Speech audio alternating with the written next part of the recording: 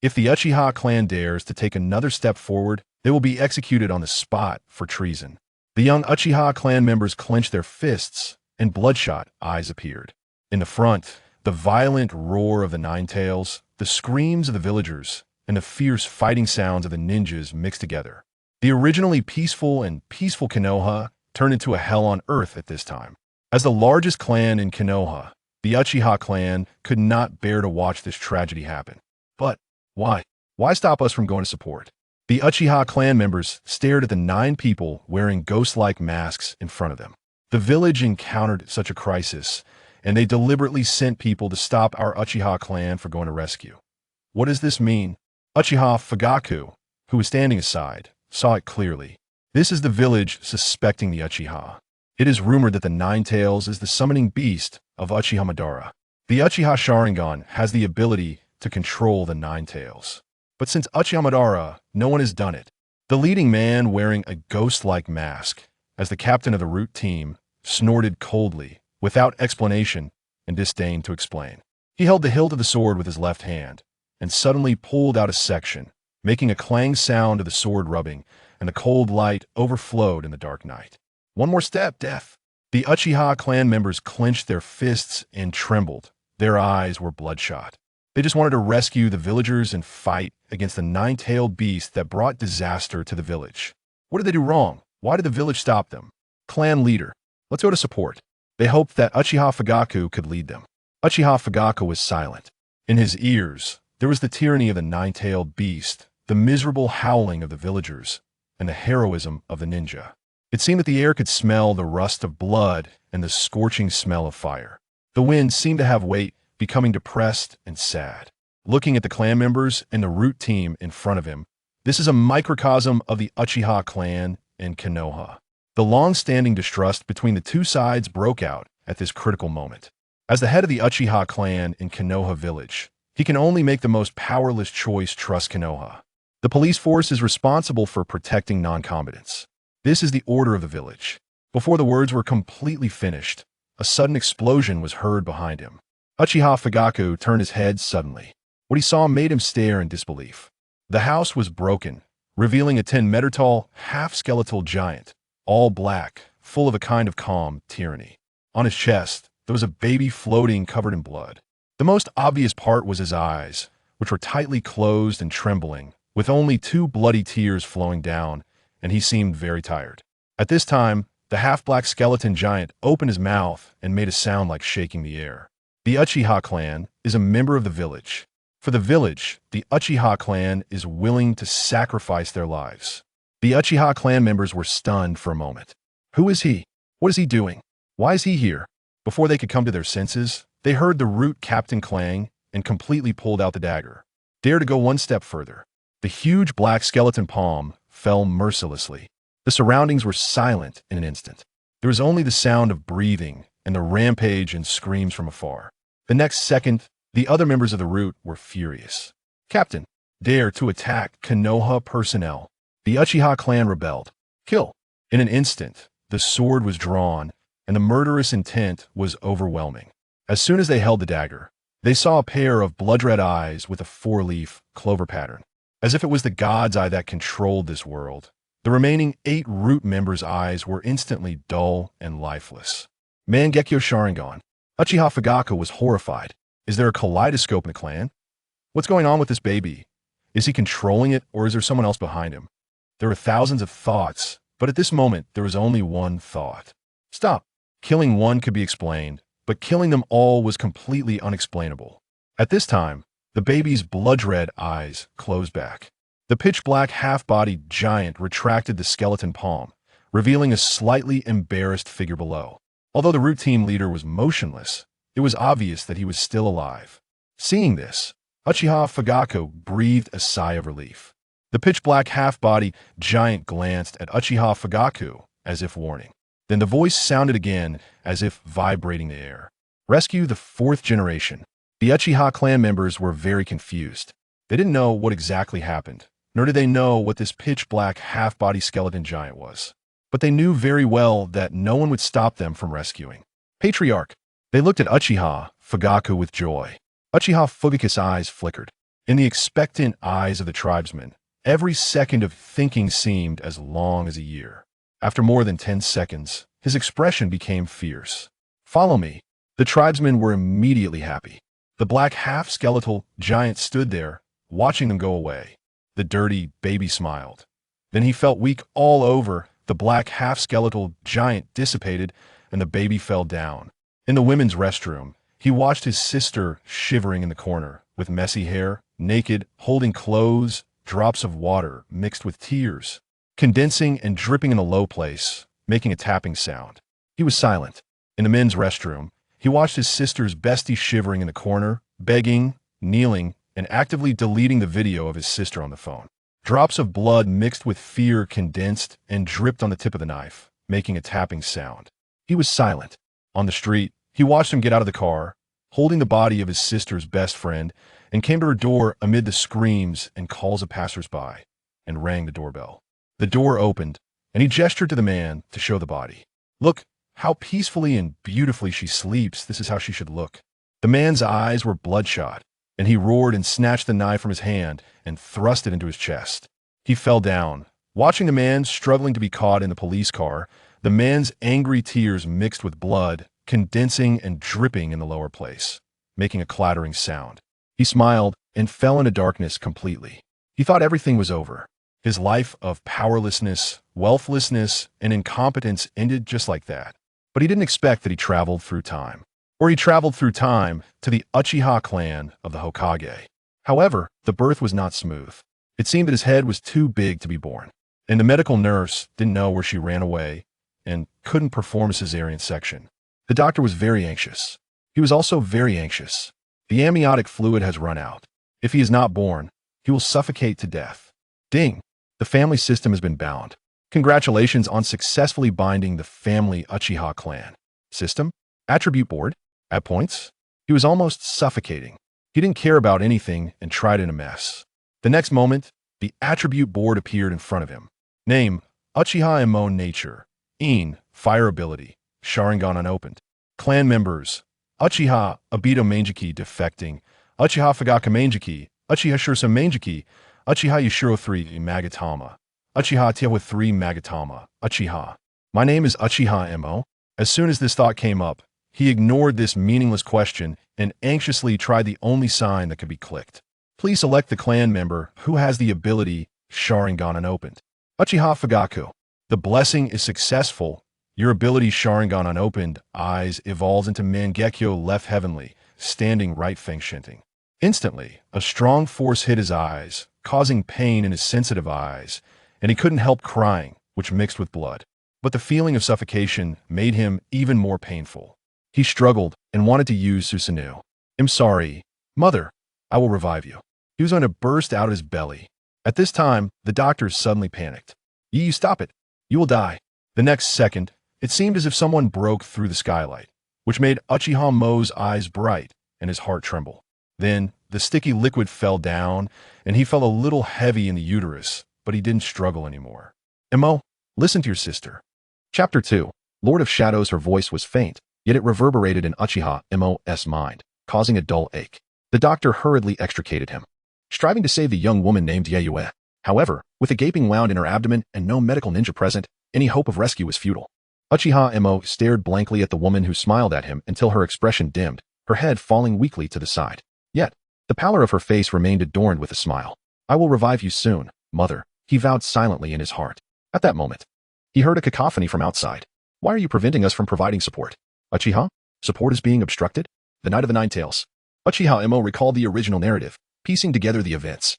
The third Hokage, Sarutobi Hiruzen, had succumbed to the words of Danzo Shimura, commanding the police force and Umbu.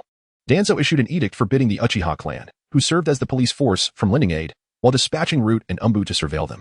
Subsequently, Danzo spread rumors that ensnared the Uchiha clan in a mire of suspicion regarding their alleged control over the Nine Tails, painting them as the orchestrators of its release.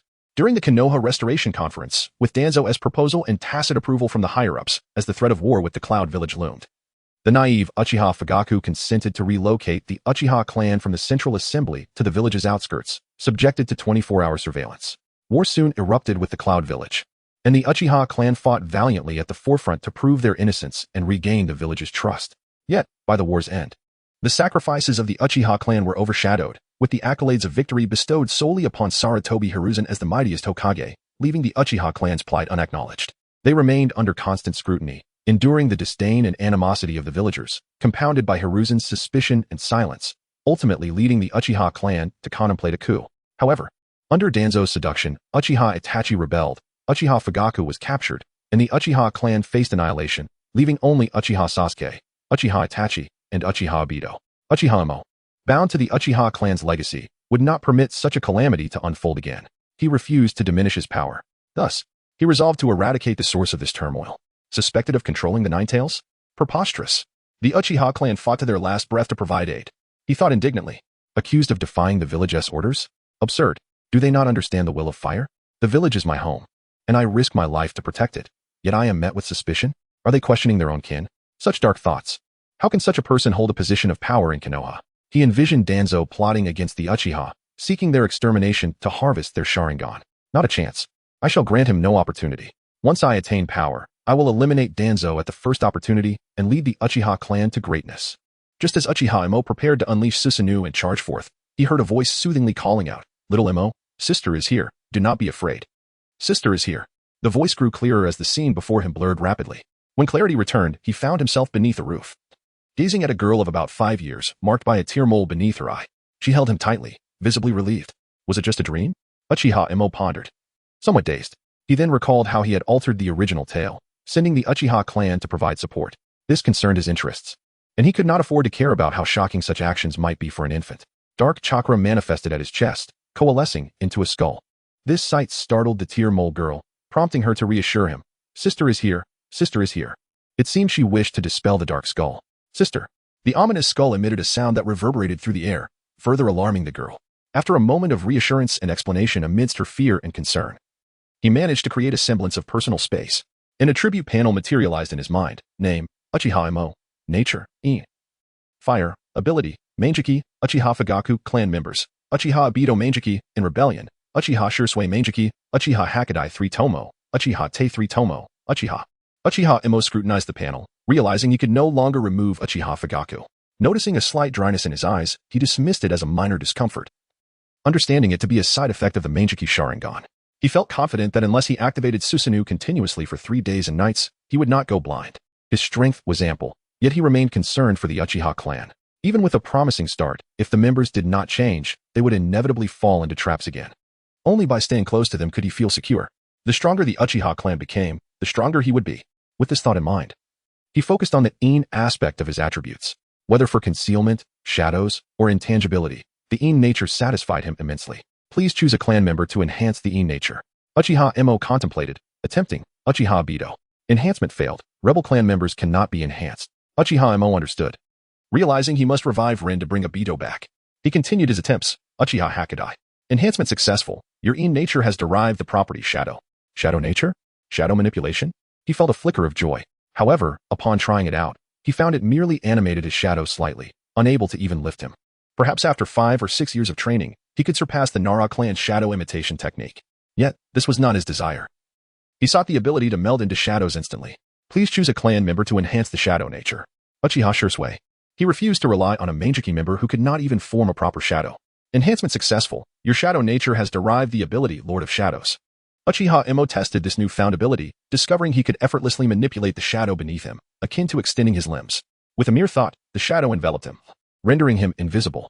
In an instant, he reappeared, and after several repetitions, he confirmed his mastery of this ability, a sense of anticipation swelling within him. Surely the fourth Hokage has not perished? He mused. Unlikely.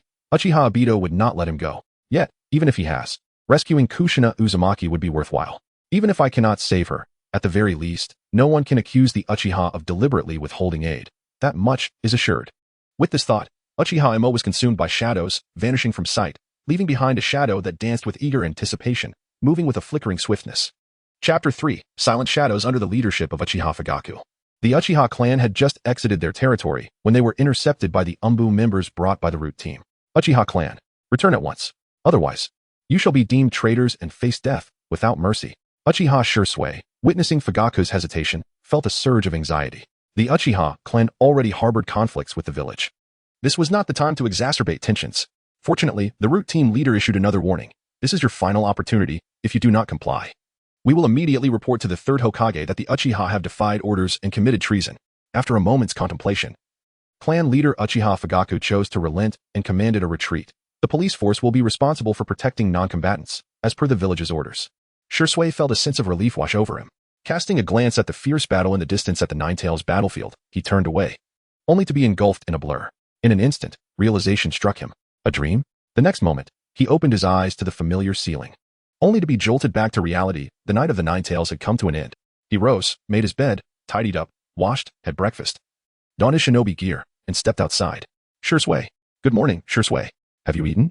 The warmth of his clan members had become second nature to him. During the Third Great Ninja War, Shursui's reputation had soared, earning him the favor of the third Hokage. He smiled and nodded in response to their greetings. At that moment, Uchiha Teho stopped him. Shursui, shouldn't we have turned back then? The surrounding clan members fell silent, the atmosphere thick with tension, as all eyes turned to him, awaiting his response. Uchiha Shursui discreetly surveyed the room, his gaze shifting resolutely as he conveyed his conviction. The village's order is to protect non-combatants. There is absolutely nothing wrong with executing the village and Appos, as command. With these words, the atmosphere lightened considerably. If Shursui believed it, then it must be true. A shadow flickered, and in an instant it vanished without a trace, leaving only silence behind.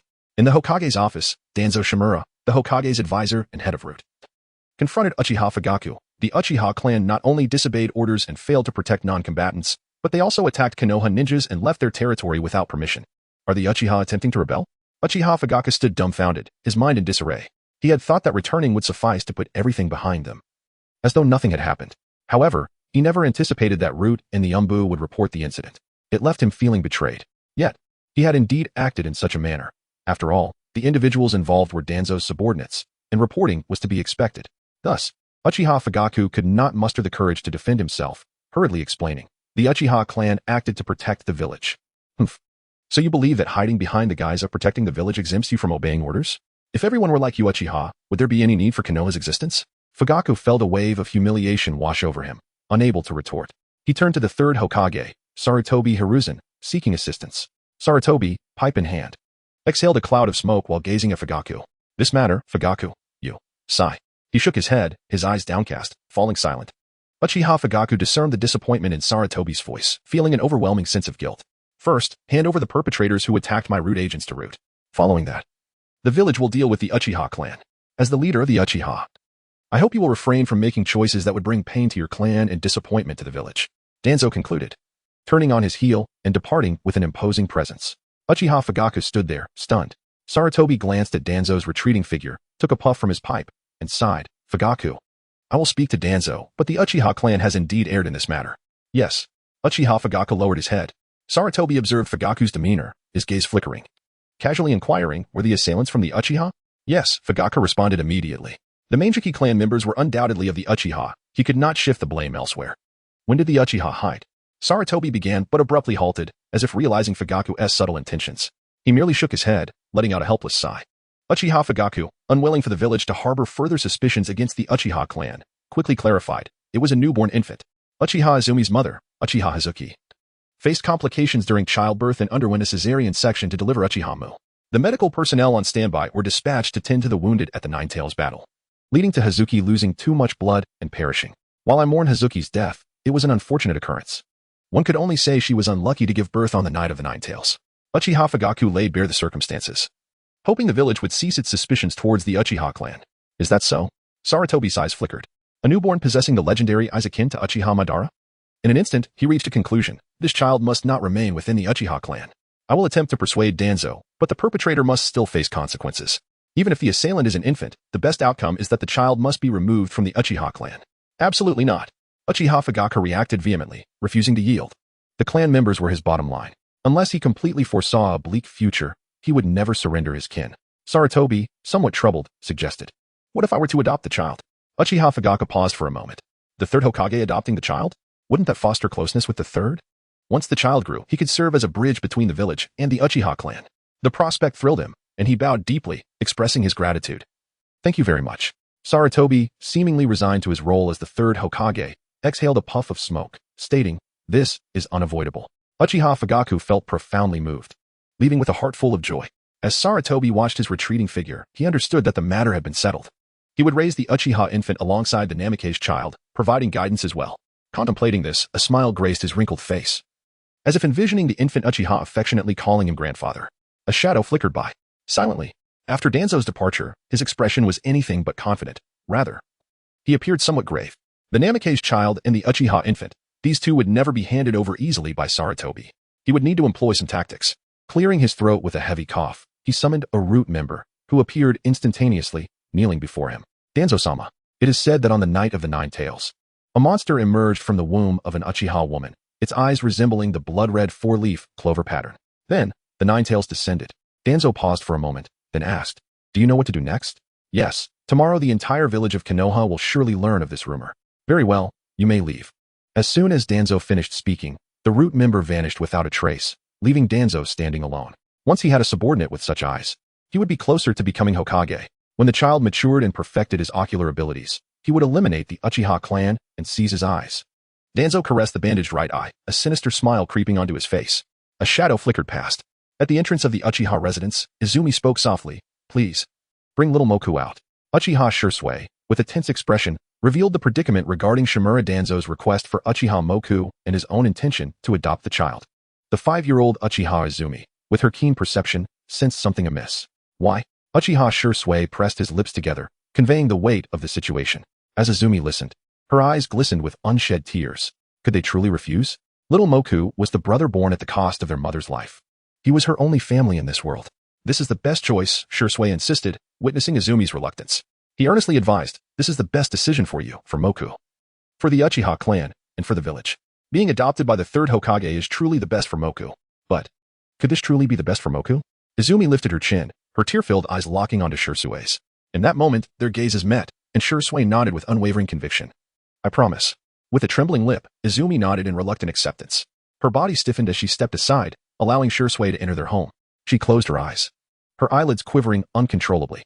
A single tear of blood escaped, tracing a slow path down her cheek. A shadow lingered quietly, observing, before vanishing into the ether. Chapter 4. The monster of the Uchiha clan at the outskirts of the village.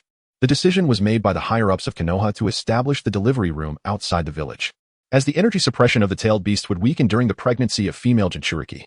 This area was heavily guarded by powerful Umbu under the direct jurisdiction of the Hokage. However, the might of the 9 tails still brought unimaginable calamity upon Konoha. Shattered homes, mangled corpses, murky air, dazed villagers, choked sobs, swollen eyes, and agonizing groans filled the atmosphere, day and night, with eyes open or closed. The howls of the 9 tails, the broken families, the splattering blood. The harrowing scenes of that day relentlessly assaulted their minds. No, no, please, no. The laughter of yesteryears transformed into relentless torment in an instant. They harbored a deep-seated hatred for the 9 tails, the very entity that had obliterated their lives. Yet they also trembled in fear of its overwhelming power. The oppressive air was saturated with despair and sorrow. 1 day, 2 days, 3 days. The inability to sleep and the agony of defying the natural order left them in excruciating torment. The dual torture of spirit and flesh pushed them to the brink of madness. Amidst this turmoil, a rumor began to circulate: the Sharingan of the Uchiha possessed the power to control the 9 tails. Uchiha? This notion ignited a glimmer of hope for those numb with suffering. Yes, it was all the Uchiha's fault. The 9 tails was under the Uchiha's control. Faced with the overwhelmingly powerful and elusive 9 tails, they readily transferred their hatred onto the palpable Uchiha clan. Rational voices countered. It was the 9 tails that wrought this destruction, not the Uchiha clan. Yet, they retorted. Why did they not come to their aid? In the face of the only path that promised survival, they were willing to tread over the corpses of the Uchiha, even if it meant a significant loss of strength for Konoha. As long as they could extricate themselves from that torment, that was sufficient. Some still wished to reason. Hoping for clarity amidst the chaos, the Uchiha wished to assist, but were obstructed. Yet, their words fell on deaf ears. Why were they obstructed? Surely, there was something amiss within the Uchiha. The orders given to the Uchiha were to protect non-combatants. Why would they defy those commands? Was it not true that the Uchiha sought to control the 9 tails, thereby dooming the entire village? Those who saw the reality grew weary. When they claimed the Uchiha did not come to aid, they were asked why they did not. When they asserted the Uchiha wished to help, they were questioned as to why they were hindered. Either way, the blame fell squarely upon the Uchiha. Fine, let them descend into madness. Alongside this rumor, another emerged on the night of the 9 tails. A monster of the Uchiha clan crawled from its mother's womb, its eyes bearing a blood-red 4-leaf clover pattern. And then the 9 tails descended. It was he who brought the 9 tails. Yes, it was he. He was the cause of my family's ruin. Hand over the monster, Uchiha. Hand it over. in the span of 3 years. The influence of Uchiha's disappearance led to an additional charge against the Uchiha clan, harboring the perpetrator who harmed their village. Yet, the plight of the Uchiha did not worsen. It was not because of any assistance, but rather because their situation had already deteriorated to the point of being irreparable. The Uchiha clan moved away from the village center to the outskirts, under constant surveillance. It's all right. As long as we can prove ourselves, they consoled one another. The Waiyan Hidden Village War erupted, and the Uchiha fought at the forefront. For over 2 years, they faced countless life and death situations to achieve victories. Yet only Sarutobi Hiruzen was hailed as the strongest Hokage, while the Uchiha seemed to exist as mere shadows. Their sorrow was theirs alone, while the glory belonged to others. Never mind. As long as the third Hokage understands our intentions, they reassured themselves. However, when they approached Shimura Danzo to seek the promised compensation for relocating their clan, he denied it. When they turned to Sarutobi Hiruzen, they received a reluctant reply. I'm not quite sure about this matter. I can only try to inquire with Danzo. But do not harbor too much hope, especially considering the incident with Uchiha. Sigh. Forget it. Let us endure. The law enforcement treated the villagers poorly, who retaliated with disrespect, escalating tensions between the villagers and the Uchiha clan. Seeking counsel from Sarutobi Hiruzen, they found little sympathy. He merely suggested, perhaps the police force is being too harsh on the Uchiha. I'll see if other clans can assist. The Uchiha had already distanced themselves from the Central Assembly, clinging desperately to the only remnant of power they had left, a final straw they could not afford to relinquish. Uchiha Fugaka could only endure, urging his clan to do the same. Just bear with it a little longer. A step back can lead to vast possibilities. A step back can lead to vast possibilities. A step back can lead to vast possibilities. Countless concessions led the clan members to reminisce about the dark silhouette of the skeletal giant from the Night of the Nine Tails. The Uchiha clan is a part of this village. For the sake of the village, the Uchiha clan is willing to sacrifice their lives. Rescue the fourth Hokage. These two statements became their nightmares. Each time, they followed in the shadow of that dark skeletal giant, yet never could they fully keep pace. They did not understand why. As the clan leader always stopped midway and turned back, they could only watch helplessly as the silhouette of the skeletal giant faded away, time and again. No. Catch up. Keep up. Regardless of their desperate cries of regret, in their dreams, they still followed the leader's lead, turning back, until dawn broke. Tears at the corners of their eyes became their daily routine. That night, in the study, the light dispelled the darkness. Hyuga Hayashi, the leader of the Hyuga clan, knelt on the tatami mat, his back straight as he perused documents. Suddenly, a shadow leapt from the corner, unexpectedly appearing in the light. Hyuga Hayashi's expression shifted, and the pen in his hand transformed into a weapon, flinging it with precision. Whoosh! It sped forth, cutting through the air. At that moment, he discerned the newcomer, a delicate 3-year-old boy with flowing black hair. It was too late to halt his action, but the shadow surged forth like a waterfall, silently enveloping the arrow-like pen, ultimately resting calmly in the hands of the 3-year-old boy, now devoid of peril. This scene rendered Hyuga Hayashi grave, poised to act again. Yet, after 3 seconds, the 3-year-old boy made no further movements. He furrowed his brow and cautiously attempted to speak. Who are you? The boy stood there, smiling, and replied, I am the monster of the Uchiha clan.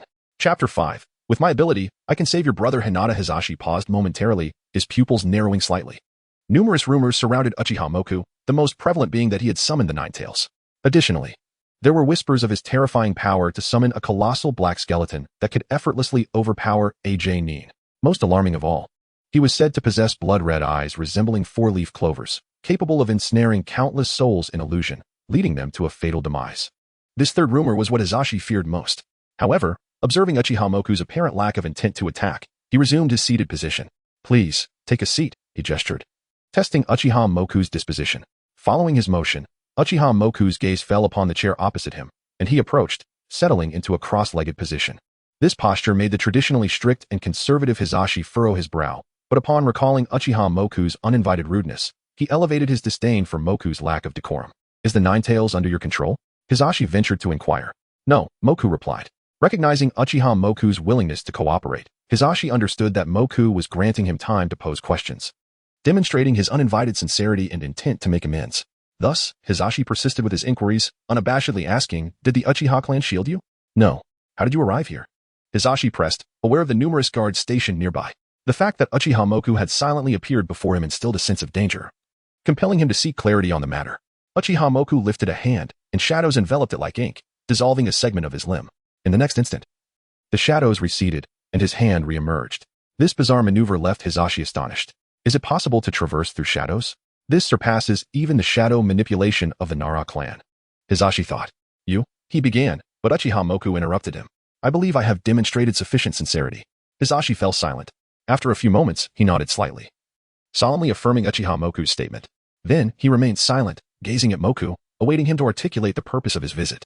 In response, Uchiha Moku smiled and said, "Shall we collaborate?" "Collaborate?" Hisashi scrutinized him. However, Uchiha Moku appeared overly at ease, rendering Hisashi unable to discern a clear answer. He could only inquire, "With you? Or with the Uchiha clan?" "With me," Moku clarified. "On what grounds?"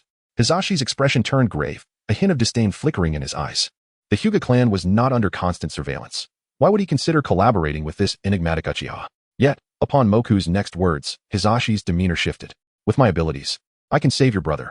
The morning sun bathed the village of Konohagakure in a golden glow. Villagers stood on either side, their smiles radiant as they welcomed the approaching envoy from Kumogakure. Whispers filled the air. "The war has finally come to an end. All thanks to the third Hokage. Truly the strongest Hokage. We cannot let the third Hokage down. Indeed, we must not allow Kumogakure to seize the opportunity. We must entertain them well. Even if it means foregoing payment, lest we bring trouble to the third Hokage." In a dimly lit corner, a shadow flickered past. To avoid raising suspicions in Konohagakure, the Kumogakure envoy displayed their characteristic arrogance. "These three-colored dumplings are quite unpalatable. Is this really the famed Ichiraka ramen? Ah. Konohagakure's promotional abilities are truly remarkable. Why does this grilled meat taste so gamey? It's a shame that Konohagakure occupies such a prime location. What a waste." The Konohagakure ninjas tasked with hosting the Kumogakure envoy clenched their teeth, while their leader, Nara Shikaku, maintained a serene smile. Yes, everyone has different tastes. It's perfectly normal not to be accustomed to certain flavors, we understand. Indeed, appreciation for delicious food requires a certain level of discernment. This remark left the members of the Kumogakure envoy feeling as if they had struck a fist against cotton, only to be pricked by hidden thorns, inciting their ire to engage in conflict. However, the head of the Kumogakure envoy would not condone such actions. They were not genuinely opposed to signing a truce. They merely sought to extract further benefits from Konohagakure. Soon, night descended.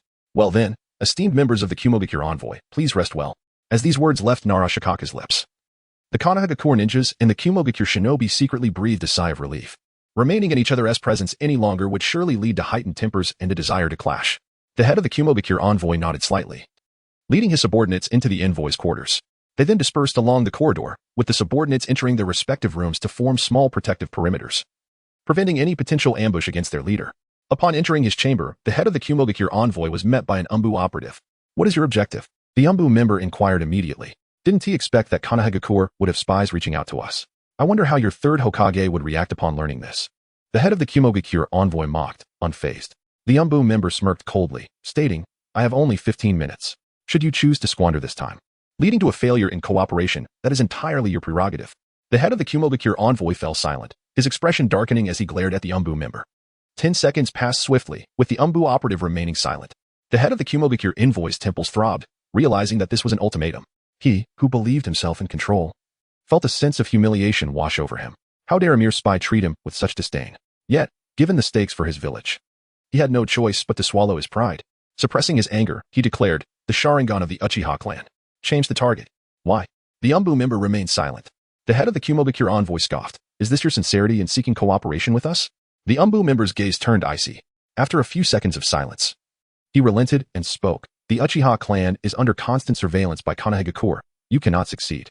The head of the Kumogakure envoy was momentarily taken aback before bursting into laughter. "Who would have thought that the Uchiha, the very blades that slaughtered my Kumogakure on the battlefield, are mere dogs tethered within Konohagakure? Haha." Yet, in the next instant, his expression darkened with fury. "A bunch of imbeciles." His amusement stemmed from witnessing the misfortune of his enemies. His anger arose from their sheer stupidity. Given the Uchiha clan's formidable combat prowess, it was evident that they were more than capable of inflicting mutual destruction upon Konohagakure. Even if the Uchiha were to act against the third Hokage, the third would never dare gamble the fate of Konohagakure on their downfall. No longer the valiant third Hokage, he lacked the courage to make such a choice. And the Uchiha clan, despite their might, had become even more cowardly. Konohagakure was doomed. The head of the Kumogakure envoy concluded inwardly. He looked at the Umbu member, raising his chin slightly, his gaze sharp and infused with pride. Kumogakure thrives. Since the Uchiha clan was unfeasible, what about the Hyuga clan? The Hyuga clan maintained stringent vigilance, standing apart from Konohagakure. The chances of acquiring the Byakugan without their willing consent were exceedingly slim. It would necessitate persuading the Hyuga clan to part with it willingly. To obtain it willingly? Apart from Konohagakure? The head of the Kumogakure envoy pondered these phrases carefully. Chapter 6. The death of the Cloud Hidden Envoy leader in a moment of clarity. The leader of the Cloud Hidden Envoys formulated a plan, a cold smirk gracing his lips as he gazed at the members of the Dark Faction. "Tomorrow night, I shall perish within the Hyuga clan, and after obtaining the Byakugan, the medical equipment you require will be delivered by me." "Nay." The acquisition of the Byakugan rests upon your capabilities.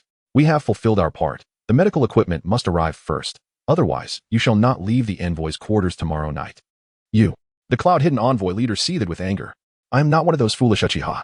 If this scheme were to be exposed, do you believe those behind you would escape unscathed? Ha! The dark faction member scoffed. Do not forget the name of the ground you tread upon. With that, the dark faction member vanished in an instant. The cloud-hidden envoy leader's eyes widened in disbelief. He had not anticipated such abrupt departure. Their arrogance was unmistakable, clearly believing they had him in their grasp, confident that he would not dare to resist. This audacity ignited a furious desire within him to overturn the table and witness their panicked expressions when their calculations unraveled. Clenching his fists, his eyes bloodshot and breathing labored. He struggled to regain composure. Yet, moments later, his breath steadied and his shoulders relaxed. As long as he could assist Lord Raikage in obtaining the Byakugan, all would be worthwhile. A shadow flitted past. A kilometer away, upon the sturdy branch of a great tree, stood Hyuga Hizashi, clad in a kimono. His posture as straight as a pine, exuding an air of authority. His gray-white eyes, the veins around his temples bulging, cast a fierce gaze towards the direction of the cloud-hidden envoy leader. He closed his eyes, and the tension in his temples subsided. In an instant, he disappeared, leaving only a single leaf to drift slowly downwards from the branch, mirroring the descent of his heart. A night and a day passed in the blink of an eye.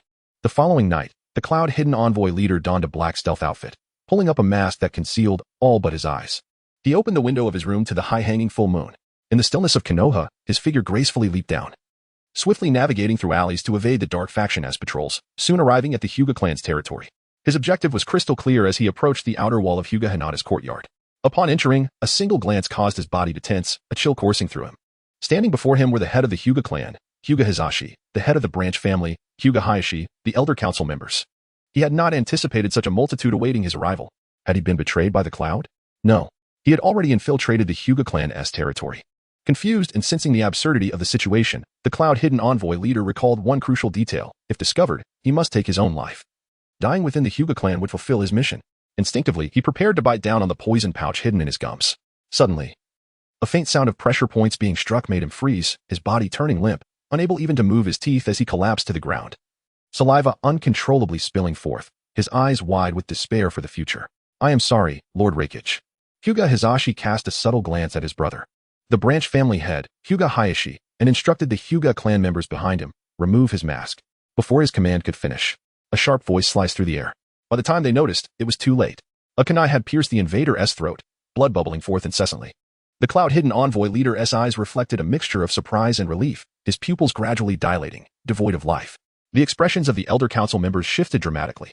Before the branch family could act, they swiftly pulled off the invader's mask. It was the cloud-hidden envoy leader.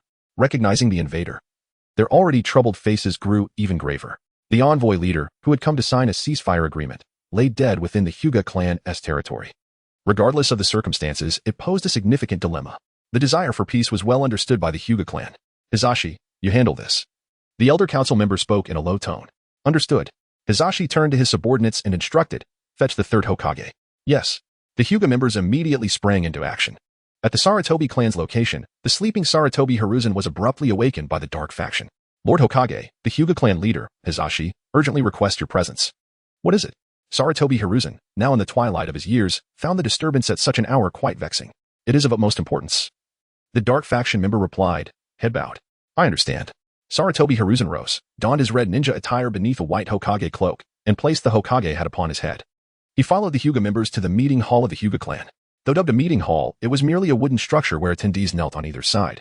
The atmosphere tense and oppressive. Sarutobi Hiruzen took his place at the head seat and inquired, what has transpired? Tonight, an intruder breached the courtyard of our clan's heir. And upon encountering him, we sought to unveil his mask. However, an unknown ninja utilized a kunai, killing the invader. Upon removing the mask, we discovered the invader was none other than the cloud-hidden envoy leader. Hyuga Hizashi observed Sarutobi Hiruzen's expression closely. Upon hearing that the intruder was the cloud-hidden envoy leader, the Hokage's face transformed in disbelief. The cloud-hidden envoy leader is dead? Sarutobi Hiruzen could scarcely believe it. Noticing that Sarutobi Hiruzen seemed unfazed by the fact that an intruder had infiltrated the heir's courtyard, or how the cloud-hidden envoy leader had managed to escape under the dark faction's protection, but rather fixated solely on the envoy leader's demise, Hizashi felt a chill run down his spine, yet maintained a facade of calmness. Indeed, what of the body? Sarutobi Hiruzen stood abruptly. It is outside. Upon hearing this, Sarutobi Hiruzen swiftly exited, issuing commands. Bring the body with us. summoned the analysis team leader, Yamashiro Kai. The Dark faction fell into a state of combat readiness as a flurry of orders were issued, ignoring the Hyuga clan members behind him. Sarutobi Hiruzen led the way out of the Hyuga territory to the interrogation room. Yamashiro Kai had already arrived. As the captain of the analysis team, his ability to decipher codes and analyze intelligence was beyond reproach. Kai, I leave this to you, Sarutobi Hiruzen instructed. There is much information to be gleaned from the deceased. Yamashiro Kai nodded, immediately directing his teammates to set up devices for analysis. Sarutobi Hiruzen waited outside. Half an hour later, he saw Yamashiro Kai emerge, drenched in sweat. How did it go? Yamashiro Kai shook his head. The memories were heavily processed. We could not extract any information. Sarutobi Hiruzen's expression darkened considerably. Thank you for your hard work. Yamashiro Kai nodded and turned to head home. The Sarutobi, Nara, and Akimichi clans were neighboring, and the collaboration between the Inoshikacho trio made them feel like a single family despite their separate lineages. As he passed the Nara clan's grounds, he spotted Nara Shikaku waiting. A smile crept across his face. Care for a drink? Nara Shikaku asked with a grin. Yamashiro Kai slightly nodded and followed Nara Shikaku into a room. Taking a seat at the dining table, Nara Shikaku retrieved a bottle of sake, 2 cups, and a small dish of peanuts. After pouring half a cup for each, they took a sip, and Nara Shikaku's expression turned serious as he asked, "What is the situation?" Yamashiro Kai offered a wry smile. They came prepared. Yet, nothing seems amiss. Nara Shikaku responded, "Indeed, as an envoy to Konoha, unprocessed memories would be problematic. However, dying within the Hyuga clan, alas." Nara Shikaku expressed concern for Konoha's future. Too deliberate. Indeed. Yamashiro Kai murmured in agreement, wanting another sip of sake, only to suddenly realize that the voice responding to him felt off. Too immature. Chapter 7. Hinata Hizashi. Chilled to the bone, Yamashiro Kaichi abruptly lifted his gaze in response to a sound. He beheld a 3-year-old boy seated beside Nara Shikaku, whose expression remained unfazed as he extended his small hand to retrieve peanuts from the shadowy figure before them. His attention was fixated on that shadow. A shadow? A shadow mimicry technique? Yamashiro Kaichi regarded Nara Shikaku with an odd expression. Is he your illegitimate child? Even as Nara Shikaku realized in alarm that the surrounding shadows had completely eluded his control, a faint smile tugged at the corners of his mouth. He disregarded Yamashiro Kaichi's inquiry. Assessing the boy's demeanor, Nara Shikaku swiftly deduced that the child bore no ill intent. He pushed the plate of peanuts toward him and asked, "Are they tasty?" "Not bad, though a bit damp," the boy replied. "Is that so?" Nara Shikaku appeared somewhat relieved, chuckling. After all, it is the dead of night, and having something to eat is quite fortunate. Indeed, the thrill of sneaking around behind my wife's back surpasses all culinary delights. Nara Shikaku paused momentarily, then burst into laughter, his shoulders shaking lightly. He seemed inclined to pat the boy beside him, conveying a silent camaraderie. "You truly understand me." Yamashiro Kaichi interjected, "Wait, are you two truly this harmonious?" This child appeared out of nowhere. Before he could ponder further, Nara Shikaku asked, "Have you always lived in the Uchiha compound?" "No. I reside in the forest behind the mountain. Should I refer to you as the Uchiha monster or Uchiha Mu?" Upon hearing this, Yamashiro Kaichi shot up from his seat, his expression one of horror. He was unaware of Uchiha Mu, but he was familiar with the rumors surrounding the Uchiha clan's monstrous offspring born from the womb of their mother. What left him astounded, however, was the legend of the Nine-Tails Knight, where this Uchiha monster effortlessly dispatched AJ Nin and controlled 8 ninjas with a mere glance. Subsequently, the Uchiha monster vanished without a trace. The Uchiha clan's roots in the Umbu had searched for at least half a month, yet found not a single clue. This clearly indicated that the Uchiha monster possessed an exceptionally terrifying ability. The sound of Yamashiro Kaichi's abrupt movement drew the attention of both Uchiha Mu and Nara Shikaku in the stillness of the room. "Shh, don't let his wife find out," Uchiha Mu cautioned. Yamashiro Kaichi and Nara Shikaku exchanged glances, momentarily at a loss for words. Yamashiro Kaichi resumed his seat, feeling a mix of shame for his earlier impulsiveness and a heightened sense of caution as he scrutinized Uchiha Mu, awaiting his response regarding his identity. "Either is fine. It depends on you," Uchiha Mu replied. Nara Shikaku's expression grew serious. "Then what is your purpose?" "Collaboration." "Collaboration?" Nara Shikaku and Yamashiro Kaichi shared a puzzled look, their brows furrowing in unison. "Why seek us out? Why not approach the Uchiha clan directly?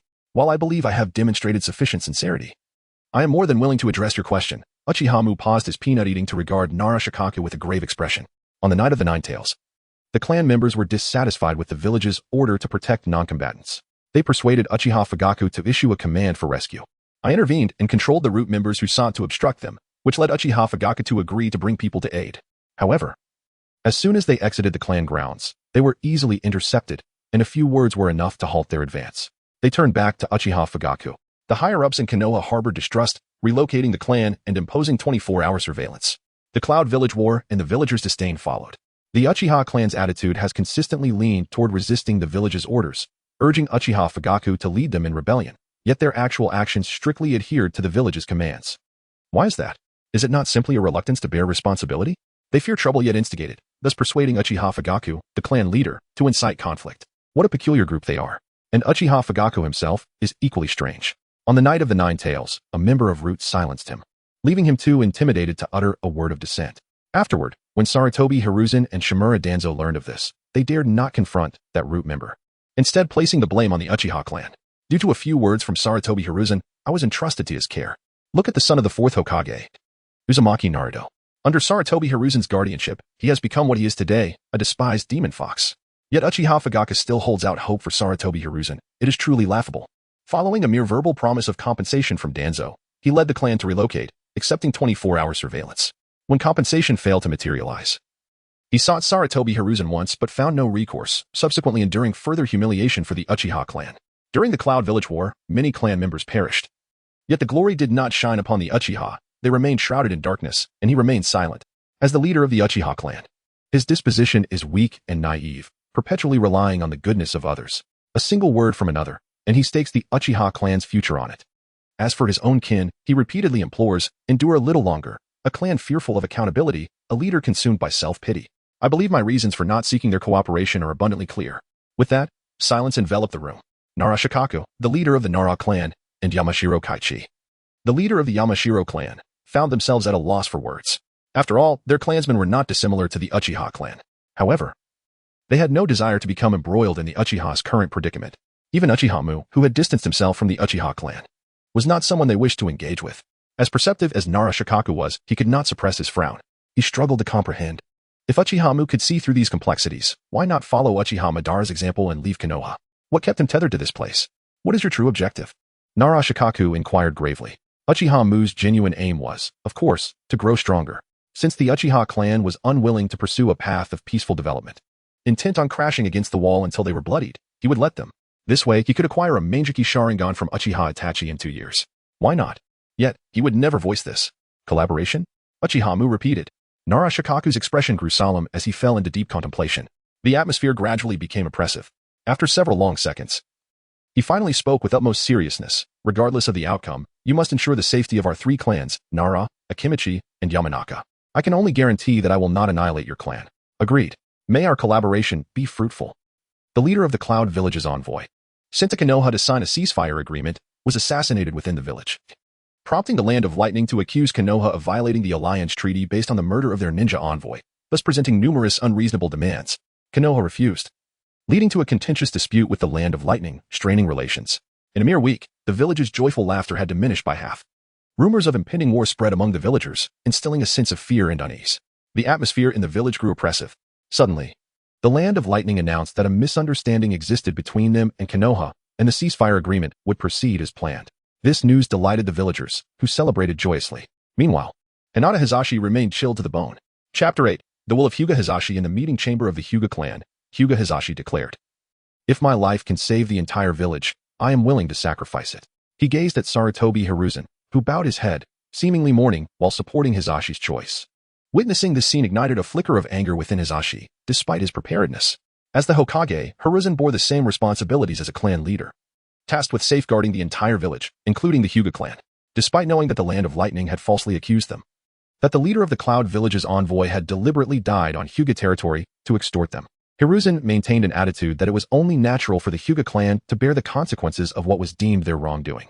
He refrained from discussing the ambiguities surrounding the Umbu's private meeting with the envoy leader, why the Umbu failed to notice the envoy leader's departure, and who had killed him, choosing instead to evade responsibility. Such a selfish demeanor left Hizashi disheartened. However, what he awaited was not Hiruzen's reaction, but rather, "Wait, Hizashi, you cannot make such a hasty decision." The elder of the Hyuga clan objected, admonishing, "The Byakugan is a crucial asset of this village, and it is the duty of the main family to protect it." Yet, Hizashi lamented, "But we, who should defend the village, have instead plunged it into the depths of a desperate war. I am aware of all this, hence." The elder turned to Hyuga Hayashi, the head of the branch family, and meaningfully stated, "This is precisely why the branch family exists." He then looked back at Hizashi, concluding, "We will offer Hayashi's corpse as your substitute." Upon uttering these words, Hizashi's heart grew even colder. The words of the Uchiha monster, Uchiha Ibito, echoed ominously in his mind. Yet he was unwilling to accept this fate. But, before he could finish, he was interrupted. Hayashi has already consented to this, the elder declared sternly, indicating there was no room for negotiation. However, those individuals seek the abilities and secrets of the Byakugan. Once Hayashi dies, the Byakugan's power will be sealed. The Land of Lightning will not accept such a method. Hisashi hoped to evoke a sense of kinship in the elder. After all, Hayashi was his own full-blooded brother. Although they shared this sentiment, the terms proposed by the Land of Lightning required them to surrender his corpse, feigning compliance with their demands, and in return, offer Hayashi, who resembled him. Thus, the adversaries would be left speechless. The elder laid out his plan with authority and confidence.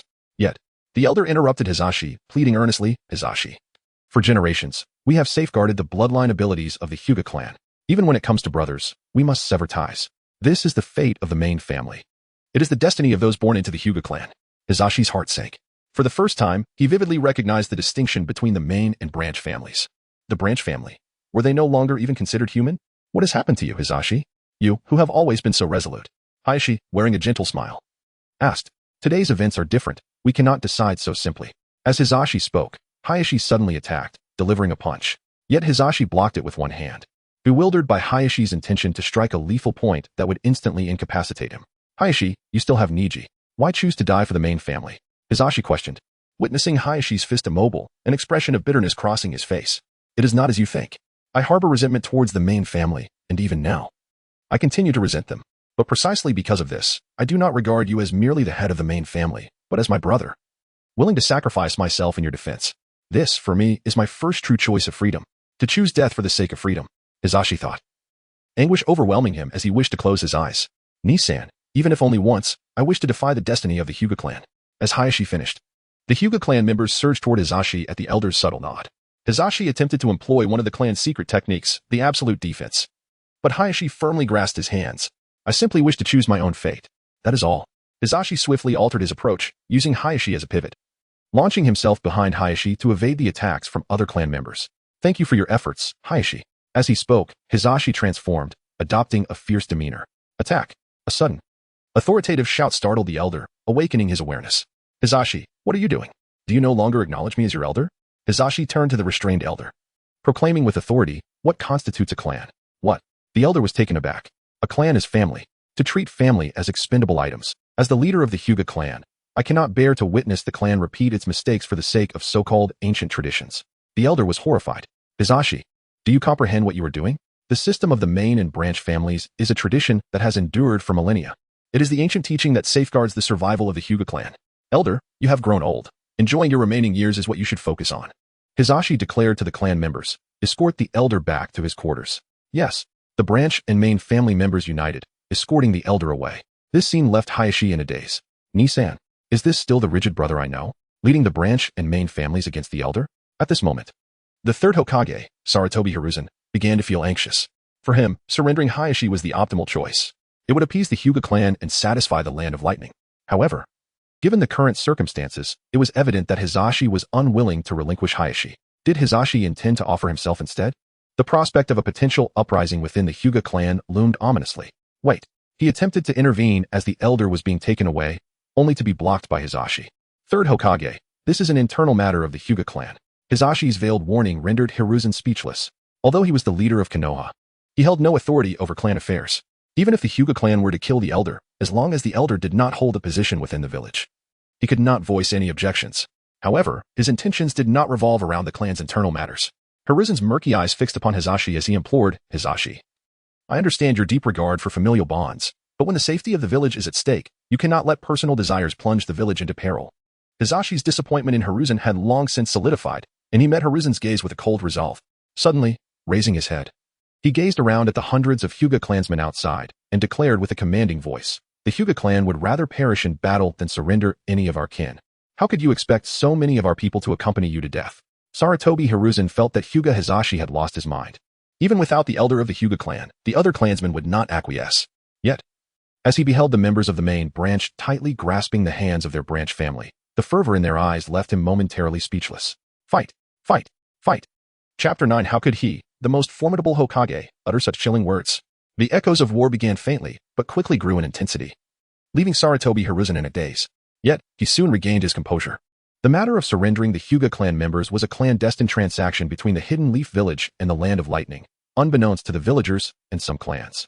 Should this secret come to light, it would surely undermine his authority as Hokage, a line that must not be crossed. His expression hardened. Hinata Hisashi, are you truly willing to disregard the safety of the village? My Hyuga clan will voluntarily sever ties with the Leaf and go to war with the Cloud. Without implicating the village in the slightest, Sarutobi Hiruzen trembled with rage. Are you not aware of the tragedy that befell the Uzumaki clan? As the leader of the Hyuga, do you truly intend to lead your people into such a fate? Absolutely. Hisashi replied with unwavering conviction. Very well, very well, Sarutobi Hiruzen retorted, his steps faltering as he stormed away in a huff. Brother, is this truly the way to proceed? Hinata Hayashi hesitated, torn. He simply wished to choose his own destiny, not lead his clan to their doom. I have made the necessary arrangements, Hayashi. You need not worry, Hisashi assured him. Hayashi gazed into Hisashi's eyes for a long moment before finally averting his gaze, releasing a deep breath and nodding slightly. He chose to trust his brother. Hisashi forced a smile and said, Hayashi, lead our clan to my study. On the desk lies the method to dissolve the cage bird seal. From this day forth, the Hyuga clan shall no longer be divided into main and branch families. Hayashi nodded solemnly and departed with their kin. Soon, he found himself alone, his expression grave, burdened by the rift with the village and the uncertainty of the future. However, the sight of the departing shadows brought him a measure of solace.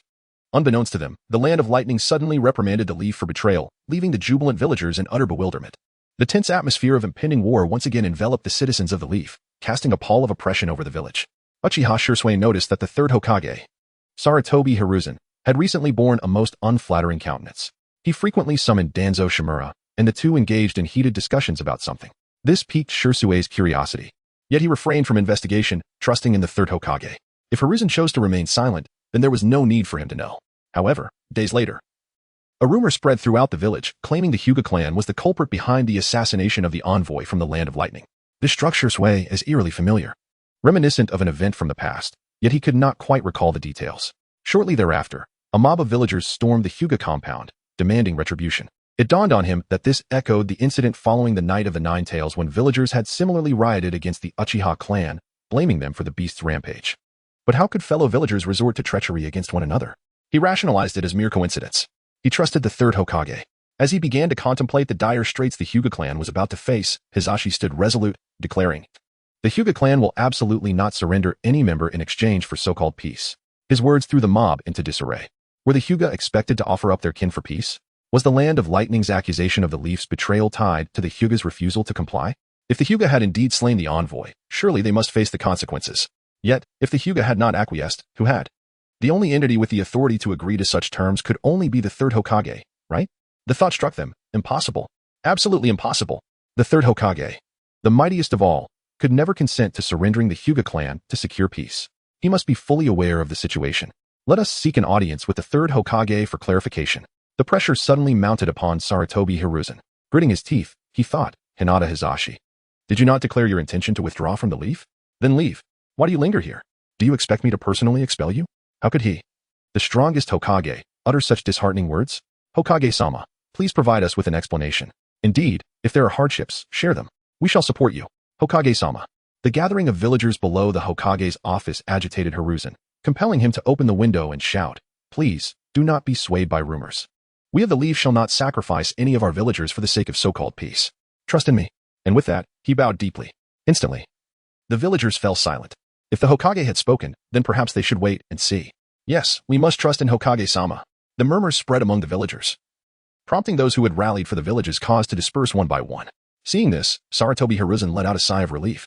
Yet, thoughts of the Hyuga clan continued to vex him. He regretted not offering them some positions of responsibility, perhaps that could have maintained a balance similar to the Uchiha clan. Now, with the Hyuga clan casting down their ultimatum, shutting their doors, and leaving him to clean up the mess, it was exceedingly frustrating. Shursui, here. Uchiha Shursui knelt, his eyes brimming with unwavering trust in Hiruzen. What is your perspective on this matter? Shursui pondered before voicing his most pressing concern. Did the Land of Lightning truly demand the surrender of Hyuga clan members? Upon hearing this, Hiruzen regretted mentioning it to Shursui. Yet, fearing Shursui might overthink it, he replied, it is merely a rumor.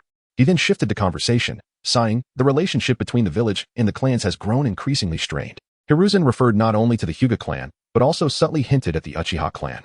Shursui promptly dismissed the thoughts swirling in his mind. To him, mending the relationship between the Uchiha clan and the village was paramount. A few moments later, Hiruzen continued, Shursui, is it possible for the Uchiha clan to delegate some responsibilities to the Hyuga clan?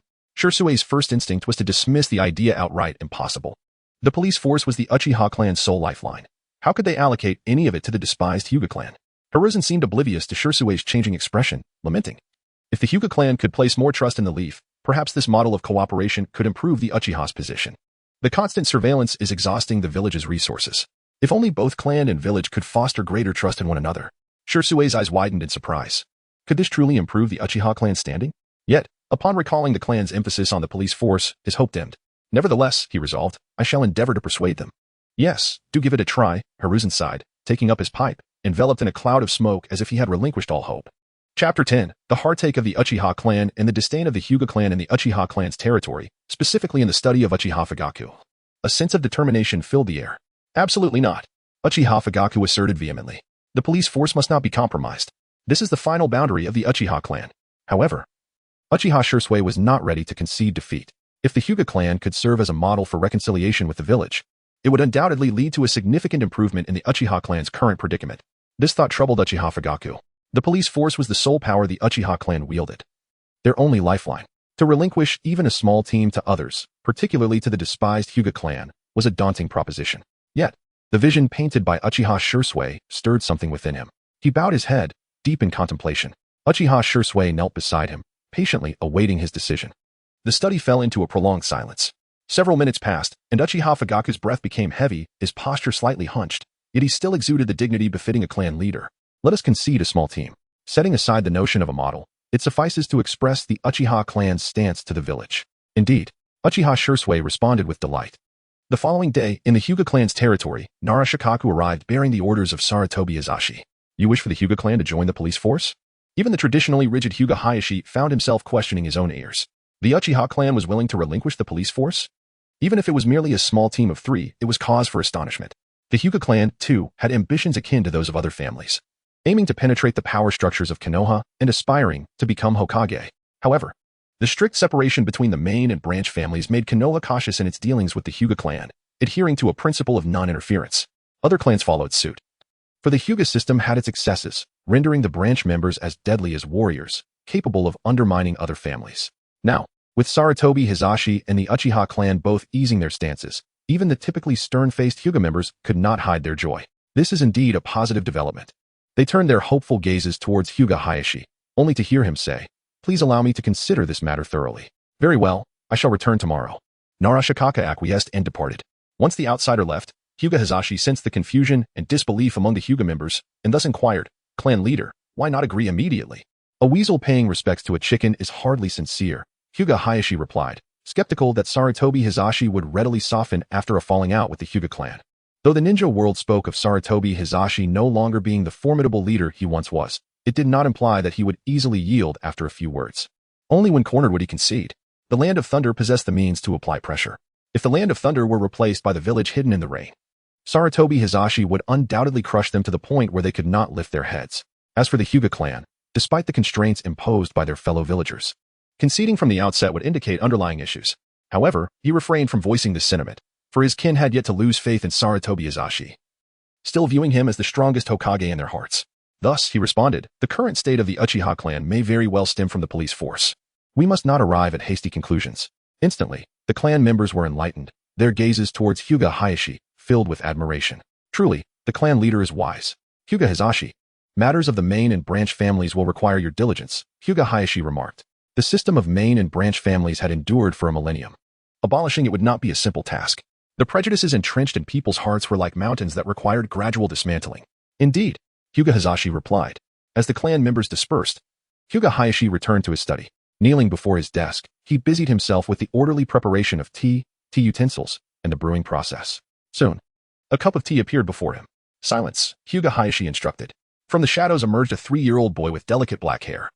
Seated cross-legged on the opposite side of the desk, peering at the tea offered to him. You know that children have sensitive taste buds and typically do not enjoy tea. Hyuga Hayashi paused for a moment, then smiled and replied, This is simply a matter of etiquette. He gestured for Uchiha Itachi to give it a try. Uchiha Itachi nodded, using his shadow to lift the cup, which appeared somewhat oversized for his small hands. He took a sip. The bitter taste of the tea triggered a reaction in his sensitive palate, causing goosebumps to rise on his skin and his tongue to tingle. He returned the cup, its contents seemingly unchanged. Please refrain from preparing such etiquette next time. Understood, Uchiha Itachi acknowledged, satisfied with Hyuga Hayashi's attitude. Hyuga Hayashi, in turn, appreciated Uchiha Itachi's willingness to try despite his distaste for tea. Collaboration entails mutual acceptance of each other's flaws, rather than merely seeking personal gain. Otherwise, it amounts to exploitation rather than genuine partnership. Pleased with the outcome of this spontaneous test, Hyuga Hayashi immediately conveyed Sarutobi Hizashi's concession. What is your opinion? He held great trust in Uchiha Itachi's ability to see through Sarutobi Hizashi's facade. Uchiha Itachi expressed his admiration for Hyuga Hayashi's cautious approach, subtly contrasting it with Uchiha Fugaku, whom he found less agreeable. He replied, "The police force is an institution that offends. Without Sarutobi Hizashi's absolute trust and support, it could easily provoke resentment among the villagers, which could quickly escalate from personal dislike to animosity towards an entire clan. The Uchiha clan serves as a prime example. In other words, if a different authority were in place, the Hyuga clan would acquiesce." Hyuga Hayashi's gaze flickered, his heart racing. This was an opportunity for the Hyuga clan to penetrate the power center of the village. However, Uchiha Itachi mischievously remarked, "You may attempt it, but as Hokage, Sarutobi Hizashi can easily undermine a subordinate to discredit an entire clan." Hyuga Hayashi was taken aback, as if a previously unseen darkness had been illuminated, widening his perspective and clarifying his vision. "I understand," he sincerely remarked, his gaze towards Uchiha Itachi brimming with gratitude. Without Uchiha Itachi's insight, he would have undoubtedly lost his brother. Even in defiance, he would struggle against the elder of the Hyuga clan and Sarutobi Hizashi. All of this stemmed from Uchiha Itachi's intervention. Empathizing with Uchiha Itachi's assistance, he couldn't help but feel concern for the 3-year-old boy before him.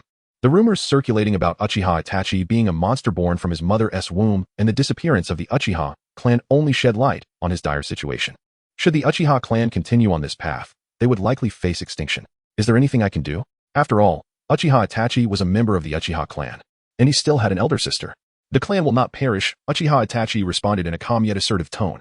Regardless of his disdain for the Uchiha clan's naive leader and the hesitant clan members, he would not allow the Uchiha clan to face annihilation. Once Uchiha Itachi awakened his third Manjiki Sharingan, he would take action. However, such matters did not require Hyuga Hayashi's awareness, as they were unrelated to their collaboration. Noting Uchiha Itachi's reticence, Hyuga Hayashi refrained from further inquiries, recognizing that concern must also adhere to boundaries. The next day, after receiving the rejection in the Hyuga territory, Nara Shikaku arrived at the Hokage's office, bearing the answer he had anticipated. His expression remained gentle as he conveyed Hyuga Hayashi's response. "What did clan leader Hayashi say?" Sarutobi Hizashi inquired, his face devoid of any worry. In his perspective, the Hyuga clan would undoubtedly acquiesce. Even if they declined, they would likely propose alternative positions, seeking to avoid collaboration with the Uchiha clan. Such a stance would only serve to amplify the perceived arrogance of the Hyuga clan. This arrogance, under the duress from the Land of Lightning and the discontent among the villagers, would inevitably culminate in a conflict between the Hyuga clan and the villagers. Ultimately, the Hyuga clan would be compelled to surrender their members or, as Hinata Hizashi suggested, withdraw from Konoha. Should they choose to withdraw, it would be certain that he would strive to retain them, for they represented Konoha's strength. He could not afford to lose them. However, his efforts would be particularly directed towards the elder of the Hyuga clan, currently imprisoned, who would surely agree to any terms. At that juncture, his illustrious reputation as the strongest Hokage would be further embellished. Regardless of the circumstances, he would remain, as always, in an invulnerable position. It all hinged on the consent of the Hyuga clan. Nara Shikaku responded, "The Hyuga clan has declined the appointment." Chapter 11. Regardless, the Uchiha clan must trust the village. Sarutobi Hiruzen momentarily paused, and the words slipped from his lips almost instantaneously. Why? However, he quickly realized his lapse in composure and shifted his tone. "Is it dissatisfaction with your position? If the Hyuga clan has any demands, as Hokage, I will do my utmost to accommodate them." "No," Hinata Hizashi declared. "The clan head of the Hyuga will not take up any position in the village. We will fulfill our duties as villagers," Nara Shikaku observed. Sarutobi Hiruzen was momentarily taken aback, his mind a blank slate. "You want to assume any positions in the village, yet you will fulfill your responsibilities as villagers? What does that mean? Are you suggesting that your Hyuga clan considers itself merely villagers? Do you even hear the words you speak? Who was it that incessantly proclaimed themselves as the strongest clan in Konoha? How can such frigid words emanate from your lips?" I understand now." Sarutobi Hiruzen's expression darkened as he dismissed Nara Shikaku. He appeared quite troubled. The refusal of the Hyuga clan to engage would undoubtedly incite discontent among the villagers, and the pressures from the Land of Lightning would directly fall upon him. The third Hokage. Any misstep could lead to dire consequences. In the Uchiha clan's estate, within the study, the team had been vacated, ready to incorporate members of the Hyuga clan. Uchiha Fugaku stated matter-of-factly. The police force would now include 3 members of the Hyuga clan. He had steeled himself for the impending discomfort. Uchiha Shursui remarked with an odd expression, "The Hyuga clan has declined." Uchiha Fugaku was momentarily stunned. Declined? Declined what? It took him a fleeting moment to grasp the implication. The Hyuga clan had refused to join the police force? He found it hard to believe. Suspecting that the Hyuga clan must be out of their minds to reject such an opportunity. If it were him, he would undoubtedly be grinning ear to ear. Indeed. And they have stated they will not assume any positions in the village, but will uphold their responsibilities as villagers. As he continued, Uchiha Shirsue's expression grew increasingly perplexed. He could not comprehend it. Truly, he could not understand. Why? Why would the Hyuga clan choose such a course of action? Did they despise the police force or positions within the village so vehemently? Uchiha Fugaku felt as if his mind had momentarily frozen. How could they refuse such a splendid opportunity? What could possibly be the Hyuga clan's reasoning? Shirsue, we must clarify this matter, Uchiha Fugaku insisted earnestly. The unusual behavior of the Hyuga clan certainly hinted at a deeper game being played with the village. If this game remained obscured, they would be perilously close to being marginalized. Uchiha Shirsue nodded gravely. The two, long since marginalized to the point of hostility from the villagers of Konoha, began to deliberate. However, due to a lack of information, a thorough investigation was imperative. Within a single night, Uchiha Shirsue, renowned for his swift actions, managed to uncover the essence of the situation. The Land of Lightning accused Konoha of violating the alliance treaty and prepared for war. The villagers were restless. Having heard that the leader of the Cloud Village's envoy had been slain by the Hyuga clan, thus congregating before the Hyuga estate to denounce them. Subsequently, Hinata Hizashi declared that they would not surrender any clan member in exchange for so-called peace. The villagers then turned to the Hokage building, seeking answers from the third Hokage, who stated emphatically that Konoha would not sacrifice any villagers for the sake of so-called peace. Following this, the third Hokage, concerned for the Uchiha clan, suggested that they yield certain positions within the police force to the Hyuga clan. He was tempted and conferred with Uchiha Fugaku, who reluctantly agreed. And then came the Hyuga clan's refusal of police positions, asserting they would not take up any duties in the village, instead choosing to fulfill their roles as villagers. Upon revisiting the events, Uchiha Fugaku discerned a troubling pattern. The Hyuga clan seemed to be acting in opposition to the third Hokage. Uchiha Shirsue nodded gravely. First, they deflected rumors, placing the burden upon the third Hokage. Then, they callously rebuffed the village's overtures. This was the rhythm of betrayal, more radical than even the Uchiha clan. What was the Hyuga clan contemplating? Uchiha Fugaku was perplexed by the sudden shift in the Hyuga clan's stance towards the village. Were they not cornering the village into taking action against them? Uchiha Shirsue shook his head. He too found it incomprehensible. Regardless, the Uchiha clan must place their trust in the village. Uchiha Fugaku frowned, establishing a course of action. Uchiha Shirsue nodded in agreement. The Hyuga clan's rejection of the third Hokage's goodwill incited discontent among the villagers towards Sarutobi Hiruzen. How could the Hyuga clan be so audacious? The third Hokage, already burdened with obligations, still sought to make amends, yet they refused. Indeed, the Hyuga clan was utterly ungrateful. Yet these rumors and disputes within Konoha had no bearing on the advancing army of the Land of Lightning. The palpable tension of impending war enveloped the entirety of Konoha. The villagers had no inclination to lament the Hyuga clan's ingratitude. They awaited the third Hokage's decision. Finally, just as the army of the Land of Lightning reached the borders of the Land of Fire, they abruptly withdrew. This turn of events garnered admiration for the third Hokage among the villagers. I knew the Land of Lightning was merely posturing. Even they fear Konoha. The third Hokage truly was the strongest Hokage. The piercing roar of the Nine Tails, the shrill cries of agony, a stifling atmosphere, and a suffocating air. A young woman clad in white medical attire stood there, bewildered, unsure why she found herself in such a place. You are not of the Uchiha clan. What are you doing in the Uchiha estate? A masked man suddenly appeared, drawing a short sword. The medical woman panicked, hastily explaining, I am a medical personnel. Here in the Uchiha estate. The masked man interrupted her sharply, medical personnel? The front lines are suffering heavy casualties, and you are here idling about. He then turned to his subordinate, issuing orders, take her to the battlefield to tend to the wounded. Yes. The subordinate grasped the medical woman's wrist. I am responsible for deliveries. What will happen to her? The medical woman struggled. Yet, she was no match for the masked subordinate's strength. Brought to the scene of devastation. Despite the gruesome bloodshed before her, she could not forget the Uchiha pregnant woman awaiting her. Her senior, perceiving her intent, advised, Keiko, heed my words. Do not involve yourself with Uchiha matters. Think of your family. She fell silent. After treating dozens of injured, she received countless expressions of gratitude. Yet, the pale visage of the Uchiha pregnant woman lingered in her mind. It was as if she could see the Uchiha pregnant woman glaring at her with hatred. Suddenly, small hands protruded from the Uchiha pregnant woman's abdomen, tearing through the flesh to reveal a bloodied infant's head, eyes tightly shut, gazing at her. In the next moment, a blood-soaked four-leaf clover. Keiko jolted upright, only to find herself not amidst the calamity of the Nine Tails, but in her warmly decorated, cozy room. Releasing a sigh of relief. It was just a dream. 5 years had passed, and she had not anticipated that she would still be haunted by it. Her rapid breathing gradually calmed. Her once frantic demeanor became weary and fatigued. She reached out, attempting to soothe her throbbing head. only to find her hand slick with sweat. It was then she realized she was drenched.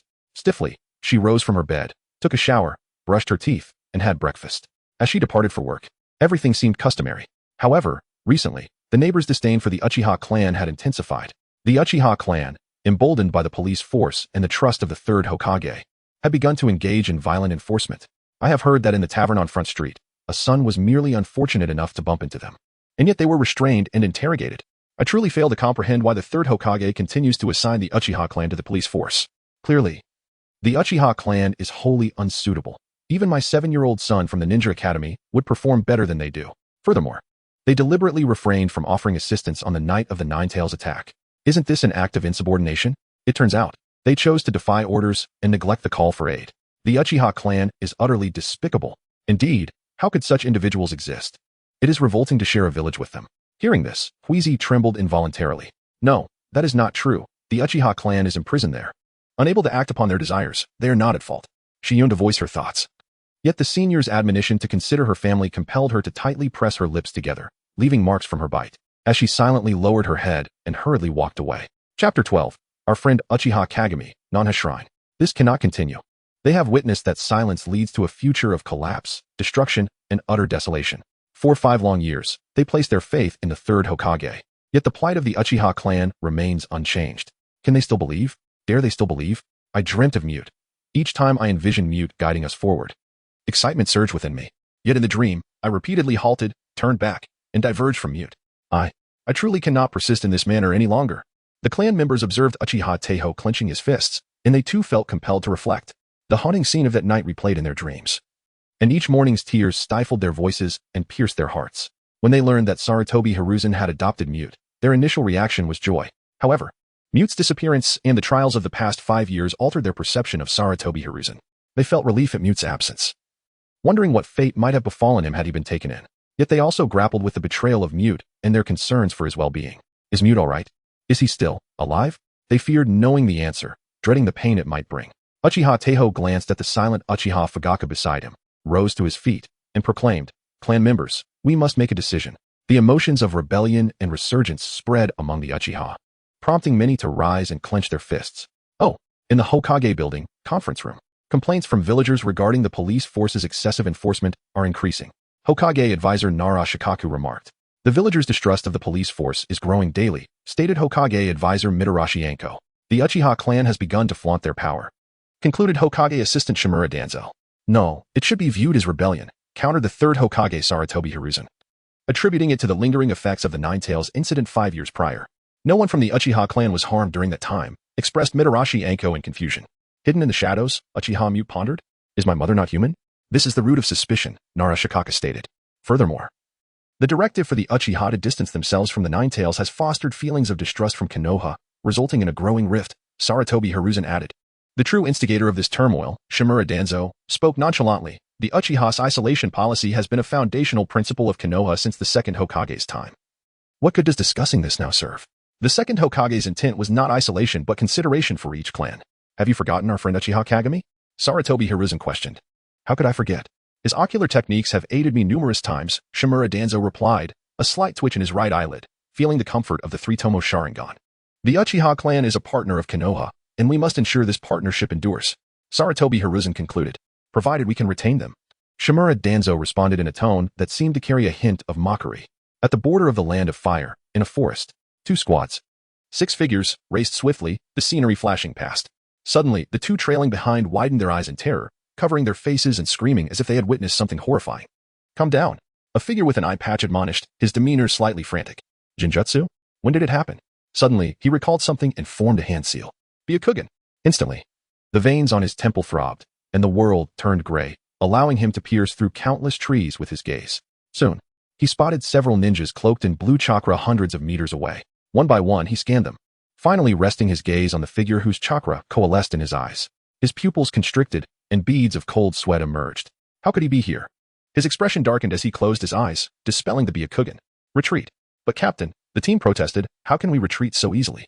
Abandon the mission? That is Konoha's Shunshin, Uchiha Shursui. We are no match for him. Retreat. As those words fell, he and his comrades swiftly carried the entrapped teammate away using Shunshin. Hundreds of meters away, Uchiha Shursui calmly observed the scene. This should keep the Mist Village compliant for a while. Uchiha Shursui vanished in an instant. In the Hokage building, task handover hall. The Shursui team has returned from their mission. Uchiha Shursui knelt on one knee, stating, "Is that so? Thank you for your hard work on this long mission. Take a good rest," Sarutobi Hiruzen replied. "Then I have a request for the third Hokage." Sarutobi Hiruzen raised an eyebrow. On the rooftop of the Hokage building, the temperature was pleasant, and a gentle breeze flowed. Uchiha Shursui knelt respectfully before Sarutobi Hiruzen, who stood with his back turned. "I am deeply pained by the mutual distrust between the Uchiha clan and the village." Sarutobi Hiruzen gazed down at Konoha, reflecting, "I feel the same. I wish to rebuild the trust between the Uchiha clan and the village. May I be assigned this task? Do you wish to cease ordinary missions?" Sarutobi Hiruzen turned to face Uchiha Shursui. "Yes, and I request a certain degree of authority," Uchiha Shursui replied. Sarutobi Hiruzen nodded. Walking away as he spoke, "Understood. I will publicly state that you have been dispatched on a confidential investigation. If anything arises, just mention my name. I will shoulder all responsibility. Thank you very much." Uchiha Shursui turned to follow Sarutobi Hiruzen, remaining on one knee, gazing at the Hokage's back with deep emotion. "Seeing you reminds me of my former friend, Uchiha Kagami. You flatter me," Uchiha Shursui said, slightly bowing his head, admiring the imposing figure of Sarutobi Hiruzen. At the surveillance post, Uchiha Itachi and his senior Kakashi Hatake were present. Uchiha Itachi observed a girl with a tear mole at the corner of her eye, joyfully greeting her clan members, and a faint smile tugged at his lips before it faded. Shift change. At that moment, several masked Umbu entered, and Uchiha Itachi froze momentarily. "What? You don't want to leave after a 1-on-7? Are you going to investigate the surveillance post thoroughly before reporting to the Uchiha clan? Are they planning a coup?" The Umbu members mocked, ready to strike, their hostility palpable. "Nothing," Uchiha Itachi replied with an expression so calm it bordered on indifference, and he exited alongside Kakashi Hatake. As the sun set and painted the clouds in golden hues, Uchiha Itachi returned to the clan grounds and spotted Uchiha Shursui waiting at the entrance.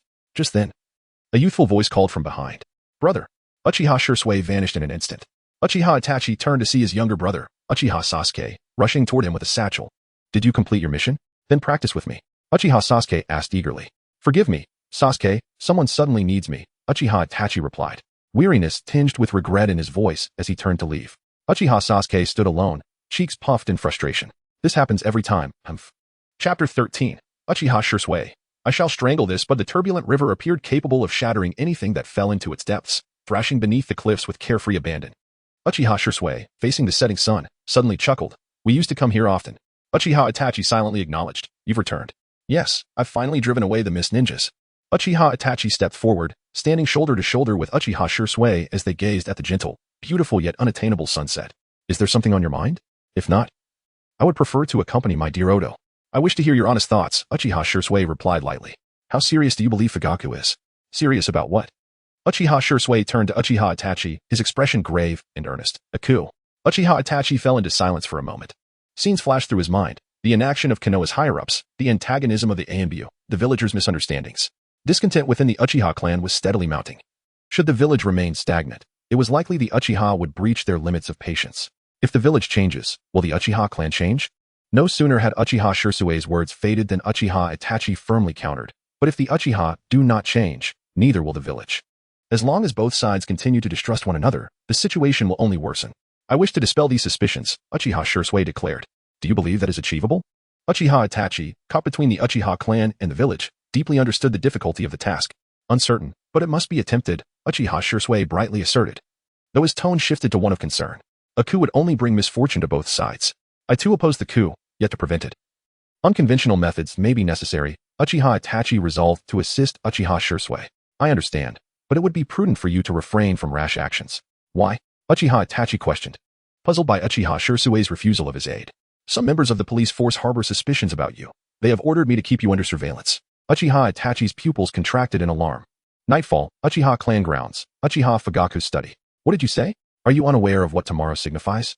Uchiha Fugaku glared at Uchiha Itachi, reprimanding. "Haven't you yet grasped your position?" "I am to carry out a mission tomorrow," Uchiha Itachi replied in a subdued tone. "What mission?" "That cannot be disclosed. It is classified." Disappointment flickered in Uchiha Fugaku's eyes, his tone softening slightly as he remarked, 1-7. "And you are simultaneously the bridge connecting the Uchiha clan and the village's core. You must understand this." Uchiha Itachi closed his eyes, suppressing his inner turmoil, and responded with a weary acknowledgement. Uchiha Makoto knelt beside them, watching her eldest son with worry. Uchiha Fugaku crossed his arms, directing his gaze toward the bowed Uchiha Itachi. "Commanding, remember this well, and you must attend tomorrow's assembly."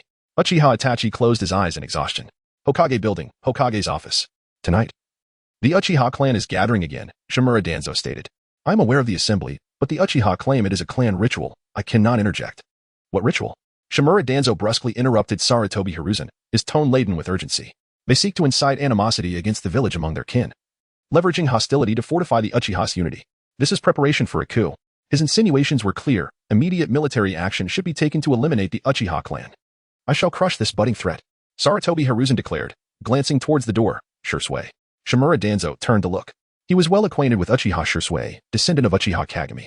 Shursui would attend the assembly, and should Uchiha Fugaka truly plot a coup, Uchiha Shursui knelt, fully trusting, I shall employ Kodo Amatsukami. Your ocular technique? Shimura Danzo was taken aback, lowering his gaze to avoid eye contact with Uchiha Shursui, his eyes narrowing slightly. It is said to manipulate the target unnoticed, making them act as if compelled by their own will, Sarutobi Hiruzen explained. I will persuade Fugaku to consider coexisting with the village. Uchiha Shursui placed his complete faith in the village. Merely changing Fugaku's mind may not quell the Uchiha's discontent, Shimura Danzo mused. Feeling the three-tomo Sharingan in his right, I was becoming ill-suited for him. No, as long as the Uchiha are willing to change, we shall adapt as well. Sarutobi Hiruzen concluded, advocating for gradual improvements in the treatment of the Uchiha clan. This is my wish, Uchiha Shursui expressed his gratitude. I shall assign an Anbu to support you from the shadows, Sarutobi Hiruzen solemnly stated. I entrust this to you, Shursui. Yes. Roots underground base. Is there something amiss, Danzo-sama? Uchiha Shursui inquired, perplexed as the assembly time approached. Shimura Danzo retorted with a question of his own. If you employ your ocular technique on Fugaku, convincing the Uchiha, yet the village remains unchanged, what then? Uchiha Shursui, now even more bewildered, responded. The Hokage has assured me that change will occur. Even with the third's persuasion, the villagers' suspicions towards the Uchiha will not dissipate easily, Shimura Danzo remarked, his expression inscrutable. I understand, but with time. Uchiha Shursui's words were rudely interrupted by Shimura Danzo. Moreover, a person as suspicious as I will not easily alter their views. What will you do then? Shimura Danzo's head hung low, his face shrouded in darkness, exuding a foreboding aura, as if a demon within him were poised to emerge, unsettling. Yet Uchiha Shursui steadfastly placed his trust in Konoha's higher-ups, retorting, but Danzo-sama. His words were once more cut off by Shimura Danzo. He spoke as if to himself, fervent and frenzied. At that time, will you also use your Kodo Amatsukami on me? Uchiha Shursui began to explain, only to see Shimura Danzo lunging toward him. Your Sharingan, I shall take it. Forgive me. Uchiha Shursui's three-tomo Sharingan abruptly constricted in shock. Shimura Danzo's pupils mirrored the contraction. Suddenly, the hand that sought to pluck Uchiha Shursui's eye fell limply to his side. Uchiha Shursui had long recognized the arduous path ahead, and thus, faced with Shimura Danzo's distrust, he comprehended the weight of the situation. It is merely a common illusion. I shall soon awaken. He circumvented Shimura Danzo. Intending to head to the south, he shrined for the Uchiha clan assembly. At that moment, Shimura Danzo, who should have been behind him, unexpectedly appeared before him. With a thud, a sudden blow struck his abdomen. Uchiha Shursui, momentarily dazed, felt a sharp pain in his right eye. The sickening sound of tearing echoed. And in an instant, the connection broke. Regaining his senses, Uchiha Shursui staggered back, clutching his bleeding left eye in disbelief. Yet what was even more unbelievable was the sight of Shimura Danzo, his bandages unraveling to reveal a right eye that gradually turned a shade of gray. The three-tomo Sharingan. The eyes of the Uchiha clan. Chapter 14, The Silent Ambush, severing Danzo's arms. It shall serve as a substitute for my eye. In Shimura Danzo's narrow eyes, a glimmer of greed shone brightly. Give me the other one too. In an instant, a dozen root members materialized beside him. Uchiha Shursui swiftly formed hand seals, his afterimage flickering. The sequence, snake, horse, monkey, pig, goat, tiger, was completed in a heartbeat, and his chest swelled dramatically. Fire style, great fireball technique. Flames erupted from his mouth, transforming into a colossal fireball, engulfing the dozen root members that had appeared. The root members reacted swiftly, forming hand seals in unison. Water style, water chaos wave. Fire clashed with water, producing a thick cloud of smoke that enveloped the surroundings. The chakra-infused mist dissipated rapidly, but Uchiha Shursui vanished even faster.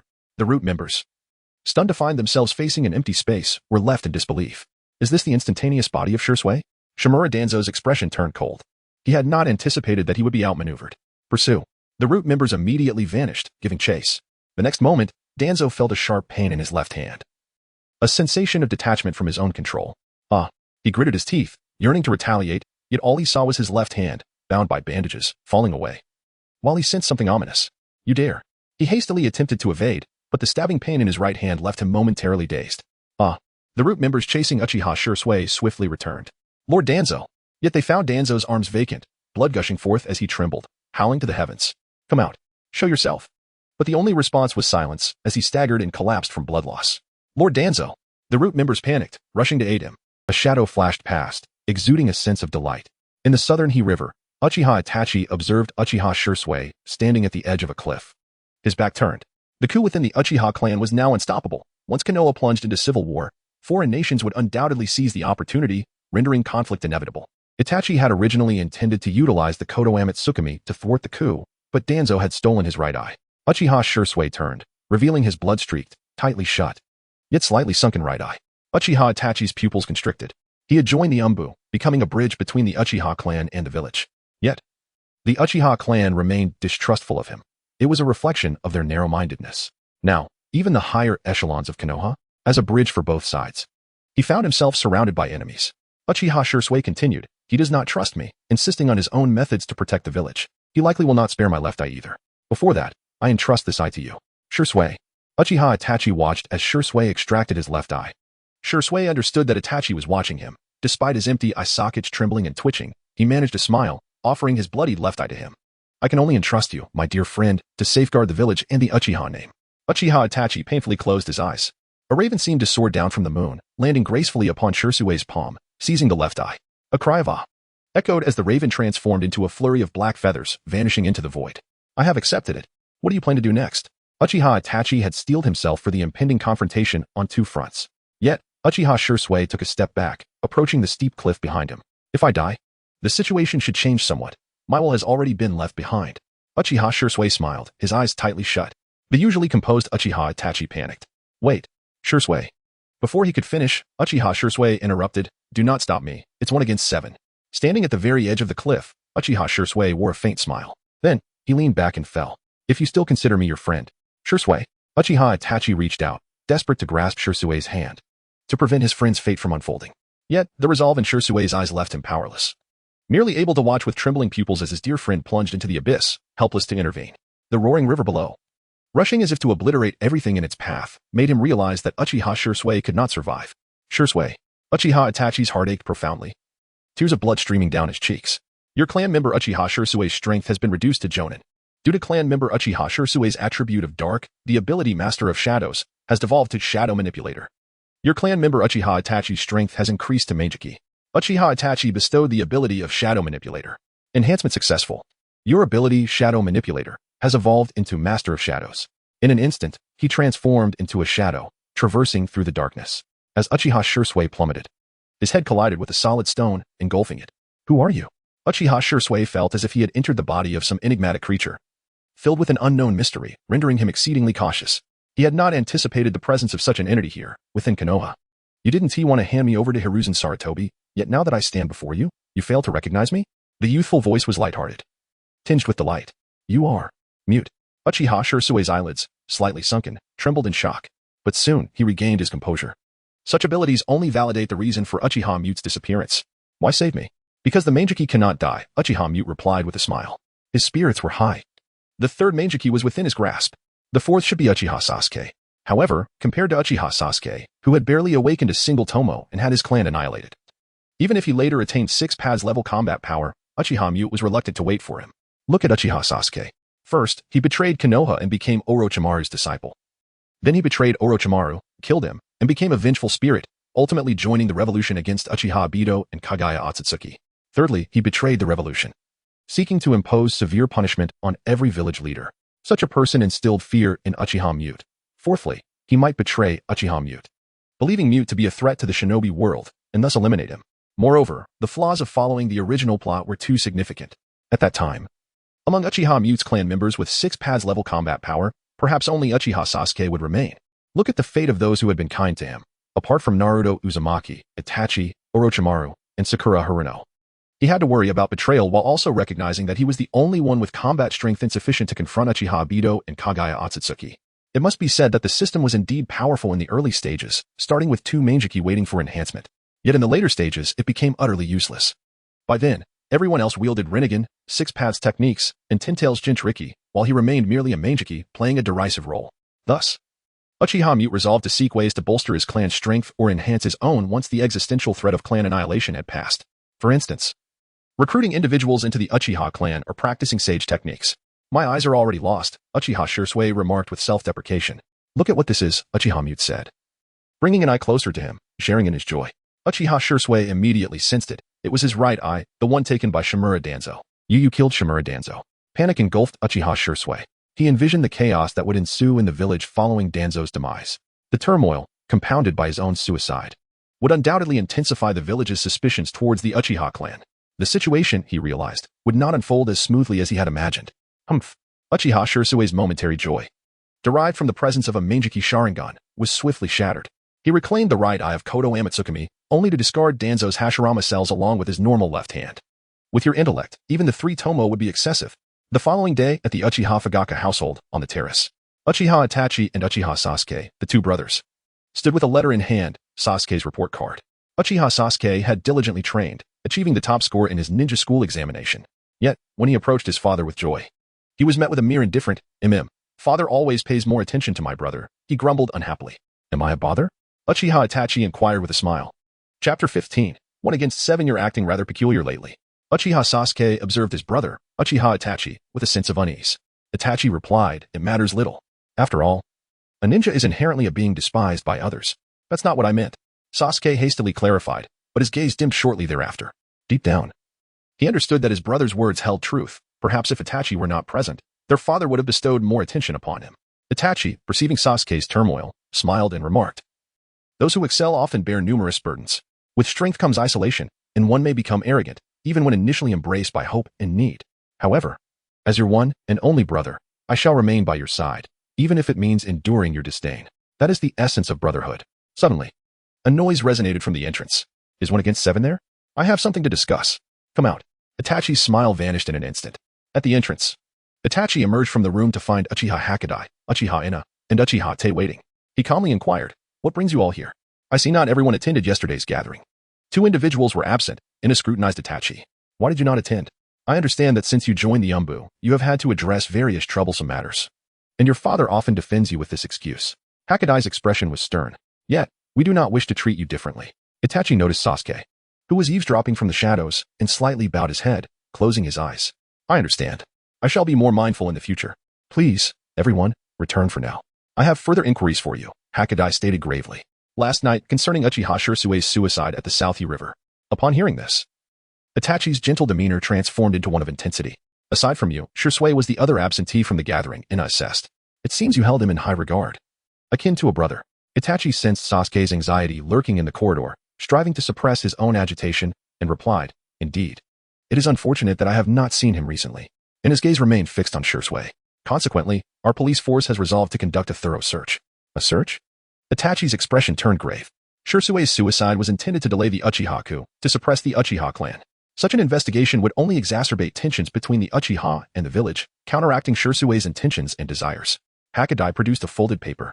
This is Shursui's suicide note. It has undergone handwriting analysis, and there is no doubt it was penned by him. If it was not murder, why conduct a search? Itachi endeavored to align with Shursui's expectations. For those capable of using the Sharingan, replicating handwriting is trivial. Ina's unwavering gaze indicated his suspicions toward Itachi. Itachi accepted Shursui's note and read the following line. I am weary of this mission. The Uchiha clan has no future if this continues. And I can no longer live in such a divergent manner. Hakadai remarked, he was a remarkable asset to the Uchiha clan. A formidable presence known as Shursui of the body flicker. A man willing to stand up for his clan in any mission. Such a man. It is hard to fathom he would leave such a note to end his own life. One should refrain from judging by appearances and assumptions, Itachi replied. In any case, I shall leave this note in your care. Take it with you and request the Umbu's assistance in the search. I understand, Itachi affirmed. As he watched them turn to leave, he felt weary yet relieved. He did not wish for his brother to bear the burden of Shursui and Appo's death in the Uchiha clan and Appo's disgrace. Just then, Hakadai and the others abruptly halted. If only we could find a clue, Hakadai said, casting a pointed glance at Itachi. Moreover, we will investigate in a manner distinct from the Umbu. If you do not approach the Umbu for a search request, we will take note of that. Ina's words carried a clear implication. This reminded Itachi of Shursui's smile before his suicide, the Uchiha clan's directive for Shursui to monitor him, and Shimura Danzo's betrayal. The narrow-mindedness of the Uchiha clan ignited his frustrations to their zenith. Speak plainly, if you have something to say, he demanded. Hakadai, Ina. Entei's eyes glowed crimson with their Sharingan, mirroring Itachi's own. Are you suspecting me? Itachi's voice turned somber. Indeed, you little brat. Ina no longer concealed his intentions. His demeanor fierce. Listen well, 1 against 7. If you dare betray the Uchiha clan, we shall not let it go unpunished. Hakadai scolded, seeking to impose a conclusion to the matter and depart. Yet, with his brother watching, Itachi felt the weight of Shirsue's request to protect the village and the Uchiha clan's reputation, along with his disappointment in their narrow-mindedness. He was unwilling to yield. In an instant, he erupted into action. He charged forward, and in a heartbeat, the 3 who sought to resist him found themselves thrown from the entrance, collapsing in the center of the path, trembling and unable to rise. I have already stated, one should not judge by appearances and assumptions. You miscalculate my patience. And your presumptuousness regarding clan matters is a grave error. Itachi stood among them, his voice dark. Because you know not my true capabilities. You now find yourselves in this predicament. Hakadai lay on the ground, struggling. Shursui has been monitoring you for half a year. You joined the Umbu 6 months ago. And your peculiar behavior has become intolerable. 1 against 7. What are you truly thinking? In the face of his clan's plea for peace, Itachi discerned Hakadai's intent was to prevent him from straying from the Uchiha clan, further intensifying his annoyance with their narrow-mindedness. Clinging to the organization, the clan, and titles, these were dreadful constraints that limited his potential. Their fear and hatred for the unknown were profoundly foolish. Itachi could not comprehend why the Uchiha clan was so foolish. Why their perspective was so limited. Could they not view the clan in the context of the village? Cease this at once. 1 against 7. At the sound of his father's voice, Itachi turned to see Uchiha Fugaku. What is happening here? Fugaku inquired, his tone laced with concern. 1 against 7. You are truly acting oddly of late. Itachi's disappointment in the Uchiha clan reached its pinnacle, and with a slight droop of his eyelids, he replied, there is nothing peculiar. I merely fulfilled my mission, and that is all. Then why did you not attend last night? Fugaku's tone softened slightly as he questioned. To draw closer to the pinnacle. What? What do you mean? Fugaku was momentarily taken aback. At that moment, Itachi abruptly drew a kunai. Chapter 16. Is it not better to be like Senja Hashirama's Itachi? With a swift motion, the kunai was driven into the emblem of the red and white fan. My capabilities have led me to despair regarding this tedious clan. Uchiha Itachi stated. It is precisely your obsession with such a trivial aspect of your clan that blinds you to what is truly significant.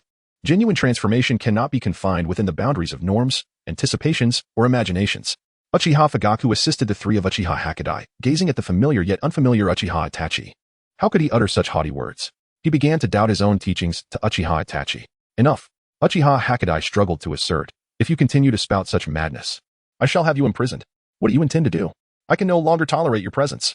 Uchiha Inaho glared at Uchiha Itachi, gritting his teeth. Before turning to Uchiha Fugaku, declaring, Captain, please order his arrest. Uchiha Itachi felt a profound disappointment in the narrow-mindedness of the Uchiha clan. Brother, you may die. The cry of his younger brother, Uchiha Sasuke, momentarily startled Uchiha Itachi. In that fleeting moment, the dark and somber expression he wore shattered. He stood still for several seconds, seemingly relinquishing something, bowing his head and closing his eyes. Then, he performed the highest gesture of apology, kneeling and bowing deeply. I did not kill Shursui, but I sincerely apologize for my thoughtless words. I am deeply sorry. The atmosphere fell silent. It was evident that even with Uchiha Itachi's utmost display of contrition, the 3 of Uchiha Hakadai were unwilling to let him off so easily. Uchiha Fugaku closed his eyes and remarked, recently, the Umbu's missions have been exceedingly demanding. You seem rather fatigued. Captain, Uchiha Hakadai exclaimed urgently. The Umbu is directly governed by the Hokage. Even our police force cannot arrest him without a warrant. Uchiha Fugaku paused before continuing, moreover, regarding a 1 against 7. As a father, I will take full responsibility for monitoring him. I implore you. He bowed to the 3 of Uchiha Hakadai. I understand, Uchiha Hakadai said with difficulty. With the clan leader's words, what more could he say? Uchiha Fugaku then retreated inside. The 3 of Uchiha Hakadai glanced at the kneeling Uchiha Itachi before departing. A shadow also left. Within that shadow, Uchiha Shursui, with a glimmer of hope, inquired of Uchiha Moku beside him.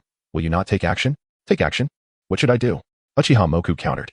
Uchiha Shursui was momentarily at a loss for words. Given that Uchiha Moku had remained in Konoha, severing Danzo Shimura's arms, saving him, and providing him with a new pair of Sharingan, it was clear that Uchiha Moku still wished to aid the Uchiha clan. But how to assist if he truly knew? They would not have arrived at such a juncture. Uchiha Moku, while vexed by Uchiha Shursui's foolishness, was unwilling to return the Meijiki. Yet, he recognized that Uchiha Shursui was a member of the Uchiha clan's Meijiki lineage. There were only a few Meijiki. Unless Uchiha Moku could find many clan members of comparable strength, he would not easily relinquish Uchiha Shursui. Therefore, he guided. Uchiha Itachi experienced the brutalities of the Third Shinobi World War at the age of 4, leading him to develop a profound aversion to warfare. When he was 7, he was praised by Hiruzen Sarutobi for his ability to think from the Hokage's perspective. Uchiha Fugaku was delighted and nurtured Uchiha Itachi in accordance with Sarutobi's commendation, successfully shaping him into a figure akin to Senja Hashirama, albeit a darker version. Senju Hashirama? The first Hokage? Is that not commendable? Uchiha Shursui questioned, perplexed.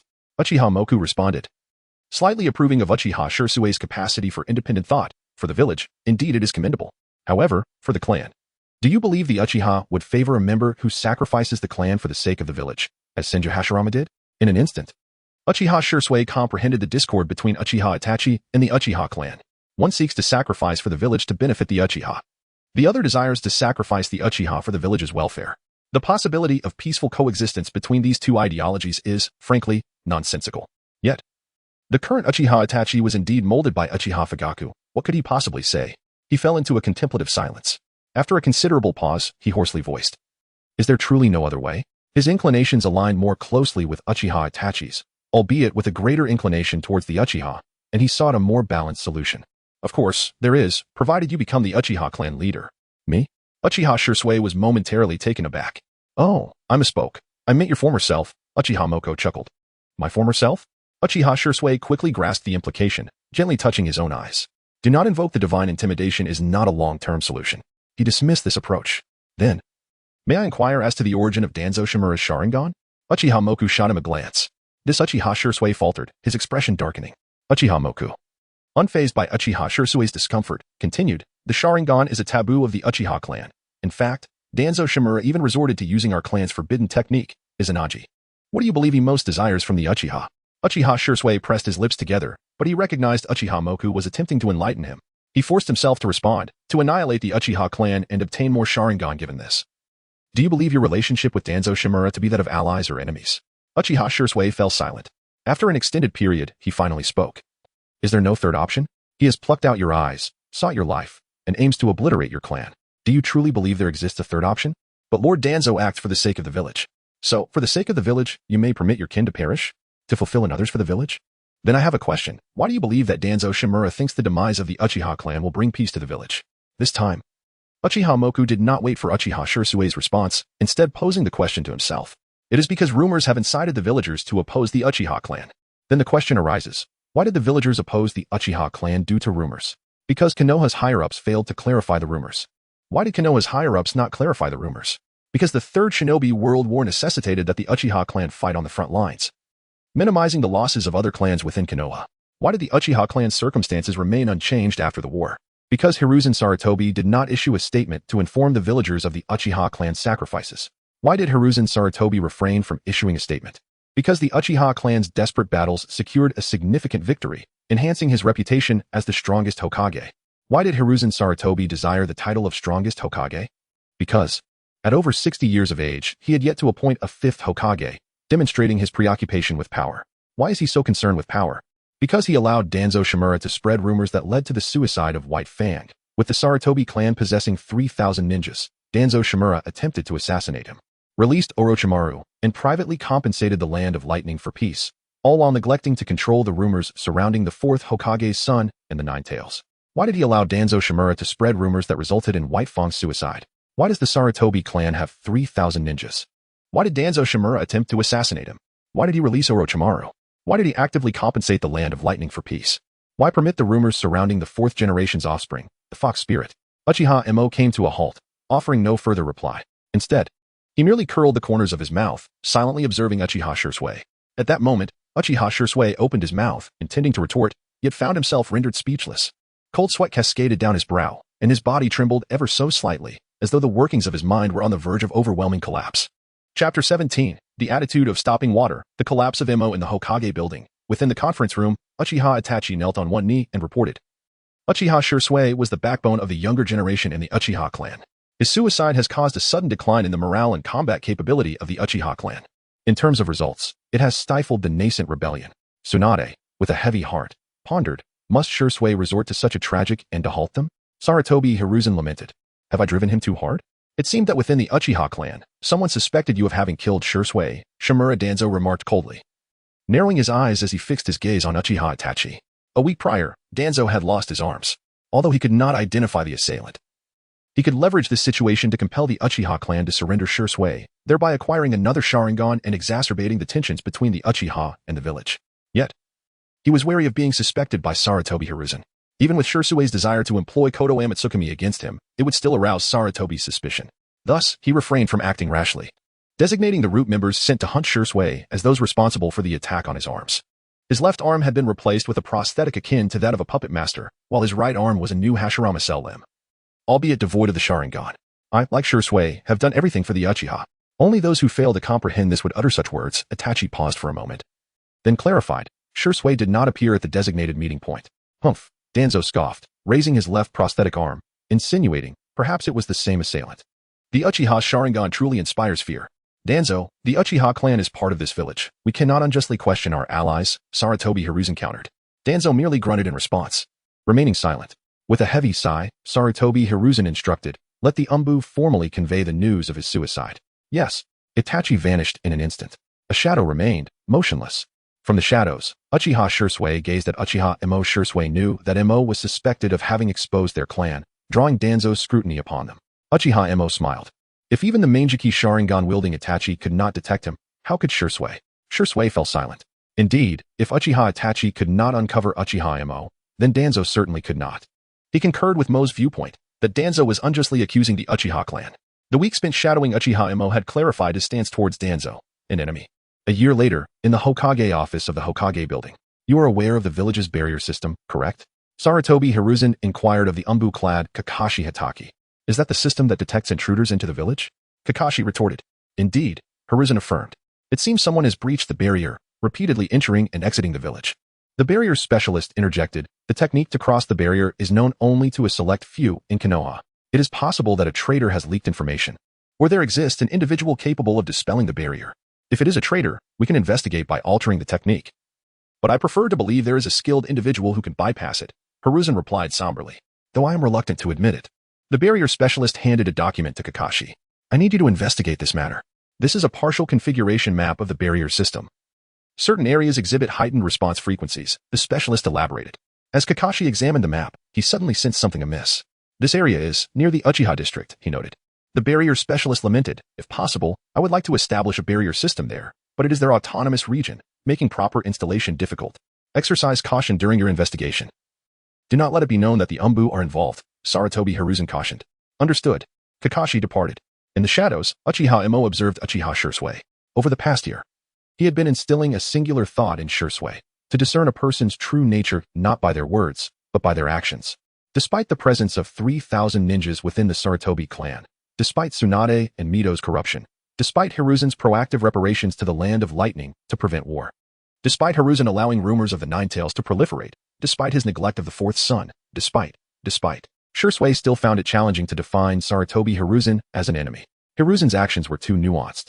Each time, he acted in a way that appeared opportunistic, standing behind certain individuals, reluctantly reaping benefits. On the night of the Nine Tails attack, he shifted the Uchiha clan's conflicts onto Danzo. He placed the blame for the Nine Tails rumors onto the villagers. He deflected the responsibility of the verbal compensation for relocating the clan onto Danzo. After the war with the Cloud Village, the villagers spontaneously conferred upon him the title of the strongest Hokage, again shifting the burden onto them. The death of the Cloud Envoy was initially attributed to the Hyuga clan, and when they refused to accept it, it was passed on to the Uchiha clan. Seeking to exploit the rift between the police force and the villagers, when the Hyuga clan continued to refuse, he was left with no choice but to expend vast resources to procure the understanding of the Land of Lightning, and with Shusui's death, he honored Shusui's request. Whether he lived or died was ultimately Shusui's choice. All along, he had remained an innocent bystander, positioned outside every vortex. Yet he was the Hokage. He ought to have plunged into the vortex, standing at the forefront to protect the villagers and resolve conflicts. A Hokage so ineffectual, even if these were not his machinations, could never be deemed a competent leader. Currently, Shui had come to agree with this sentiment, changed the Hokage. However, he could not bring himself to label Sarutobi Hiruzen as an enemy. Uchiha Emo was deeply troubled. Look at Naruto Uzumaki's plight. Why not simply acknowledge him as the fourth son? Surely, there's some ulterior motive. The third likely wishes to protect Naruto. After all, the fourth had many enemies, Shui explained. Is it not absurd that a child cannot be safeguarded by Konoha? What are the intelligence analysis and barrier teams for? Unexpected events occur, the third's cautious approach is warranted. Shui reiterated. And what are the inheritance given to Kushina from the Uzumaki clan? Was it not confiscated and absorbed into the Sarutobi clan? Is that reasonable? The village is financially strained, and Naruto cannot utilize it. A temporary appropriation is understandable. Then how do you explain the presence of 3,000 ninjas in the Sarutobi clan? The third concealed these matters. When the elders in the Sarutobi clan saw available resources, they naturally encouraged their clan members to become ninjas. This is not contradictory. The Uchiha would likely do the same. Then why did Hiruzen not intervene? Currently, Konoha's strength is insufficient. Having more ninjas is advantageous. I believe Lord Mito would concur. I am utterly exasperated. How can someone be so obstinate? After countless inquiries from Uchiha Mo, culminating in his emotional breakdown, he resolved to refrain from questioning or dwelling on the matter any longer. Ultimately, the consensus on replacing the Hokage was sufficient. Chapter 18. Stopping the Water. I aspire to become the 5th Hokage. Uchiha Mori returned the right eye of the Kodoame Tsukumi to Uchiha Shursui. Your clansman, Uchiha Shursui, has elevated his power to kaleidoscope. The nature, darkness, bestowed by clansman Uchiha Shursui has evolved into the ability Master of Shadows. The ability Master of Shadows, enhanced by clansman Uchiha Itachi, has been improved. The ability did not undergo a tiered evolution. Rather, its controllable range and quantity have increased. For instance, speed is doubled. Returning to the present, in response to Uchiha Mori's indication, Uchiha Shursui explained to Sarutobi Hiruzen, this is the truth. There are indeed unidentified individuals entering and leaving the Uchiha clan's territory. It is not that the 3rd Hokage intentionally suspects the Uchiha clan. His actions are justifiable. Then why does he not consult Uchiha Fugaku? Does he not repeatedly profess his trust in the Uchiha clan? Is it truly trust if he remains silent? Uchiha Mori successfully suppressed the urge to retort, knowing that Uchiha Shursui would undoubtedly state, this is the crux of the conflict between the village and the Uchiha clan. Thus, Uchiha Mori merely smiled, conveying a demeanor of polite contentment, and responded, yes, indeed. A few days later, after Hatake Kakashi reported the desire to identify the intruders, concluding that only a sea of manpower could achieve this, Sarutobi Hiruzen ended the matter due to insufficient village personnel, thereby canceling Kakashi's mission.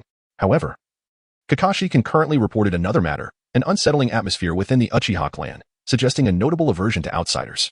In response, Sarutobi Hiruzen convened a high-level meeting. This presents a prime opportunity to establish a new patrol team under the pretext of reinforcing village defenses, thereby disbanding the Uchiha police force and diminishing their combat capabilities, suggested Shimura Danzo. He had received intelligence indicating that the Uchiha clan was once again plotting a coup. No, such actions would only incite resistance from the Uchiha clan. Sarutobi Hiruzen countered, turning to Danzo with a serious expression. The police force should be responsible for forming the patrol team, thereby increasing their duties instead. Tsunade and Mito Gate spoke in unison regarding the matter. In the shadows nearby, Uchiha Mori remarked, this is where Shimura Danzo falls short compared to Sarutobi Hiruzen. Uchiha Shursui gazed at Sarutobi Hiruzen, who was so considerate of the Uchiha clan, feeling deeply moved, and momentarily paused at Uchiha Mori's words. What? Do you believe that the police force represents what for the Uchiha clan? Uchiha Shursui pondered seriously before replying, the remaining power, the sole hope. No, it is a calamity. Uchiha Mori interjected. What do you mean? Uchiha Shursui furrowed his brow. He had learned much over the past year, but still struggled to grasp Uchiha Mori's statement. Why would the police force be a calamity for the Uchiha clan? I once told you.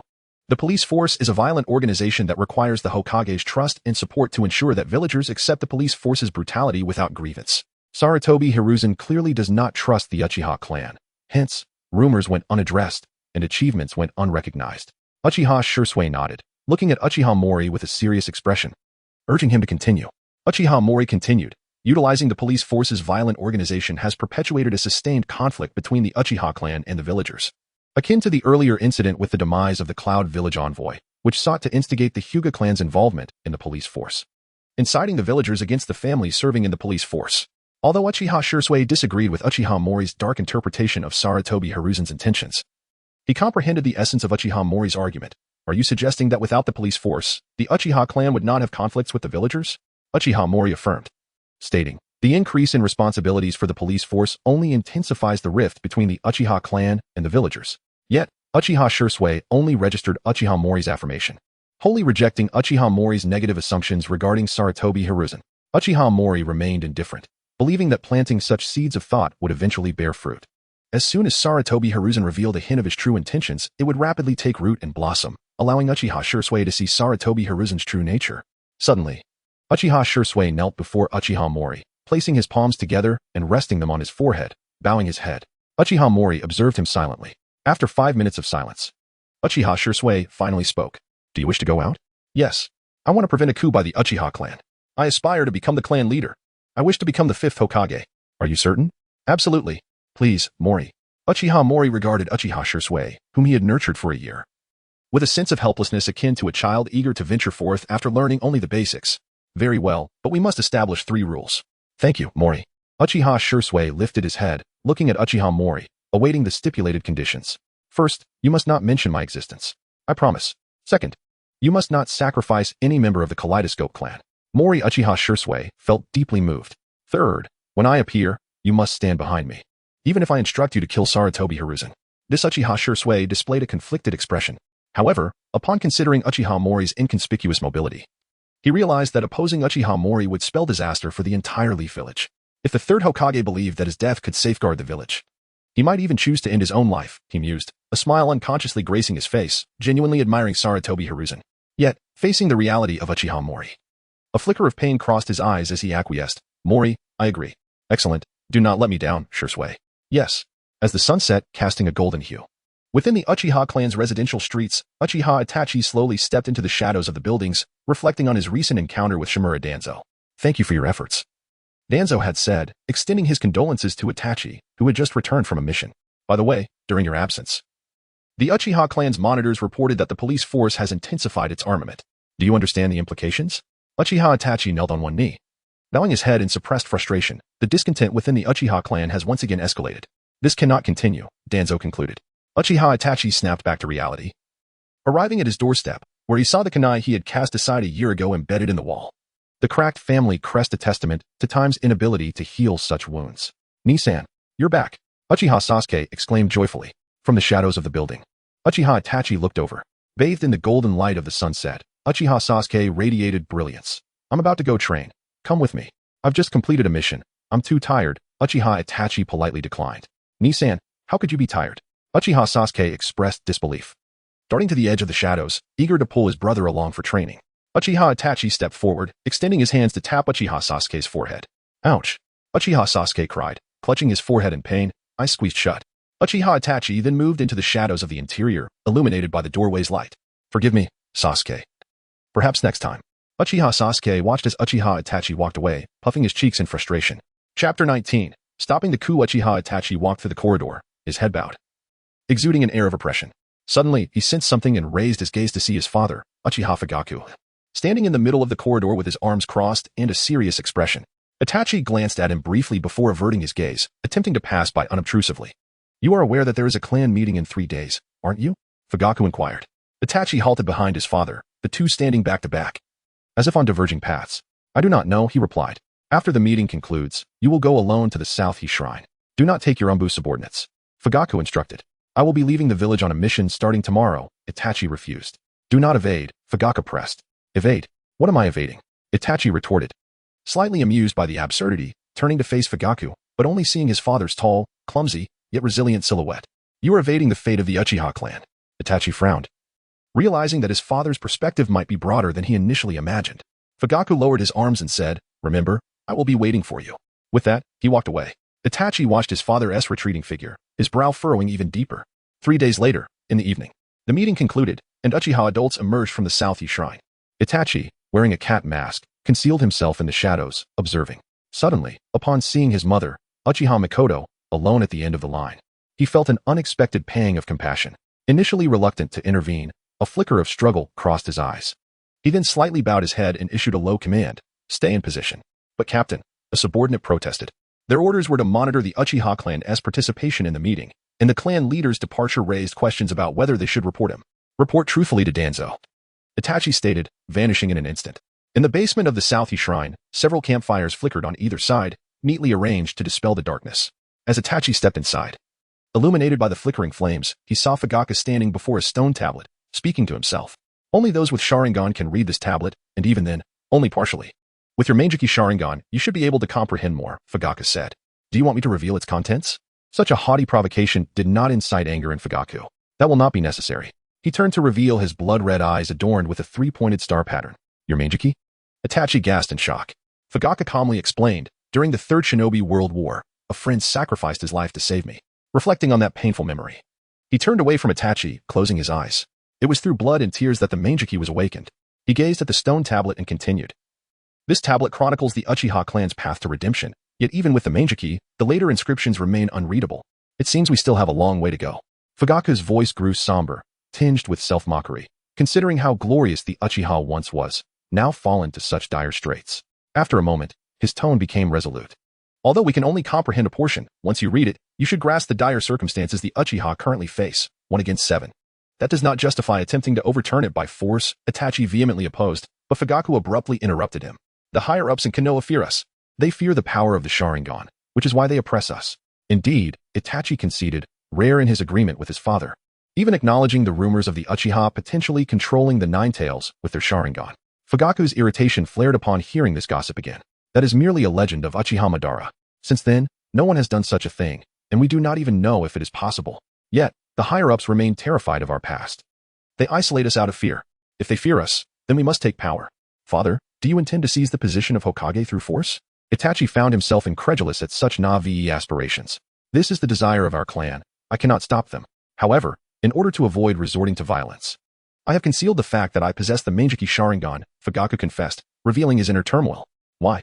Itachi questioned, bewildered. Because the Manjiki can control the Nine Tails. If others find out, the Uchiha might commit unspeakable acts. Fugaku turned, his Manjiki eyes narrowing. Look. In an instant, Itachi was engulfed in a peculiar vision. He saw Naruto, bound like a caterpillar, thrown into a dim room, while clan members shouted, "Do it. The captain can surely accomplish this. Captain, please, show the power of the Uchiha." Under the pressure from his clansmen as clan leader, Fugaku would harness the Nine Tails to dominate Konoha. However, the overwhelming destructive force of the Nine Tails would turn Konoha into ruins. How could this happen? Itachi's cold sweat trickled down as he knelt, horrified. Many within the Uchiha harbored resentment towards the village, pushed to their limits. They would undoubtedly act, resulting in grievous losses on both sides. Fugaku's voice momentarily faltered, then filled with hope. But with you here, 1 against 7, we can seize control of the higher-ups when they least expect it. Although small-scale conflict may be unavoidable, if you, as an Umbu, lend your support, a bloodless revolution can succeed. A bloodless revolution? 1 against 7, you are my son. I implore you, help the Uchiha. Itachi gazed at his father, who was bowed in supplication, filled with disappointment. How could he, viewing matters from the Hokage's perspective, jeopardize the village for the sake of his clan? It would be more reasonable to annihilate the Uchiha for the village's sake. Indeed, his father's vision remained narrow, determined. Itachi turned to report on the Uchiha's decision to instigate a coup in Konoha. Yet, at the exit, he heard footsteps. Who is it? Both Fugaku and Itachi shouted in unison. Their blood-red Manjiki eyes glinted with a fierce and uncanny sharpness, as if capable of piercing through all illusions. But no answer came. The footsteps approached steadily, neither fast nor slow. Gradually, the owner of the footsteps came into view. Itachi's pupils dilated. Shursui, 1 against 7. I have come to stop the coup. Uchiha Shursui radiated confidence and brilliance, no longer burdened by uncertainty about the future. He had discovered a way to resolve the conflict between the Uchiha clan and the village. Chapter 20, the transformation brought by Shursui. Shursui, you are alive? Uchiha Fugaku, astonished and filled with fervent joy, pressed on. Where have you been? Shursui's combat prowess could be deemed the pinnacle of the Uchiha clan's strength. With Shursui's presence, the success rate of the Uchiha clan's revolution would significantly rise. The notion that Shursui might be an imposter never crossed their minds. No one had yet been born who could deceive them before their Manjiki Sharingan. Shursui smiled gently, replying, I have been through some experiences. As he spoke, a pattern resembling a windmill shuriken appeared in his right eye, signaling to Fugaku that he too possessed a Manjiki, thereby enhancing the credibility of his words. You're right, I was not taken by Danzo. Although Itachi halted his words, Fugaku's expression grew grave, a depth of horror creeping into his demeanor. 1 against 7. Shursui, what transpired? Did Shimura Danzo extract your eye? His Manjiki's bloodlust intensified, radiating a tempestuous emotion. Feeling cornered by Konoha, Fugaku's fury ignited upon learning that Danzo had violated one of their own.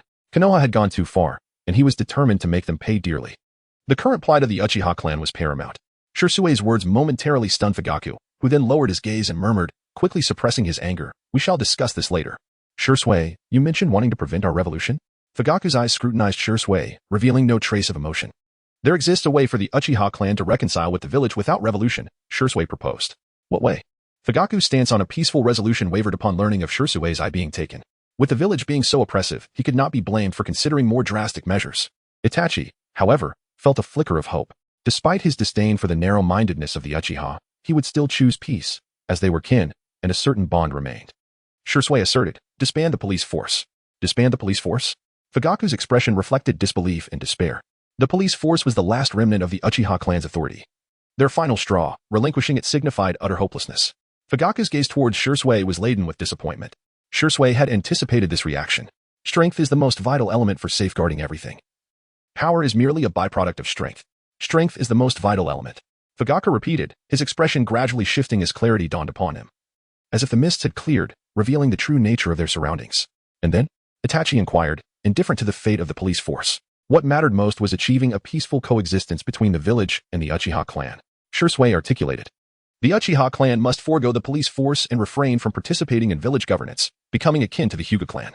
In doing so, the discord between the Uchiha clan and the villagers will ease, and the Uchiha will fade into obscurity, thus alleviating the fervor for revolution. And for you, Itachi, you must relinquish your position in the Umbu, Shursui added. Itachi nodded, comprehending and aligning with Shursui and Appo's vision. As for the Umbu, he felt indifferent. As long as his dear friend remained, the village's peace sufficed. He then turned his attention to Fugaku. Fugaku solemnly affirmed, then let it be so. The following day, at the police force headquarters, the Uchiha clan members stood in regimented formation, their expressions serious as they faced Fugaku. Today, I have 2 announcements to make. He began. First, Itachi will withdraw from the Umbu. Upon this declaration, the Uchiha clan members exchanged peculiar glances, yet collectively sighed in relief. Itachi had grown increasingly enigmatic since joining the Umbu, often skipping clan gatherings. His return to the Uchiha clan reassured them. Fugaku scanned the assembly, continuing, secondly, the Uchiha clan will withdraw from the police force in 1 month and will not partake in any village affairs. Captain, Uchiha Hakudai exclaimed incredulously, attempting to halt Fugaku's speech. The other clan members echoed his sentiment. The police force represented the Uchiha's sole authority within the village. It was their last lifeline. How could they abandon it? Strength is fundamental. The Uchiha clan's grip on the police force has led us astray. It is time to return to our roots, Fugaku asserted. The mention of strength momentarily stunned the vehemently opposing Uchiha clan members. They suddenly realized that relinquishing the police force might not entail as great a loss as they had presumed. A portion of the clan began to acquiesce, though Hakudai remained grave. After Fugaku announced the dissolution, Hakudai confronted him, seeking to understand his rationale. Follow me, Fugaku instructed. The 2 serious middle-aged men entered Fugaku's office. Fugaku, why abandon the police force? Hakudai inquired immediately. How can you suddenly choose to give it up? It seems contradictory to pursuing our own strength. Fugaku remained silent, his dark eyes swirling before manifesting a pair of blood-red Manjiki Sharingan. In an instant, they transformed again, revealing a pattern of 3 tomo that loomed over Hakudai, compelling his pupils to constrict. This is the Manjiki Sharingan, Fugaku replied calmly. Can you control the 9 tails with that Manjiki? Hakudai gasped, filled with awe and excitement. He envisioned a future where they could dominate Konoha. Hakudai, trust me. Fugaku's words grounded Hakudai back to reality. Without hesitation, he nodded. As Fugaku had stated, strength was everything. What did it matter if the Uchiha clan relinquished the police force if they possessed the Manjiki? Believing in Fugaku, who wielded the Manjiki, was paramount. Hakudai departed, assured. Upon exiting, he was immediately surrounded by Uchiha Inahibe and Uchiha Tetsuhibe, along with other clan members. Hakudai, what does this mean? Why are we suddenly abandoning the police force? Is the captain against the revolution? Hakudai raised a hand to quell their speculations. A rare smile graced his typically stern face. Trust the captain. When he wishes to share with you, you will understand. The expressions of Inahibe and the others were filled with uncertainty. However, Hakudai's unwavering support for Fugaku and his confident demeanor instilled a sense of reassurance within them. But must we still relinquish the police force? One clan member questioned, discontented. Listen to the captain and let it go, Hakudai replied. Though reluctant, the clan members, bolstered by Hakudai's support, ultimately chose to trust Fugaku and relinquish the police force. They eagerly anticipated and wondered what Fugaku had revealed that could elicit a smile from the usually stoic Hakudai. This anticipation ignited a flicker of hope within the hearts of the Uchiha clan members, a flame that dispelled some of their unease and confusion. Chapter 21. The Uchiha clan's decision to abandon the police force. Villagers rejoice in the Hokage building's conference room. Uchiha Itachi knelt on one knee and reported. The Uchiha clan has decided to relinquish the police force in a month's time and will not partake in any village governance. Upon hearing this, Sarutobi Hiruzen, Narashikaku, and Midogate Kurenai were momentarily taken aback. Why would the Uchiha clan suddenly abandon the police force? This would hinder their ability to leave the village freely, complicating any potential coup. Had the Uchiha clan truly decided against a coup? What could be the purpose behind their relinquishment of the police force? A multitude of questions swirled in their minds, creating a sense of confusion. Nearby, Shimura Danzo glanced at Sarutobi Hiruzen, who had previously suggested forming a patrol team to increase the Uchiha clan's responsibilities. A rare smile appeared on Danzo's face, suggesting that the Uchiha clan recognized their limitations. Facing the veiled mockery from Danzo, Hiruzen merely shot him a glance before shifting his attention back to Itachi, inquiring, is it due to the recent overwhelming responsibilities of the police force? Uchiha Shursui, a thoughtful individual, realized that imposing more duties on the Uchiha clan would only intensify their ambitions and exacerbate tensions with the villagers. Thus, he discerned that Hiruzen was not fit to be the Hokage of Konoha, particularly with the Uchiha clan involved. However, under the circumstances, he had to acquiesce. With his knee still on the ground, he bowed his head and replied, no, the Uchiha clan does not wish to abandon the police force. But we must comply with the decision made by our clan leader, Uchiha Fugaku. This response furrowed Hiruzen's brow. He found it difficult to ascertain the Uchiha clan's true intentions. If they wished to abandon the police force, it aligned with their desires, as long as they were under close surveillance this month. Any signs of unrest could be dealt with preemptively, suggested Narashikaku. No, by then it will be too late.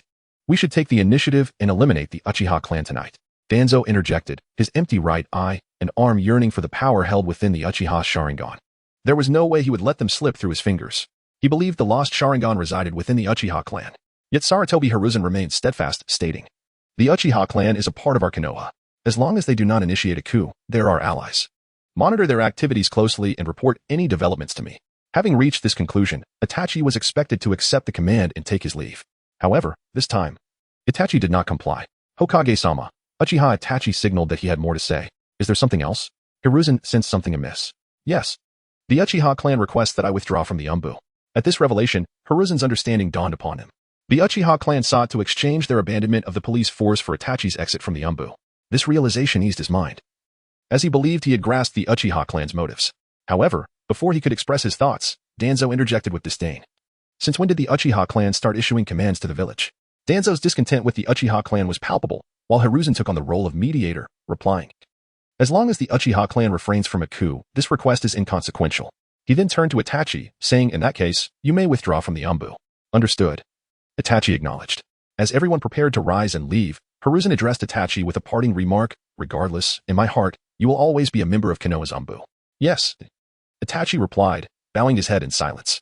That afternoon, a rumor spread throughout Konoha. The Uchiha clan intended to abandon the police force. Is that true? Highly likely. Did you not see the grim expressions on the Uchiha clan's faces? That's fantastic. It must be the Hokage's directive. I have always believed the Uchiha clan was unfit for the police force. Haha. In just a month, we shall be free. I wonder which clan will take over the police force. Whoever it is, they must be better than the Uchiha's heavy-handed enforcement. The villagers rejoiced, celebrating this favorable news through feasting, revelry, and shopping, filling Konoha with laughter and vitality. In the Nara clan's territory, at the tavern, Akimichi Choza, Narashiku, and Yamanaka and Noichi sat together, the surrounding area deserted. Narashikaka spoke gravely. "Mori has made his move. Since that day, he has sought you out?" Yamanaka and Noichi inquired, his expression serious. Shikaka shook his head. "No. It appears he truly is unafraid of our betrayal," and Noichi lamented. Given Uchiha Mori's elusive prowess, the chances of successfully assassinating the third Hokage were likely high. Such a person, remarkably trusting of them. While they felt a sense of gratitude for Uchiha Mori's trust, they were more overwhelmed by a sense of helplessness. They had yet to gauge the depths of Mori's strength or his thought processes. They needed more time for interaction. Now, the Uchiha clan's transformation served as a stark reminder for the three clans. Would they cooperate or feign cooperation while plotting in secrecy? Is that Uchiha Mori truly that formidable? Akimichi Choza asked, curiosity piqued as he savored his meat. Very much so. Beside him, I cannot manipulate even a sliver of shadow, Shikaku admitted resignedly. Choza's chewing halted, his eyes widening. Narashikaka's shadow manipulation technique could potentially restrain someone of Mori's caliber for only a brief moment. Even he found it challenging. Faced with Uchiha Mori, Shikaka felt utterly powerless. He fell silent, but after a brief moment of contemplation, he relinquished the thought, deciding to let Shikaka ponder it. He resumed his joyful consumption of meat and drink. In the Hyuga clan's territory, the separation of the main and branch families had been in effect for 3 years. Yet, the deeply entrenched customs of a millennium still resonated within the hearts of many. Some elders in the main family and the main family's direct descendants expressed dissatisfaction, while the former branch members were liberated from their caged existence. Their pursuit of self-interest perpetuated the age-old system, leaving them feeling vulnerable in front of those from the main family. The animosity from the main family and the insecurity of the former branch family members created an imbalance between the two factions. Even when Hyuga Hazashi punished the main family members, imprisoning them to prevent them from abusing their status, the former branch members adopted a stance of complacency, believing that the current situation was satisfactory and that they could endure the main family's transgressions, despite Hazashi's intentions. Most former branch members perceived his actions as a means to secure greater benefits for themselves, feeling grateful and reluctant to burden the clan leader further, which led them to concede to the main family's demands. This left Hazashi feeling trapped in a quagmire, suffocated and powerless. He foresaw the future, if he remained indifferent. The separation of the main and branch families would inevitably resurface within a year, and the caged existence would return to the foreheads of the former branch family members. Only with the birth of a new generation, one that could grow into pillars of the clan, could the ingrained ideologies slowly be dismantled. However, once the new generation of thought is tainted by the ideologies of the original clan and the branch families, all efforts will be in vain. Recently, Hinata Hayashi has been working on establishing a unified system for the management of infants, aiming to shield the new generation from the detrimental influences of the older generation. Yet, the act of separating children from their parents, coupled with the requirement of supervision during their meetings, has left the original clan deeply dissatisfied. And even some branch families have begun to express their confusion towards him. This situation has left Hayashi feeling exceptionally weary. Brother, Hinata Hizashi entered, kneeling in respect. His gaze towards Hayashi radiated deep admiration. He yearned to defy his own fate. In comparison to his elder brother Hayashi, who boldly led the family in resisting their destiny, Hizashi felt utterly powerless against such charisma. Hizashi, has there been another issue at the Enlightenment Institute? Hayashi inquired, suppressing his fatigue and headache. Chapter 22. The Uchiha clan steps down. The Sarutobi clan assumes control of the police force. It is merely a trivial matter, one I can easily manage, Hinata Hayashi replied. He then placed a letter on the tatami mat, bowing his head as his fingertips lightly touched the letter, sliding it toward Hinata Hizashi. This is a letter from the third Hokage. Hinata Hizashi opened the letter, glancing at its contents, and frowned slightly, contemplating. Has the matter been set in motion? He then noticed the puzzled expression on Hinata Hayashi's face and smiled. The Uchiha clan has relinquished control of the police force. The third Hokage hopes that our Hinata clan will take over. Are we really expected to manage the police force? Hinata Hayashi instinctively felt averse. Given the current predicament of the Uchiha clan, could their relinquished responsibilities possibly be anything of value? We should decline. Our Hinata clan currently lacks the resources to oversee village affairs, he stated. Indeed, Hinata Hayashi replied, preparing to withdraw. Wait, Hinata Hizashi added. Keep a close watch on the Uchiha clan's activities and report back to me. Though Hinata Hayashi was bewildered, he acquiesced. Understood. In the Hokage Tower. Within the Hokage's office, Sarutobi Hiruzen sighed. Has the Hinata clan truly declined? 3 years had passed, and he could still keenly sense Hinata Hizashi's disdain towards him. Unless a great conflict arose, it seemed the Hinata clan would remain reclusive. Do the Nara, Akimichi, and Inazuka clans have any interest in the police force? Sarutobi Hiruzen mused, as if ready to bestow the police force upon the trio. Nara Shikaku, with a composed demeanor, lowered his head slightly. Our clan is preoccupied with numerous family matters, and our capabilities do not align with those required by the police force. We would likely fall short compared to the current police unit. His meaning was clear. If you insist on bestowing this upon us, we cannot refuse, but if issues arise, it would reflect poorly on your favoritism as Hokage. Sarutobi Hiruzen, seemingly oblivious, lamented. If that is the case, are there any suitable candidates in the village? Nara Shikaka was well aware that clans with tracking abilities would be apt for the police force, such as the Inazuka and Yamanaka clans. However, as Hokage, Sarutobi Hiruzen should have known this. The police force was evidently fraught with peril. Recommending any clan would only engender animosity. After a moment's contemplation, Nara Shikaka suggested, perhaps the esteemed Danzo, as your advisor, or the venerable Kurenai, may have insights. Indeed, Sarutobi Hiruzen nodded absently, signaling for Nara Shikaku to take his leave. Shortly thereafter, he summoned Hataki Kakashi. Kakashi, I would like your assistance in selecting suitable clans to assume control of the police force, Sarutobi Hiruzen instructed. Kakashi appeared taken aback. But I have no knowledge in this area. There remains a month, and the Uchiha clan, still in power, will provide guidance, Sarutobi Hiruzen replied. Kakashi retorted. Have you forgotten the nature of my left eye? Guidance? It was taken from me, given his father's tragic demise due to rumors. He had a clear understanding of Sarutobi Hiruzen's motives. In a rare moment of assertiveness, he stated, my Sharingan may exacerbate tensions between the villagers and the Uchiha clan. I believe I am not suited for this task. Faced with Kakashi's resolute refusal, Sarutobi Hiruzen realized, this young man is singular in his lineage, remarkably stubborn, and unafraid of conflict. With a throbbing headache, Sarutobi Hiruzen waved dismissively, signaling for Kakashi to depart. Kakashi turned and left with remarkable decisiveness.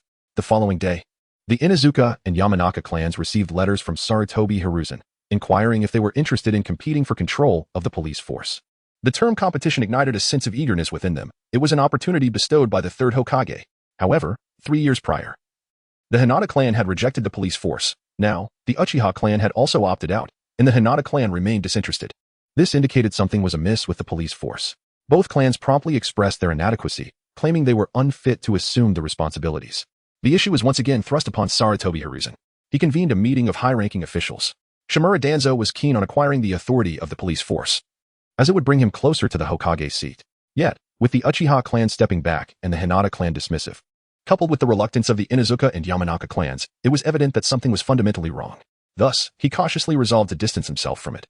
Opting not to engage, Sarutobi Hiruzen, lacking alternatives, turned to Kurenai and Mito for clan recommendations.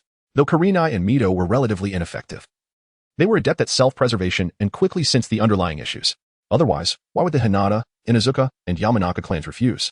While they believed their clans might be capable, The absence of Danzo's attendance indicated that this matter was undoubtedly dubious.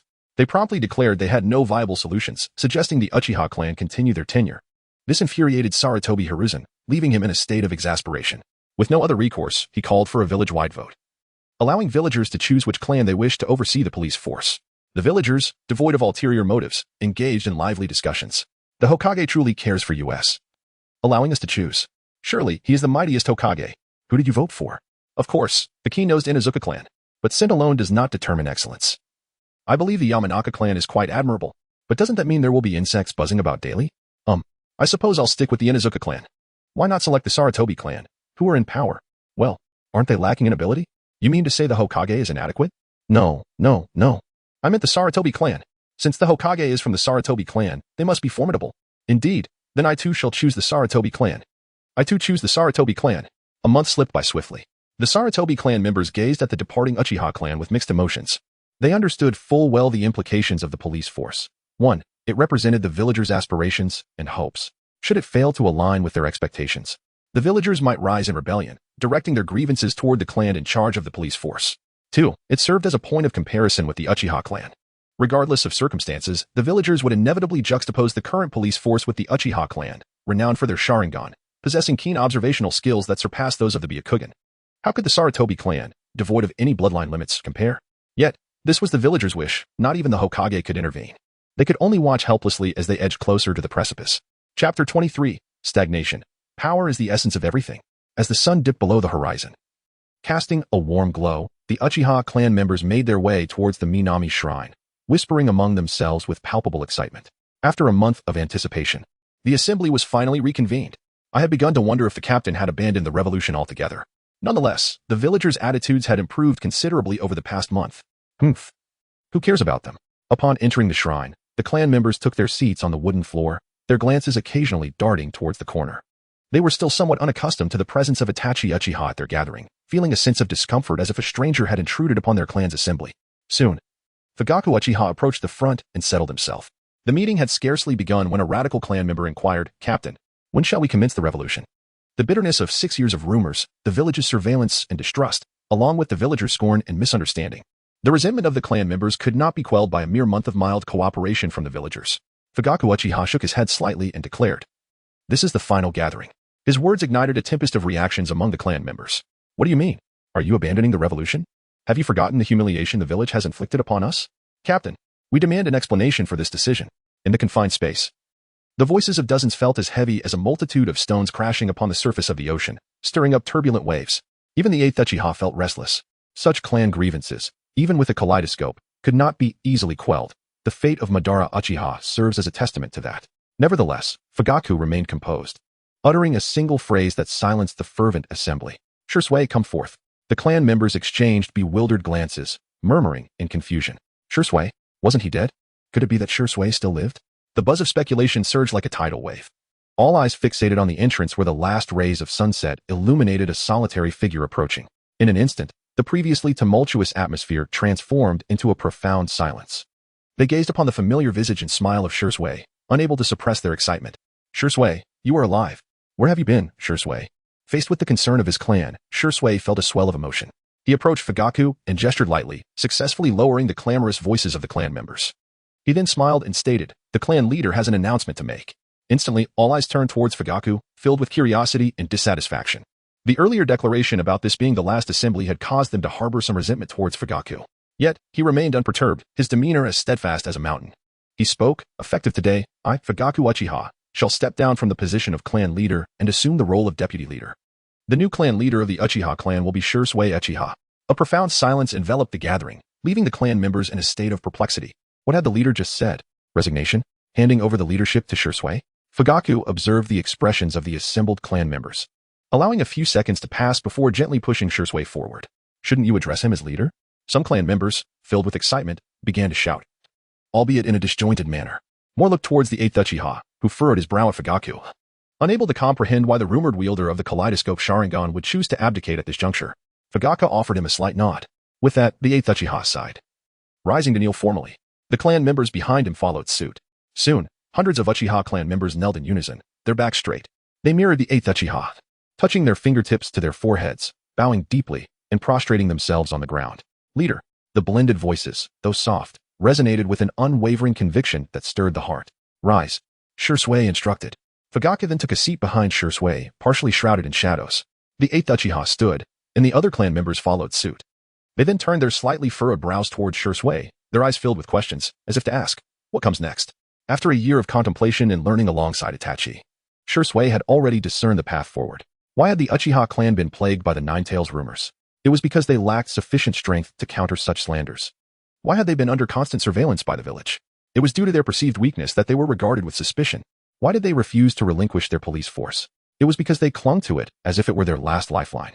Thus, Shisui closed his eyes. Power, indeed, is the essence of everything. The clan members were even more perplexed.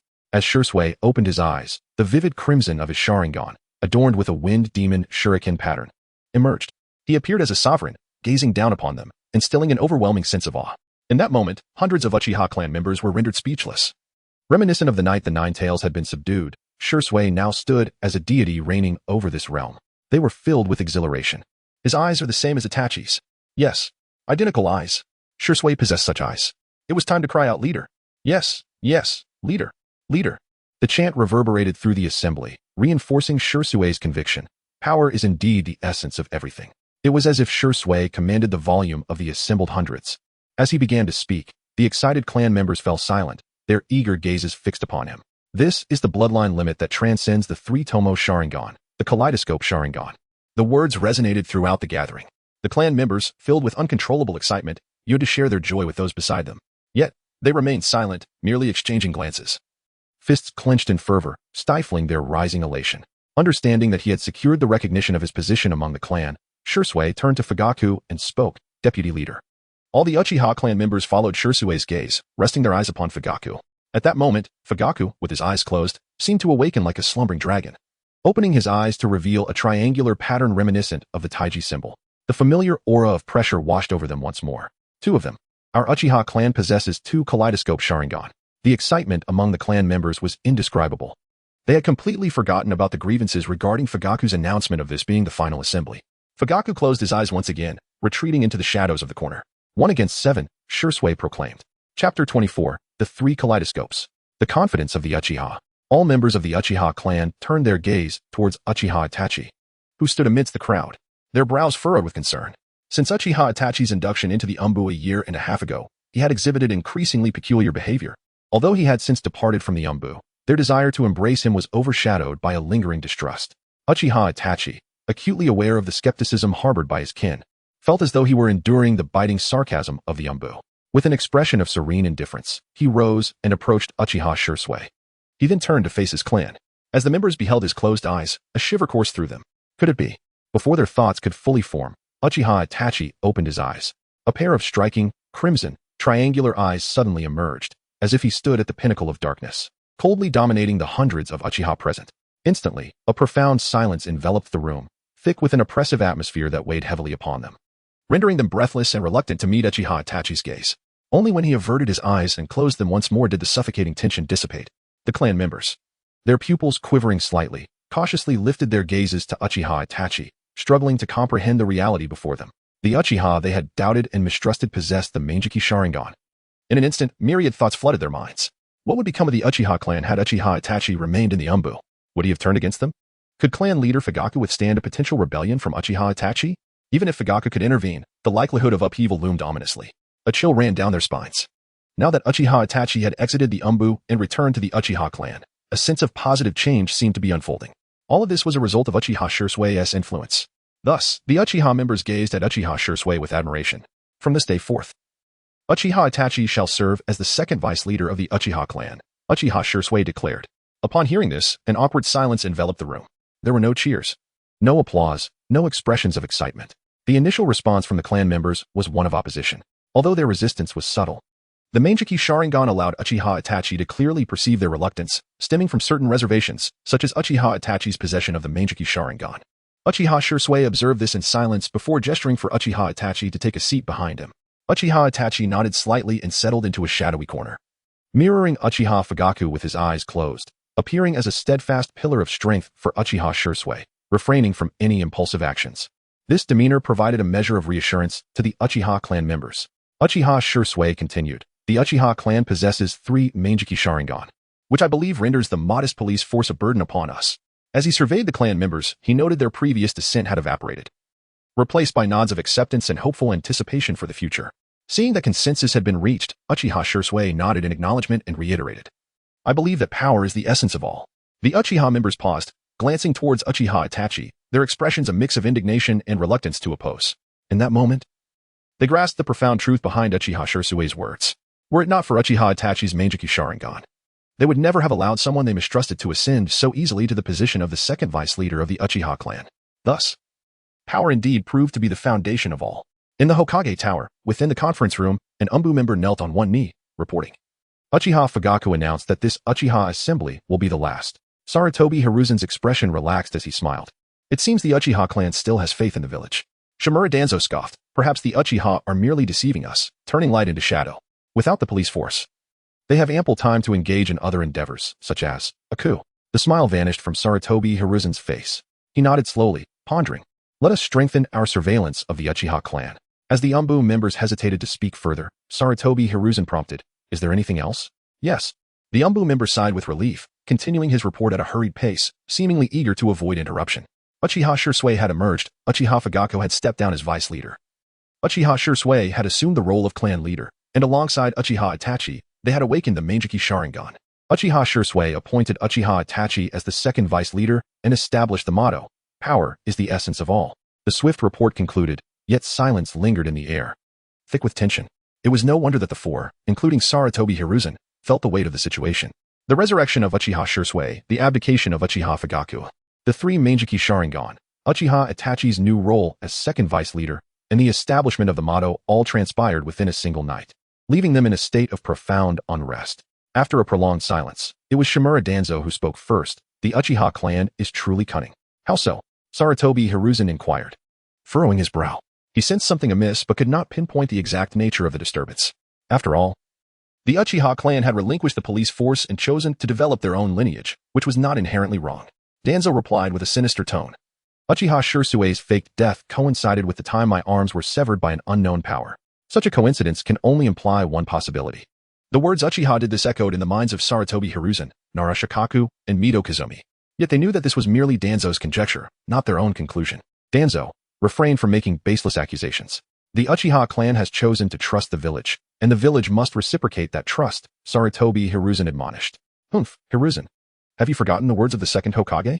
They are the malevolent Uchiha. Danzo retorted. As time swiftly passed, a month had elapsed since the last assembly. Even though the Uchiha clan had abandoned the police force and ceased contact with the villagers, resentment still festered among the Uchiha members, and thoughts of revolution lingered. The village's heightened surveillance only fueled their discontent. However, under the oppressive gaze of the 3 Manjiki Sharingan, they were left with no choice but to train harder, striving to become influential figures capable of leading the Uchiha clan into revolution. Yet, the Uchiha clan's increased busyness, devoid of interaction with the villagers, allowed them to avoid the infusion of negative energy from the villagers. Their spirits gradually lifted, improving the internal dynamics of the clan. As each member earnestly tended to their own family, this shift led to overwhelming support for the newly appointed Uchiha Shursui from the ordinary Uchiha members. Chapter 25. A chance encounter with theft. Uchiha locks onto the enemy. Jisue, the clan leader, indeed fulfills his role splendidly. The atmosphere within the clan has improved significantly. The children report that the villagers no longer speak ill of our Uchiha clan. A passing Uchiha clansman scoffed. Humph, how can the Sarutobi clan compare to us? In just a month, nearly 10 villagers have been wronged by them. The gossiping matron's expression changed, and she impatiently urged, Go on, go train. Once he had departed, she lowered her voice, as if fearing the Uchiha might overhear. I heard there have been more thieves in the village. Those villagers no longer have time to slander us. Serves them right. The police force is in the hands of our Uchiha clan. They have the leisure to spread rumors about us. Exactly. I've long been displeased with them. But it's better not to incite a revolution. Indeed, life is good now. Jisue is truly remarkable. After all, he is the Shunshin Jisue. The matrons laughed heartily as they prepared vegetables. As Uchiha Jisue passed by, he glanced over and offered a faint smile. The villagers' perception of the Uchiha clan must have subtly shifted. It was time for the Uchiha to venture beyond their clan grounds. He gathered his clansmen, leaving them puzzled after a month of training. What did clan leader Jisue intend to do? Once the clansmen had assembled, Uchiha Jisue, accompanied by deputy clan leader Uchiha Fugaku and second deputy clan leader Uchiha Itachi, approached. The clansmen knelt and bowed their heads. Clan leader, they called in unison. their voices filled with respect and sincerity. Despite not understanding why Jisue opposed their revolution, they could see the changes he had brought since becoming the clan leader. The atmosphere at their dining tables had improved enough to earn their admiration for this young leader. Uchiha Jisue acknowledged them, saying, "Rise, relax. Today, I merely have a small proposal." The clansmen exchanged glances, and under Uchiha Hakadai's guidance, they shifted from kneeling to sitting cross-legged. Their posture relaxed. Yet they maintained a straight back, their demeanor serious. Even if it was just a small proposal, this was Jisue's first gathering since becoming clan leader, and they had to take it seriously. Observing their solemnity, Jisue remained silent, knowing that true character reveals itself over time. He spoke. The Uchiha clan should not remain confined within these small clan grounds. I propose that we venture out to accept tasks beyond the village. What do you think? The clansmen exchanged strange looks, contemplating. What do we think? We, who yearn for revolution but are unable to leave the clan grounds, think it's a splendid opportunity to leave the clan and the village. But could this be a trap? Even Uchiha Hakadai appeared uncertain. Clan leader, is this appropriate? The Uchiha clan requires funds. When we relocated from our clan grounds, Shimura Danzo promised compensation to clan leader Fugaku, yet now he denies it. We are the support for our clansmen. We need these funds. Jisue's words struck them. Was he expressing hostility towards the Hokage's advisor? They felt an exhilarating surge of joy. They had assumed Jisue was hindering their revolution, but instead, he was an ally. Uchiha Hakadai immediately adjusted his posture from cross-legged to kneeling once more, as did the clansmen behind him, bowing their heads. Yes, echoed hundreds of voices, excited and thunderous. Jisue smiled. Their cooperation would facilitate his plans. Nevertheless, he subtly cautioned. Tasks should be accepted in batches, do not disperse, and be wary of trusting others, especially those who have harmed us before. The clansmen grew even more excited. Yes, Fugaku, Itachi, you shall accompany the clansmen outside the village. While showcasing the Uchiha's prestige is secondary, our primary goal is to protect our clansmen, Jisue commanded. With 7 years past since the Third Shinobi World War, the chaos in Konoha had left surrounding villages on high alert. Many from outside eyed the Sharingan with envy. Particularly since Shimura Danzo's Sharingan had been reclaimed by the Uchiha, they were in urgent need of using Izanagi. Jisue, defining Danzo as an enemy, would grant him no opportunity. This course of action could achieve multiple objectives. 1. Demonstrating Konoha's and the Uchiha's strength to intimidate surrounding villages. 2. Testing Danzo's covetousness for the Sharingan. 3. Assessing the reduction in conflict between villagers and the Uchiha. 4. Elevating the Uchiha's reputation, fostering a sense of pride among villagers for having the Uchiha in Konoha, thereby alleviating tensions. 5. Shaping the clansman's mindset, guiding them to understand and support him, reinforcing the belief that strength is fundamental. Fostering animosity towards Danzo while subtly targeting the 5th Hokage. 6. Harmonizing relationships between Hakadai and the clansmen, as comrades are the best of allies. Yes. Fugaku and Itachi responded in unison. As the Uchiha clan ventured beyond their clan grounds, they attracted the attention of numerous villagers, creating a rather eerie atmosphere. Quiet save for the sound of their footsteps. Yet, in one area, the scene was anything but tranquil. Why are you grabbing me? I told you it wasn't me who stole it. You fell from my roof and claim my necklace isn't yours. The irate matron exclaimed, gripping the young boy's collar. I was just passing by. Who knew your roof was so fragile? Protested the 6-year-old boy, struggling fiercely. With golden short hair, azure eyes, and 6 whisker-like markings on his cheeks, he wore a greenish windbreaker and an orange jacket. 2 members of the Saratobi clan's police force stood nearby. One was calming the matron while the other held the boy's shoulder to prevent his escape. The scene was chaotic, with surrounding villagers murmuring as they watched. The Uchiha clansman glanced over, quickly noticing traces of others within the house. Judging by the size and depth of the footprints, the thief was likely a small, middle-aged man. Observing, comparing, deducing. In an instant, the Uchiha clansman focused on a lewd-looking man grinning as he watched the commotion. Instinctively, they wanted to apprehend the culprit, but soon remembered they were no longer part of the police force and were still contemplating revolution. Additionally, the Uchiha held no goodwill towards the villagers or the Saratobi clan. Why should they assist them? A dog-eat-dog scenario? Let it be. Thus, the Uchiha continued on their path towards the task hall. However, the villagers, alert to the Uchiha's behavior, noticed that they seemed to be fixated on one individual. Did those Uchiha just focus on someone? I heard they can identify the culprit with a single glance. It appeared they were watching Tanaka, a person rumored to be a habitual thief. Wasn't he rather well-behaved this month? I recall he was often caught by the Uchiha, targeted by the Uchiha. He must be quite unfortunate. But could it be possible he is always stealing? Tanaka suddenly felt a chill run down his spine. Turning around, he found many villagers staring at him, inching closer, causing him to panic. Just as he turned to flee, a villager shouted, "Catch him." Tanaka immediately pushed his way through the surrounding villagers, desperate to escape. However, the elderly woman, resembling a tank, collided with the villagers, scattering them in disarray. In an instant, she seized the coat from Tianzhong. Tianzhong, desperate to shed his skin and escape, was suddenly distracted as a glimmering silver object fell from his grasp. A soft thud resonated in the air.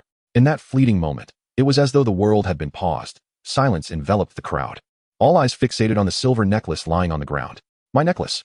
The elderly woman exclaimed, her eyes widening in disbelief. Tianzhong felt a surge of anxiety, hastening his attempts to disrobe. You, Tianzhong! The woman fumed, her face contorted with rage. Yet, despite his inferior physique, Tianzhong's experience in evasion proved invaluable. In a mere 2 seconds, he slipped away like an eel, leaving only the coat behind as he darted into an alley and vanished from sight. Come out. Show yourself. The furious woman bellowed, parting the crowd in her search, yet finding no trace of Tianzhong. In her fury, her gaze fell upon the members of the police force, who were still grappling with a 6-year-old boy, clearly oblivious to the chaos. Her anger intensified. What are you doing holding onto that little fox? The thief is Tianzhong. Chase after him. Why are you still standing there? With a fierce determination, she violently released the boy from their grasp and tugged at their collars, urging them toward the direction in which Tianzhong had disappeared. Chapter 26. The Uchiha clan's assassination of villagers. The Sarutobi clansman staggered a few steps back, turning to glare at the old woman who had been robbed, his eyes ablaze with fury. How could it feel as though they, the Sarutobi clan, were her subordinates? You. The young Sarutobi, filled with indignation, was about to confront the old woman, but was halted by an elder of the clan. The elder urged him to suppress his anger and pursue the man named Tanaka. The young man complied. Yet the murmurs of doubt and discontent from the villagers resonated in his ears. Had he just been about to strike the victim? How audacious to act so brazenly without the necessary skills. How could the Sarutobi clan be this way? The shocking realization that the Hokage's clan was so inept, especially in comparison to the Uchiha clan, struck him hard. Moreover, it was the Uchiha who had identified Tanaka. Otherwise, he would still be enjoying the spectacle nearby. It was astonishing how quickly they had determined the truth with just a glance. The disparity was vast. Were they truly the descendants of the third Hokage?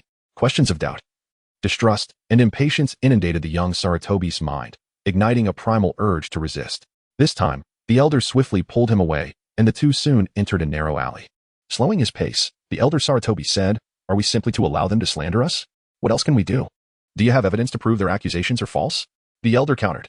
The young Sarutobi stood there, speechless and grim-faced, rooted in place. We must hurry and pursue. If he escapes, those contemptible villagers will undoubtedly unleash their venomous words against us. If this tarnishes the reputation of the Sarutobi clan or the third Hokage, it would be disastrous. After speaking, the elder followed the trail left by Tanaka. Clenching his fists, the young Sarutobi suppressed his discontent and followed suit. The Uchiha clan commenced their assignments, transforming the mission hall into the focal point of the village's attention. Many villagers and ninjas were apprehensive about being selected by the Uchiha for a team. After all, in their eyes, the Uchiha's desire to undertake missions was merely a means to ingratiate themselves with the village. If they could team up with the villagers, it would further demonstrate their goodwill and friendliness. This was commendable. Yet, the Uchiha clan was like a whirlpool. The villagers were reluctant to become entangled in such troublesome affairs. Fortunately, the Uchiha had no intention of seeking partners outside their clan. They either accepted missions solely with Uchiha members or declined altogether, exuding an air of arrogance. This demeanor left the other ninjas perplexed, rendering them unable to ascertain the Uchiha clan's true intentions. Consequently, some individuals promptly reported to the third Hokage, Sarutobi Hiruzen. I see, was all Hiruzen remarked, and he ceased to concern himself further. Presently, he was more worried about the Sarutobi clan's position within the police force. He feared stepping on the Uchiha clan's toes and incessantly urged the villagers to trust the Sarutobi clan while initiating the recruitment of civilian ninjas into the police force. However, there was some opposition within the Sarutobi clan. The police force already belonged to them. So what did it mean to recruit civilian ninjas now? Did it not imply that the Sarutobi clan was inferior to those lowly civilian ninjas? Yet, out of respect for the authority of the third Hokage, they dared not resist too vehemently. To Hiruzen, this attitude made it seem as though the decision was set in stone. However, recruiting civilian ninjas would undoubtedly stir their ambitions, likely upsetting the delicate balance between clan ninjas and civilian ninjas, necessitating careful deliberation. At that moment, the Hokage's advisor, Danzo Shimura, entered the Hokage building. With his cane echoing a rhythmic thud against the floor, he strode in with an imposing presence, compelling those around him to part ways in trepidation. He made his way unimpeded to the Hokage's office. Hiruzen looked up at him and asked, What is it? Why did you agree to let the Uchiha clan leave the village? Danzo reproached him. Hiruzen, do not forget how much effort the second Hokage expended to prevent the Uchiha from leaving the village. Hearing the mention of the second Hokage, Hiruzen's previously fierce demeanor softened slightly. Danzo, the Uchiha clan has relinquished their claim to the police force. The village has no right to restrict their movements, right? With 3 pairs of Sharingan capable of controlling the Nine Tails, how could we allow them to exit the village freely? Danzo paused, speaking earnestly. As long as they remain within the village, we can monitor them and thwart any coup attempts. But once they leave, Who knows what they might do? Even if they were to eliminate their watchers, we would remain oblivious. Hiruzen initially agreed with Danzo's reasoning, but as he listened further, he sensed something amiss. Danzo's words implied a desire to dispatch someone to surveil the Uchiha clan outside the village. If such actions were taken, it would signify the village's enduring distrust of the Uchiha clan. Thus, his repeated calls for the village to place faith in them would become a mere farce. How could he, as Hokage, maintain his dignity under such circumstances? This situation posed a grave threat to his authority, far more intolerable than an assassination attempt by Danzo. Hiruzen's aura shifted, growing fierce as he seemed to revert to the days when he was first hailed as a hero among ninjas, glaring coldly at Danzo. Danzo, I will not allow you to surveil the Uchiha clan members leaving the village. Having partnered with Hiruzen for many years, Danzo understood the gravity of those words. They represented a non-negotiable boundary. Instantly, Danzo's expression darkened. Hiruzen, you will come to regret this. With that, he leaned heavily on his cane and departed, his presence oppressive. Hiruzen slammed his hand upon the table, shouting furiously at Danzo's retreating figure. Danzo, I am the Hokage. Change evokes fear in most individuals. Initially, the villagers and ninjas were skeptical about the Uchiha clan undertaking missions. It was not a question of the Uchiha strength, but rather their recent abandonment of the police force and their decision to leave the clan grounds after a month to pursue missions. What was their intention? There were clearly many ambiguities. Setting aside conspiracies, if the Uchiha deliberately failed to complete missions, it would tarnish Konoha's reputation in the mission world, which would be detrimental. Should the number of commissions dwindle and mission rewards decrease, what would happen to the ninjas who relied on these tasks for survival? Yet, due to the Uchiha's arrogance and formidable prowess, the villagers dared not voice their opposition. However, after a week, the Uchiha clan flawlessly completed each mission they undertook. Although several clients complained about the Uchiha's poor attitude and accused them of arrogance, in an era rife with banditry, many praised the Uchiha's exceptional abilities and keen insight, which safeguarded their own property. Some clients even expressed their gratitude by offering higher rewards. This alleviated the villagers' concerns. As long as the Uchiha clan did not disrupt their interests, they would refrain from interference. Hiruzen was also pleased with this outcome, as it aided in showcasing Konoha's formidable strength and deterring neighboring villages. But then Danzo returned. Hiruzen, the Uchiha clan has assassinated fellow villagers, and you are doing nothing. Chapter 27, Stagnation. Third Hokage, you have truly aged. To think you would resort to assassinating your fellow villagers? Sarutobi Hiruzen stood up in shock. What transpired? Our root members were dispatched on a mission and encountered the Uchiha clan, only to fall victim to an assassination attempt by them. Were it not for a member's escape, we might never have known they were behind it, Shimura Danzo said, pausing momentarily before adding, this week, since the Uchiha clan began their foray outside the village, it seems the losses among the Yambu have increased by 10%. Hiruzen's pupils narrowed. Although he recognized that this was merely Danzo's suspicion without evidence, the fact remained that the casualties among the Yambu had indeed risen following the Uchiha's departure. He sat back down, lost in thought. Danzo, observing him, felt a flicker of dark satisfaction and disdain flash in his eyes. He interrupted Hiruzen's contemplation, insisting, we must immediately dispatch personnel to monitor the Uchiha clan while they are outside the village. His arm and right eye awaited the infusion of Sharingan. The moment the Uchiha showed any discontent, he would have justification to eradicate them, allowing him to unleash Izanagi at will. Hiruzen pondered seriously. Suddenly, he recalled that the current head of the Uchiha clan was not Fugaku, but Shursui. He was well aware that Shursui held a deep respect for him, the third Hokage. Formulating a plan, Hiruzen nodded and addressed the empty space beside him. Please summon Uchiha Shursui. Yes. An Umbu member promptly appeared and knelt on one knee. Danzo was taken aback for a moment, not expecting Hiruzen to react in such a manner.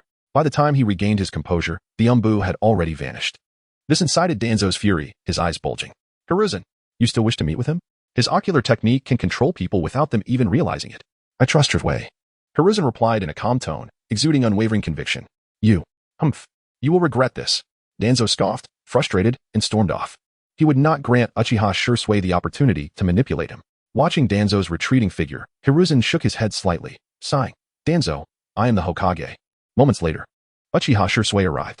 Third Hokage, he said, lowering his head slightly as a sign of respect.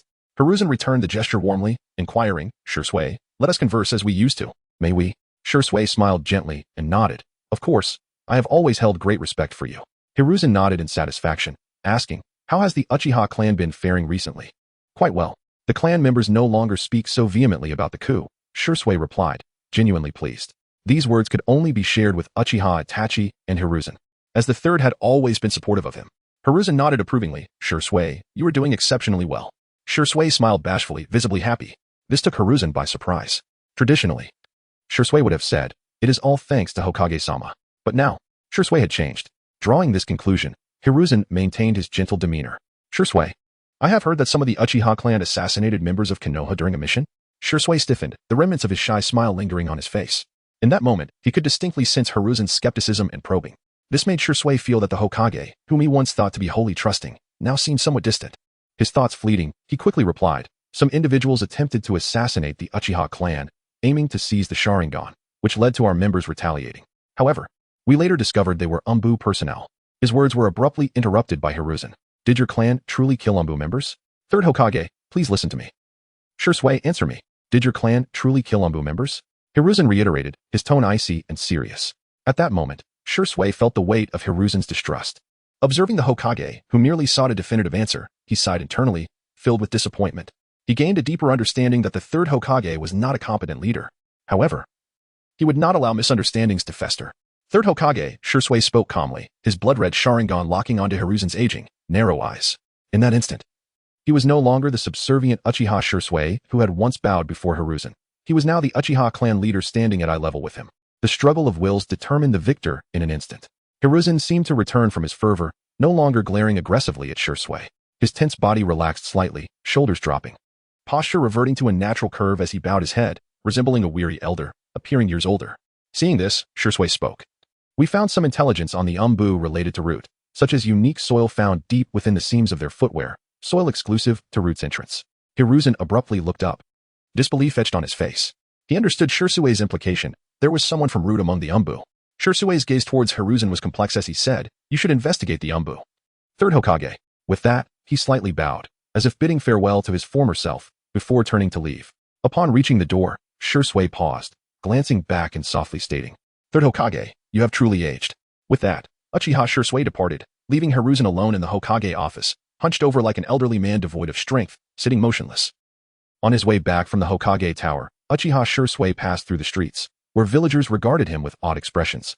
Recognizing the Uchiha clan emblem on his attire, the incompetence of the Saratobi clan in allowing thieves to roam free, juxtaposed with Uchiha's encounter with a thief, had circulated among the villagers in hushed tones. Given the third Hokage's status, the matter could not be publicized, yet it was widely known. Thus, the villagers held complex feelings towards the Uchiha clan. The notion that the Uchiha had always dutifully served in the police force left them feeling somewhat guilty, prompting reflections on whether their previous reactions had been overly harsh. But that was as far as it went. Admitting fault was out of the question. Did they not care for their pride? Returning from the strangely tense streets to the clan's territory, Shursui was warmly greeted by his clansmen, who invited him to their homes for a meal. He smiled gently, politely declining each invitation, before making his way to Uchiha Izumi's home. Brother Shursui. Uchiha Izumi greeted him with a smile. Shursui nodded slightly, the smile fading from his face, his eyes reflecting remorse. Izumi, I am sorry. Had it not been for my decision to take Uchiha Itachi to the third Hokage for adoption, Itachi would not have left. And you would not have been deprived of your only kin. As long as he is alive, that is enough, Izumi replied with a smile, though her gaze fell wistfully upon the fruit in the shadowy corner. 6 years ago, when Uchiha Itachi had just departed, she had searched the entire Uchiha clan, but found no trace of him. To fill the void in her heart, she had prepared Uchiha Itachi's favorite milk.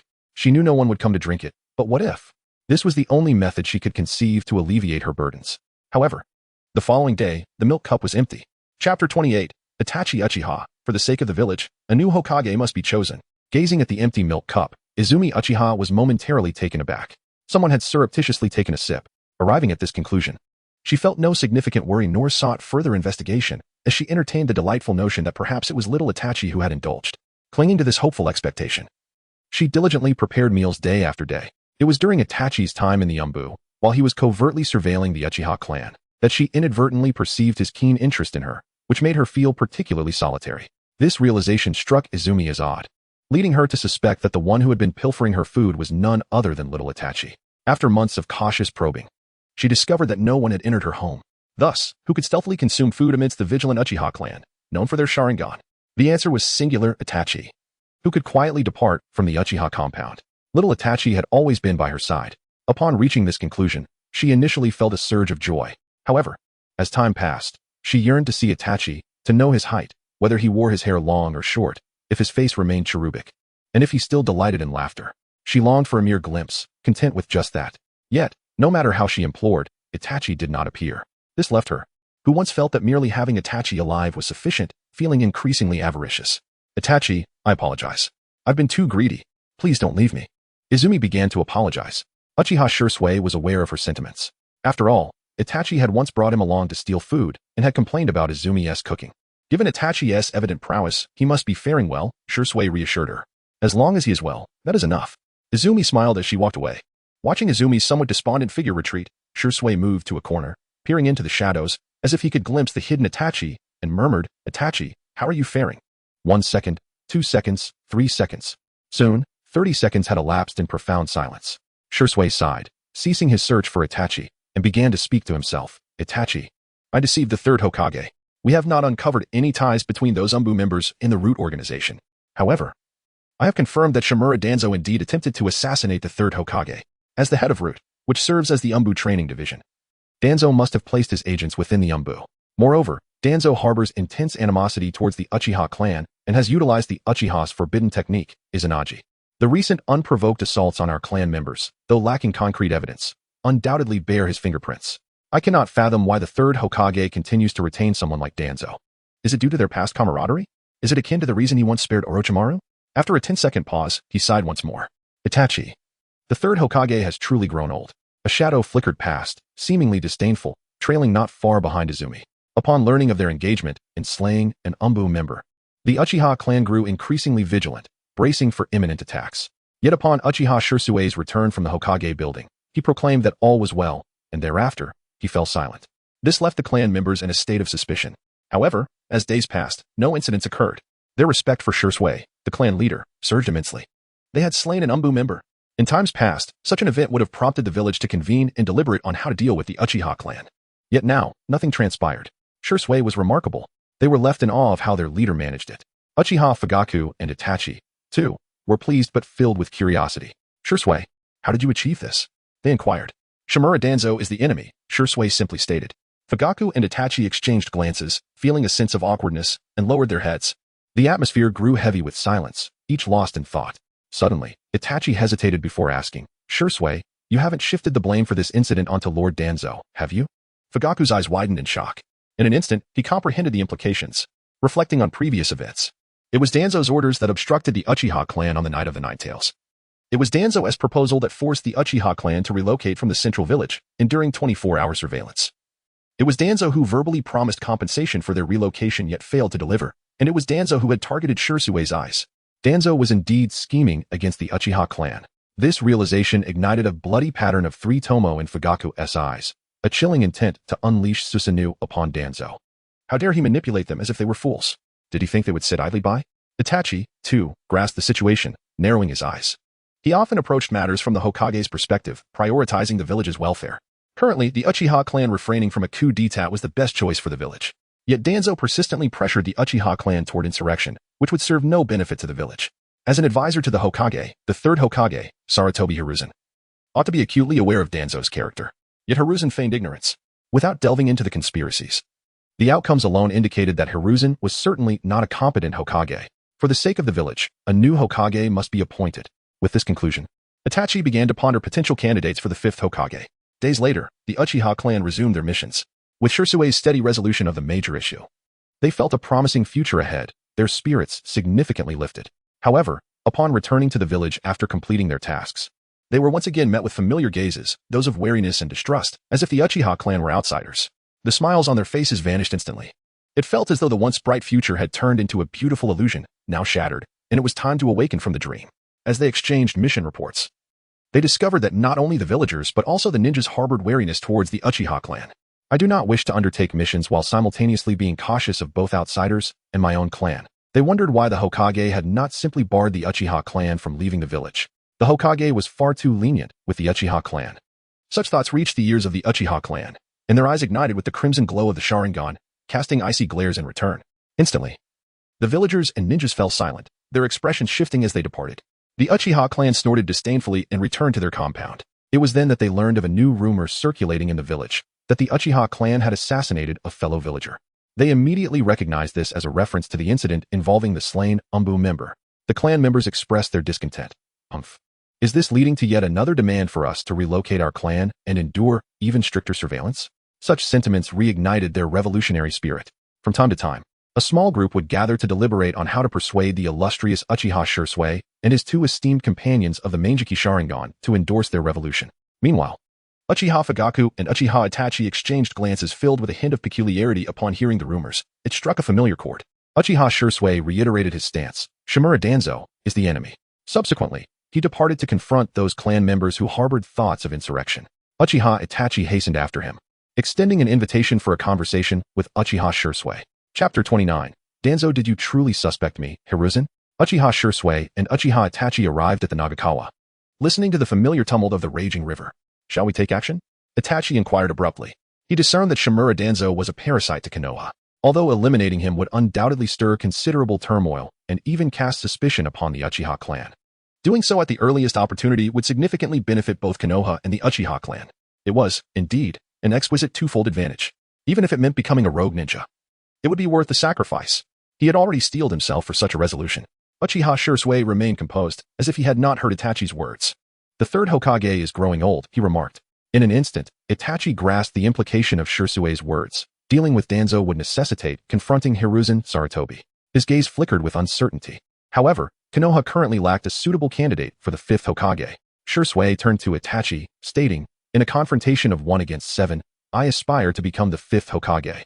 Do you think it is possible? Itachi was acutely aware of the formidable challenges entwined with such an endeavor.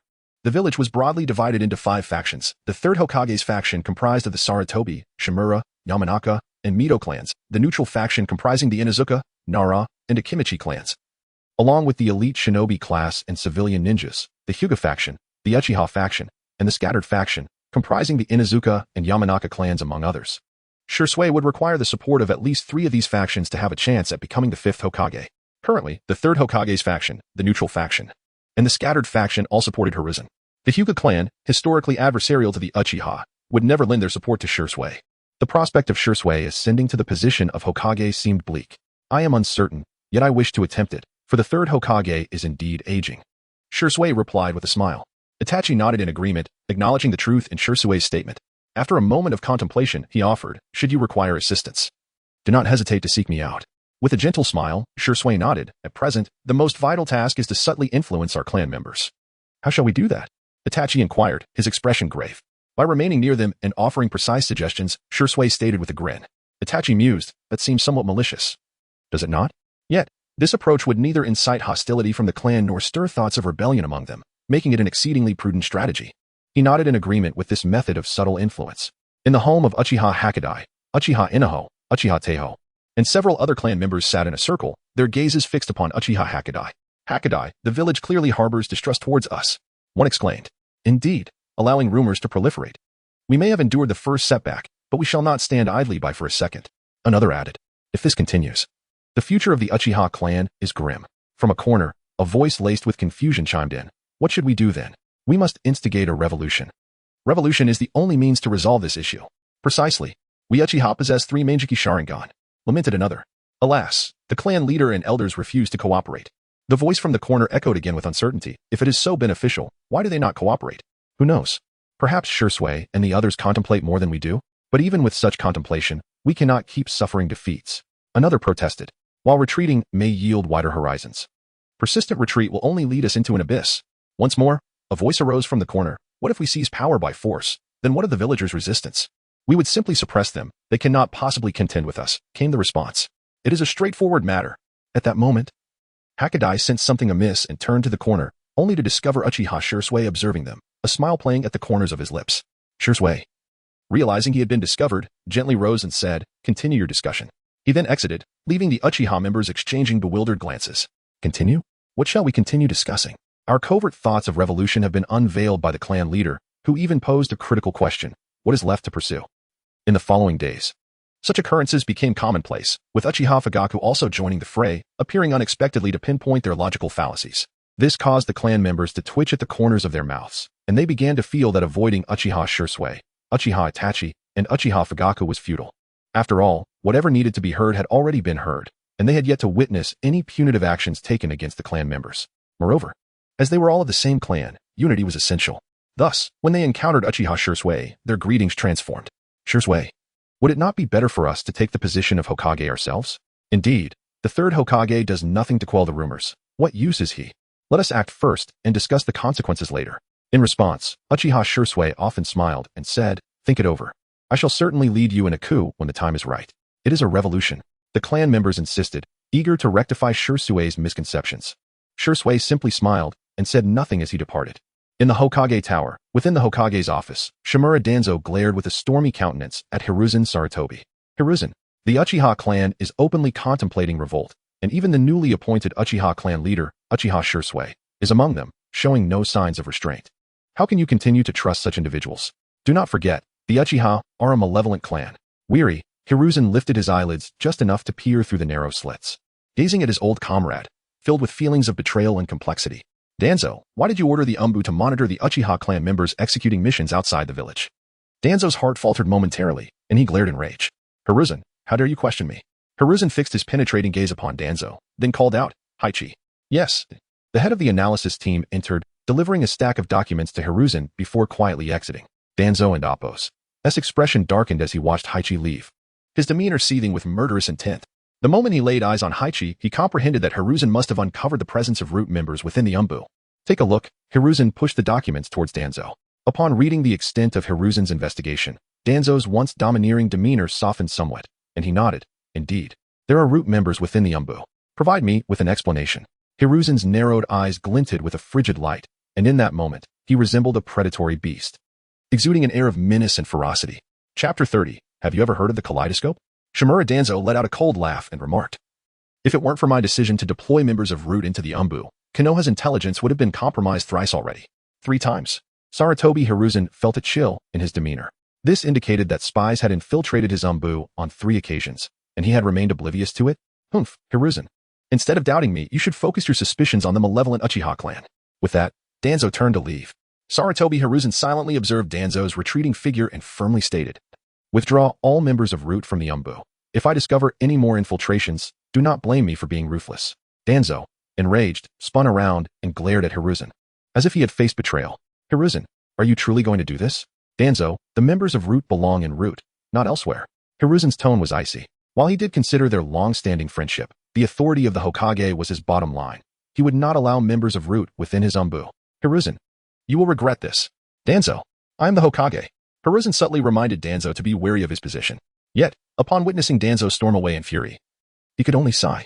Old friend, do you still fail to see your true standing? In the office of the Jonin class, anxiety filled the air. With the Uchiha clan's recent actions, who would dare leave the village on a mission? Rumor has it that during missions, even those with the Mangeki Sharingan accompany them. With such circumstances, venturing outside the village would be tantamount to seeking death. Nara Shikaku observed the ninjas before him, his expression inscrutable. It is one thing for the villagers to blindly believe in rumors, but for you Jonin to do the same is a harbinger of Konoha's downfall. As his words fell, an eerie silence enveloped the room. Nara Shikaku scanned the surroundings, noting their downcast eyes, before turning to leave with an unperturbed demeanor. Upon exiting the Hokage building, he encountered Yamenka Inoichi. Without uttering a word, Nara Shikaku offered a faint smile and gestured as if toasting with an imaginary cup. Inoichi returned the smile and approached him, saying, just finished my work. Nara Shikaku chuckled softly, and the two strolled side by side toward their clan's tavern. Along the way, they passed by the Akimichi clan and invited Akimichi, Choza to join them. The trio arrived at the tavern, where tranquility reigned. After some idle chatter, Nara Shikaku finally broached the main topic. The third Hokage is aging. Akimichi Choza looked puzzled, but unable to grasp the implications. He merely cast a glance before resuming his meal and drink. Matters requiring thought were not his concern. Yamenka Inoichi nodded in agreement, stating, Lord Danzo has embedded 10 members of Root within the Umbu, yet the outcome has been. Moreover, he altered the assassination order against the Uchiha clan to one of surveillance instead. Reflecting on Hiruzen's proclamation, Danzo, I am the Hokage, felt deeply ironic. Is the Hokage a figure who must emphasize his identity to earn respect from others? The third Hokage has distorted the image of his title. Within a decade, Konoha is destined for decay. Without Uchiha Moku's presence, the Ino Shikicho trio would undoubtedly opt for moderation. After all, moderation is the path to righteousness. With Uchiha Moku in play, the possibility of changing the Hokage arises. If the Hyuga clan allies with him, and should the Uchiha clan declare their intent to vie for the 5th Hokage, Hyuga Hayashi would certainly lend his support, Nara Shikaku asserted. Despite the Hyuga clan's current seclusion, they are diligently working to dismantle the clan and branch family systems, preoccupied with their own affairs. However, with Uchiha Moku assisting the Hyuga clan in this endeavor, Hayashi would undoubtedly withstand all pressures to support the Uchiha clan. The question remains, who among the Uchiha is suitable for the position of 5th Hokage? 1 versus 7? Yumeka Inoichi took a sip from his cup and inquired. As for Uchiha Fugaku, even Danzo cannot contend with him. He lacks any qualification for the role of Hokage. 1 versus 7 has a temperament too dark, akin to Danzo. Fixated solely on the village, unable to appreciate the importance of family, believing that the family belongs to Konoha and should sacrifice for it. Narashikaka sipped his drink and continued, should 1 versus 7 ascend to the Hokage position, it would inevitably intensify the conflict between him and the Uchiha clan, gradually straining the relationship between the village and the family. By the time he realizes this, it may be too late. Indeed, Yumeka Inoichi nodded in agreement. However, Shursui appears quite promising. Just look at the current state of the Uchiha clan. The thought of Uchiha Shursui turning their ominous political schemes into a farce elicited a chuckle from Narashikaku. What a clever individual. Shursui, you say. A glimmer of amusement flickered in Yumeka Inoichi's eyes. Since assuming the role of Uchiha clan leader, Shursui has indeed showcased remarkable political acumen. Did he not instigate the discord between the 3rd Hokage and Danzo with a mere statement? As for the alleged dirt from the Umbu's saws containing Root's entrance, who would believe such nonsense? Even the 3rd Hokage likely intended to use it as a ruse to investigate the Umbu. All we need to do is wait for the Uchiha clan to rise. Yumeka Inoichi glanced at Narashikaku, seeking affirmation. Narashikaka nodded slightly. It may take a few more years. The rift between the villagers and the Uchiha clan runs deep, while not as entrenched as the Hyuga's clan and branch family systems. The horrors of the Night of the Nine Tails will inevitably stoke the villagers' resentment against the Uchiha clan. This is evident from the simple rumor of the Uchiha clan assassinating fellow villagers. Originally, the villagers were inclined to oppose the Sarutobi clan, who served as the police force. Yet they swiftly abandoned their stance against the Sarutobi clan and turned their animosity toward the Uchiha clan instead. This illustrates the depth of their conflict, which cannot be resolved overnight. The resistance against the Uchiha clan and Appo's missions outside the village lacked the support of the Jonin faction, leading many ninjas to question the veracity of the rumors. The Uchiha clan, finding their time at home tedious, ventured to the mission hall to accept assignments. However, this did not go smoothly. Many personnel at the mission hall would preemptively inform clients of the Uchiha clan situation. Upon hearing of the Uchiha clan's unsavory reputation, coupled with rumors of their assassinations of fellow villagers, clients hastily declined to entrust their missions to the Uchiha. After all, who would dare to employ a killer for their protection? That would be courting death.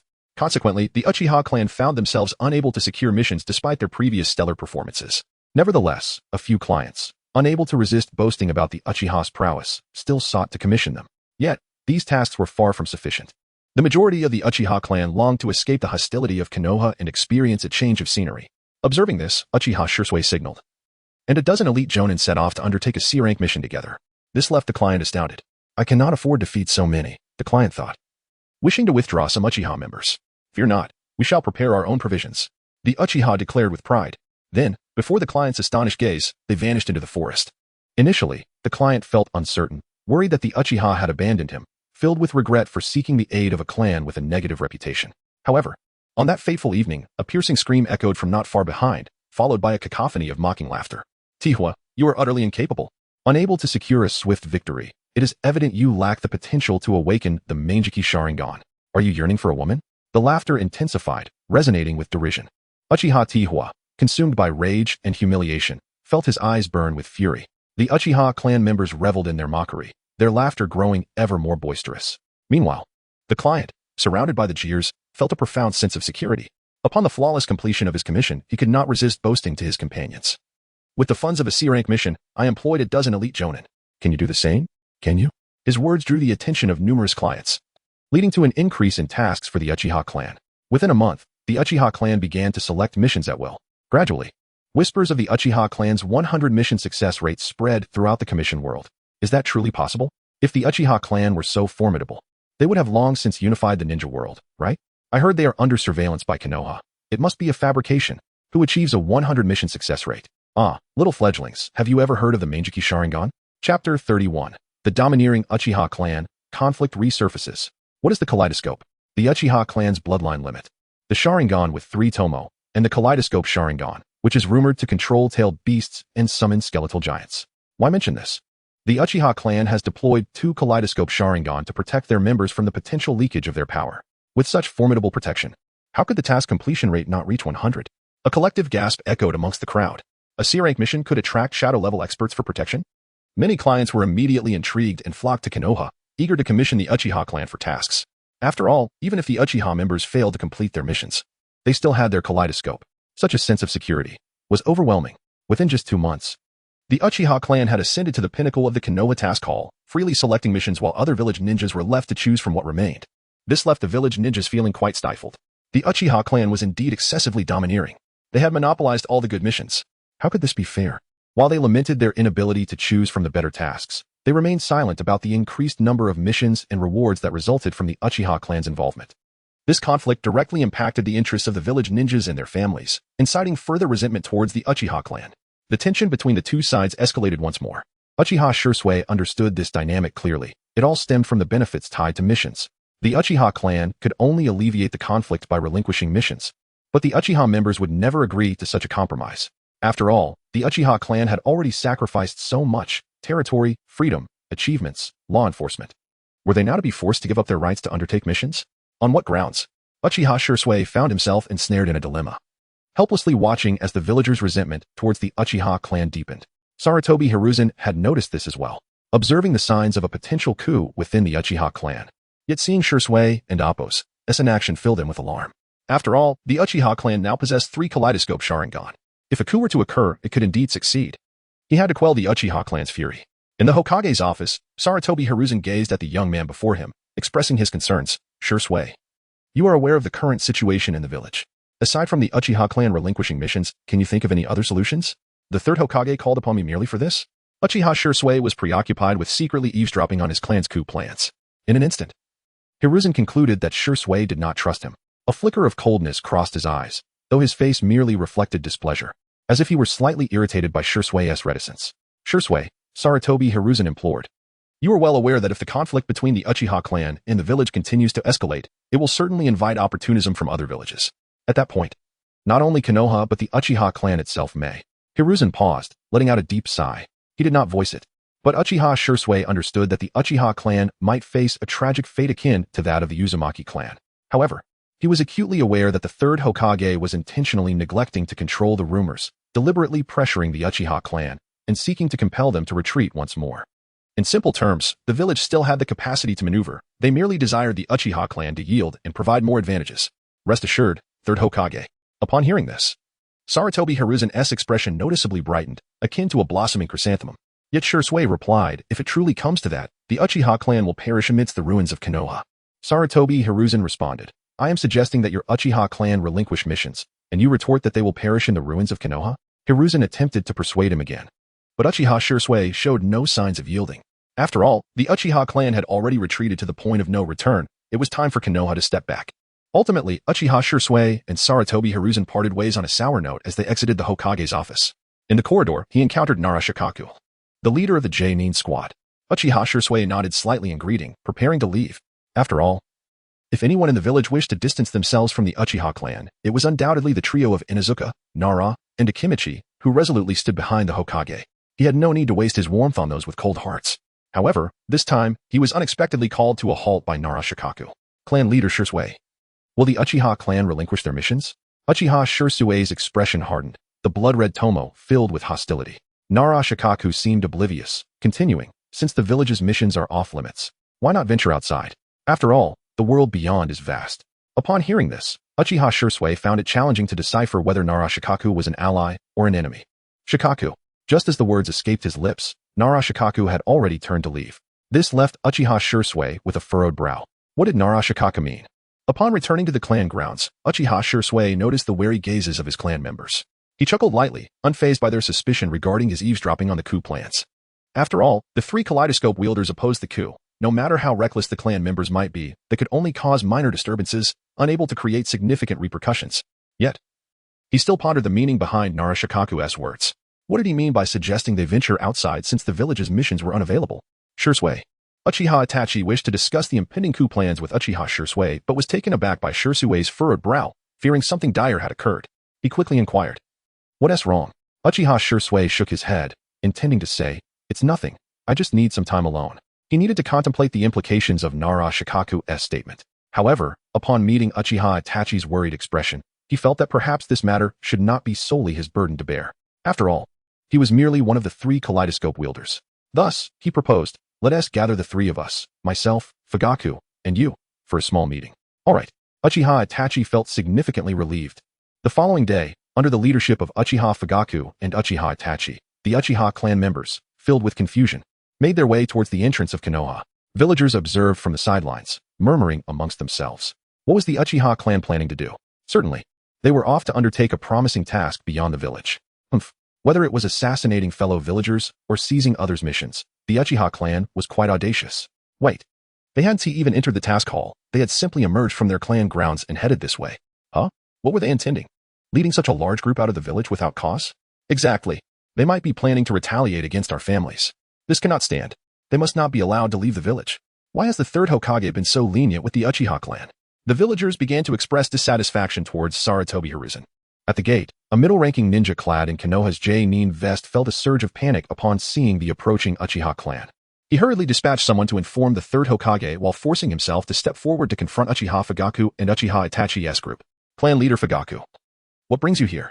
The middle-ranking ninja adopted a submissive demeanor. Now, everyone was familiar with Shirsue's prowess, but few knew of Uchiha Fugaku. The Fugaku with the fierce eyes, a man whose mere gaze could incapacitate enemies during the Third Great Ninja War. Even a ninja of his caliber would feel inadequate under Fugaku's fierce gaze. As the Uchiha clan prepared to depart from the village, Uchiha Fugaku spoke succinctly. However, before the Ch-Nin guarding the gate could finish his words, Uchiha Daowa, standing behind him, expressed his discontent. What is the matter? Are you displeased when we accept a mission to leave the village, and equally displeased when we refuse? What exactly do you desire from us? This statement immediately resonated with the ire of the Uchiha clan members. Do not overstep your bounds. Konoha was established through the collaboration of our Uchiha clan and the Senju clan. Is it now that we, the Uchiha, have been reduced to mere captives?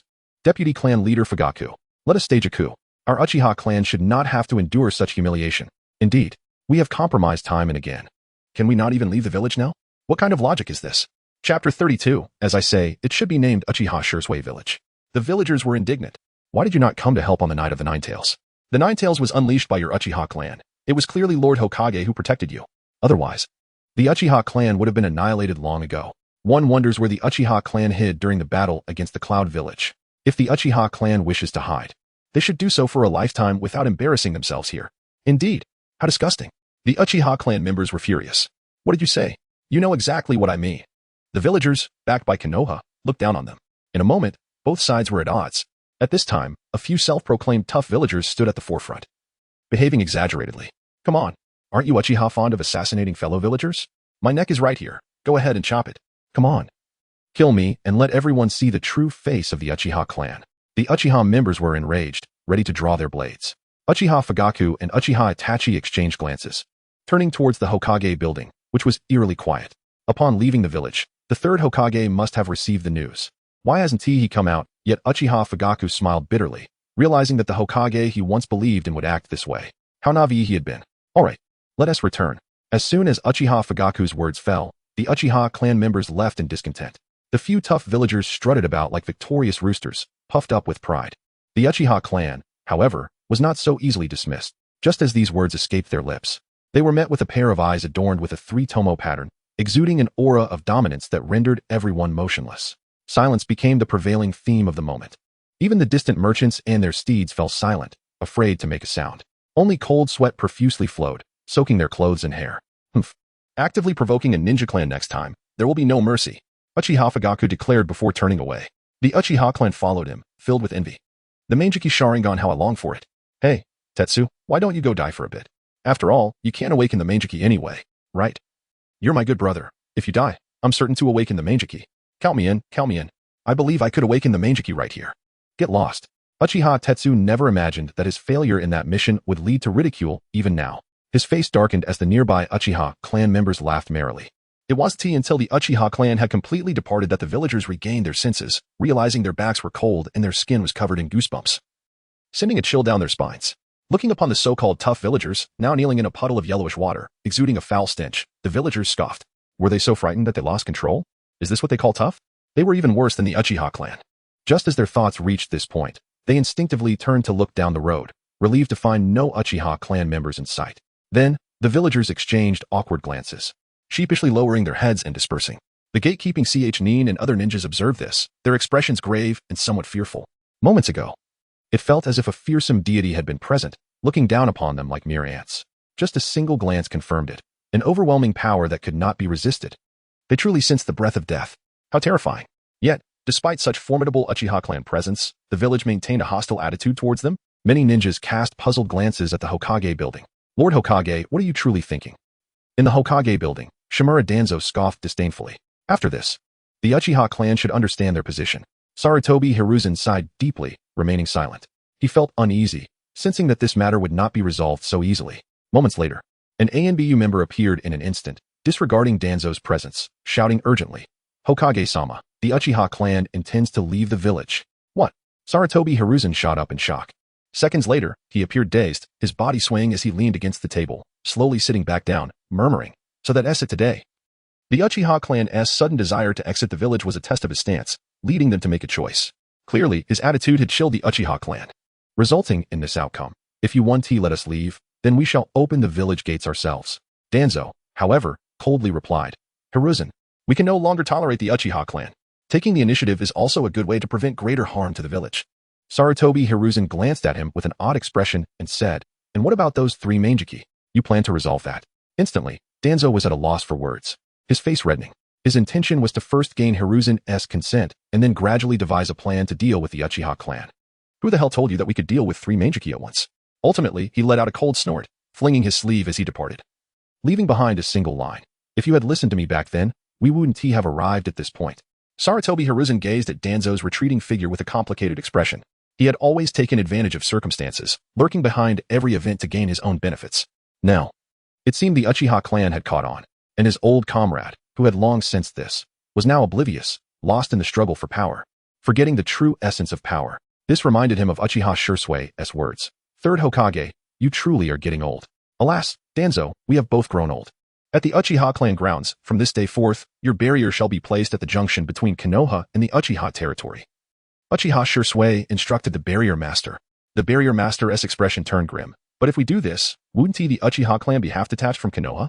Would Lord Hokage agree? We will report this to Lord Hokage, the silver-haired ANBU man stated, pulling the barrier master away. In his view, this matter should be deliberated by the third Hokage as the Hokage.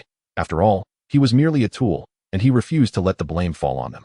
Uchiha Shirsui cast a deep glance at the silver-haired ANBU, particularly at the position of his left eye patch. This made the silver-haired ANBU halt in his tracks, feeling an inexplicable panic, hastily quickening his steps to escort the barrier master away. Watching them depart entirely, Uchiha Shirsui withdrew his gaze, turning to the clan members behind him. The Uchiha clan now appeared excited. Why don't we simply establish our own village? Indeed, we possess 3 Manjiki. How about conquering the Land of Lightning? That place is full of thunder and not very hospitable. What about Takigakure? Aside from its many waterfalls, the environment is quite pleasant. Shouldn't we first consider what to name the village? Naturally, it should be called Uchiha Village. Where do you place clan leader Shirsui? I say it should be named Uchiha Shirsui Village. Hey, you little rascal. Is that how you flatter someone? Hearing these words, Uchiha Shirsui couldn't help but chuckle. Shirsui. Uchiha Fugaku and Uchiha Itachi approached with concern. They were unaware that Uchiha Shirsui wished to partially detach from Konoha. Although the Uchiha clan was powerful, the Uzumaki clan had once been formidable as well, and their current plight spoke volumes. I did not intend to completely sever ties with Konoha. Rather, I sought a temporary partial separation to allow the villagers and my clan members to forget certain grievances and rumors. Uchiha Shirsui expressed his thoughts. Upon hearing this, Uchiha Fugaku and Uchiha Itachi felt a sense of relief. Chapter 33, Orochimaru. I remember you. Kabuto in the eyes of Fugaku Uchiha, leaving the village posed a significant danger. Even with 3 Manjiki Sharingan at present, who could predict what the future held? Hence, Fugaku Uchiha's belief was that, for the sake of the future, the Uchiha clan must not sever ties with Konoha. Meanwhile, Itachi Uchiha perceived that the village, bereft of the Uchiha clan, would find itself lacking in strength, potentially inciting covetousness from other villages and sparking war. Thus, Itachi's conviction was that, for now, Konoha could not afford to lose the Uchiha clan. The third Hokage must be replaced swiftly. He increasingly felt that Hiruzen Sarutobi was not a competent Hokage, observing the differing thoughts of the father and son before him. Shirsui Uchiha smiled and said, why not take your clansmen to see how the missions outside are faring? Good. Fugaku Uchiha and Itachi Uchiha immediately set to work. Beside them, a shadow turned and headed toward the village's outskirts, never to return. 5 years ago, behind the battlefield where Konoha fought against the Cloud Village. In the medical department, the wails of ninjas mingled with the stench of blood. The green light of healing chakra struggled to erase the sorrow. The director of the orphanage, Nanaka Yao, while tending to the injured, glanced at a 9-year-old boy beside him and asked with concern, Kabuto, are you all right? Yes, director. The 10-year-old Kabuto Yakushi summoned green light in his hands, healing a pale-faced, gentle-featured male ninja. For the sake of money.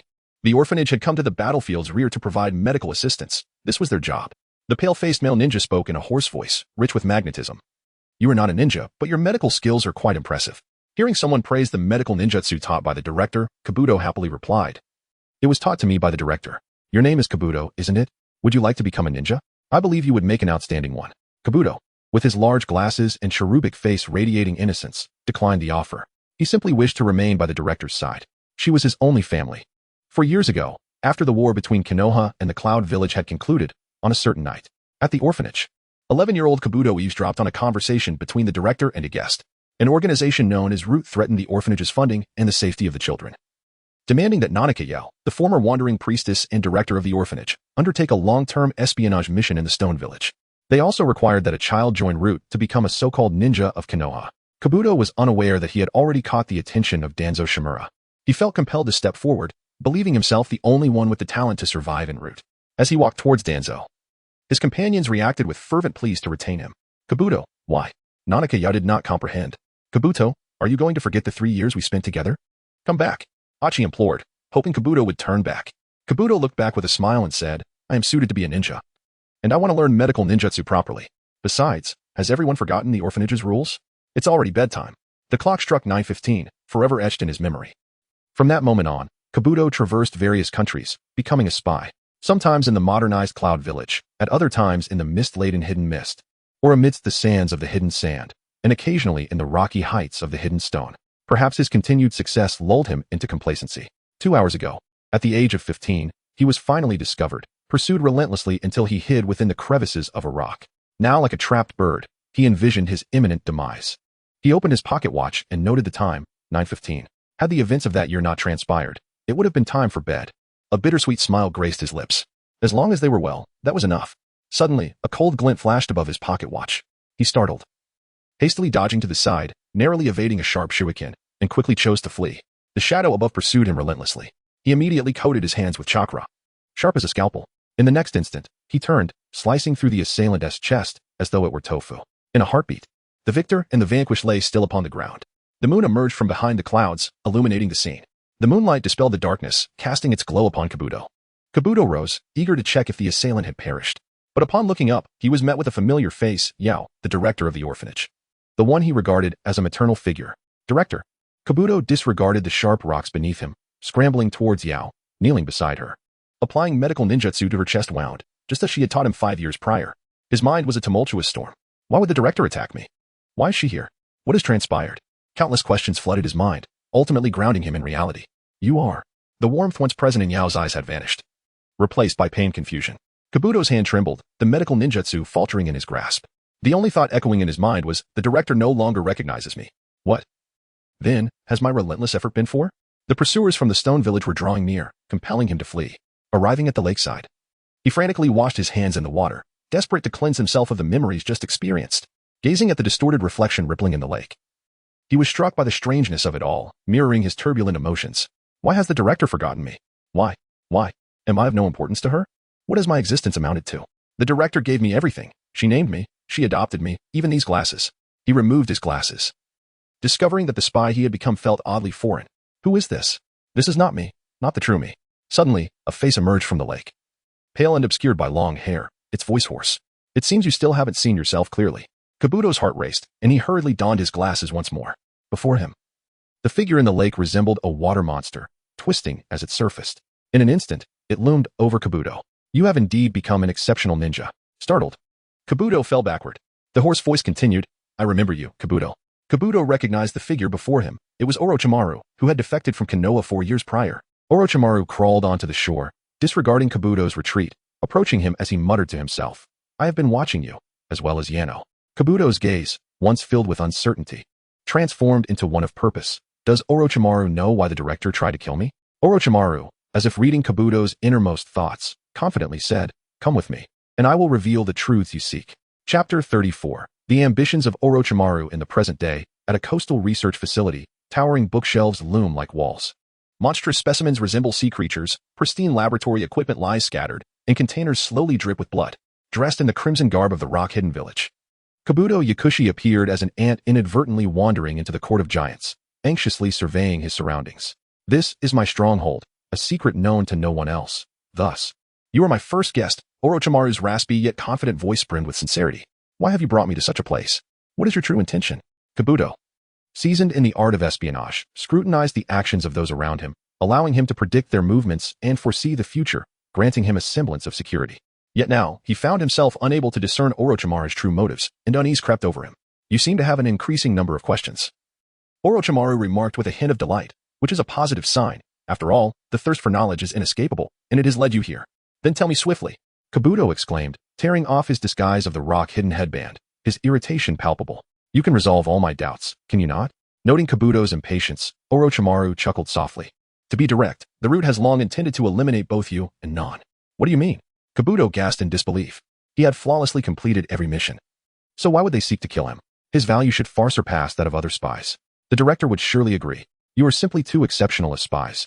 Orochimaru replied with a dry laugh. Kabuto stood frozen, a vague awareness of a grim possibility tugging at him, yet obscured by a veil he could not penetrate. Orochimaru continued. It is because you possess too much knowledge. How could this be? I have dedicated so much time to gathering intelligence for the village, and now. The closer he drew to the truth, the more Kabuto struggled to believe it. Information can wield greater lethality than even the most potent ninjutsu or weaponry. You have become a perceived threat in their eyes. In fact, from the very beginning, your fate was sealed, your mutual demise scripted well in advance. Kabuto stood motionless. Orochimaru's words flowed on. After you left the orphanage, Danzo immediately disclosed your true departure to the director. In exchange for aid to the orphanage, you became a sacrificial pawn, absorbed into the root. The director pleaded for your freedom, but Danzo's condition was that years prior, he commanded her to assassinate a certain man. Strangely enough, that target was you. Kabuto's pupils trembled violently. Everything he had done felt like a cruel jest orchestrated by Danzo's minions. The surreal absurdity shattered his psyche, especially after having killed the director. Yet, he remained acutely aware of the inconsistencies in Orochimaru's narrative. That condition was meant to restore my freedom. Why then did the director not recognize me?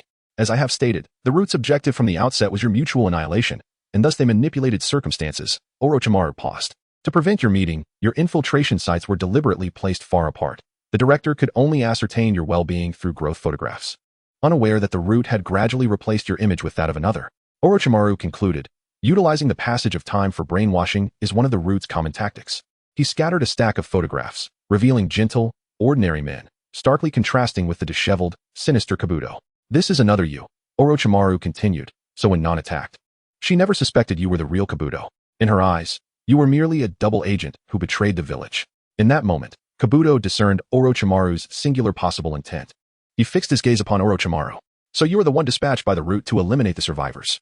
Orochimaru's tone brimmed with a twisted admiration for Kabuto's perceptiveness. How amusing it is that you remain unaware of your own identity, yet display such cleverness now. Kabuto, oblivious to Orochimaru's mocking undertone, seized the initiative, enveloping his hands in chakra, forming a blade as sharp as a surgeon's scalpel, and lunged forward. Orochimaru, seated in his chair, was caught off guard, toppling backward as Kabuto mounted him. In a swift motion, Kabuto's chakra-coated hand slashed across Orochimaru's throat. Blood sprang forth. I have long sought to understand my own essence, to provide myself with an explanation. I believed I had finally grasped it, only to lose myself again because of your root. Kabuto's expression shifted to one of madness and anguish as he unleashed his torment upon the lifeless body before him. Once, twice, thrice. Countless times blood erupted, yet it did not quell the agony within Kabuto's heart.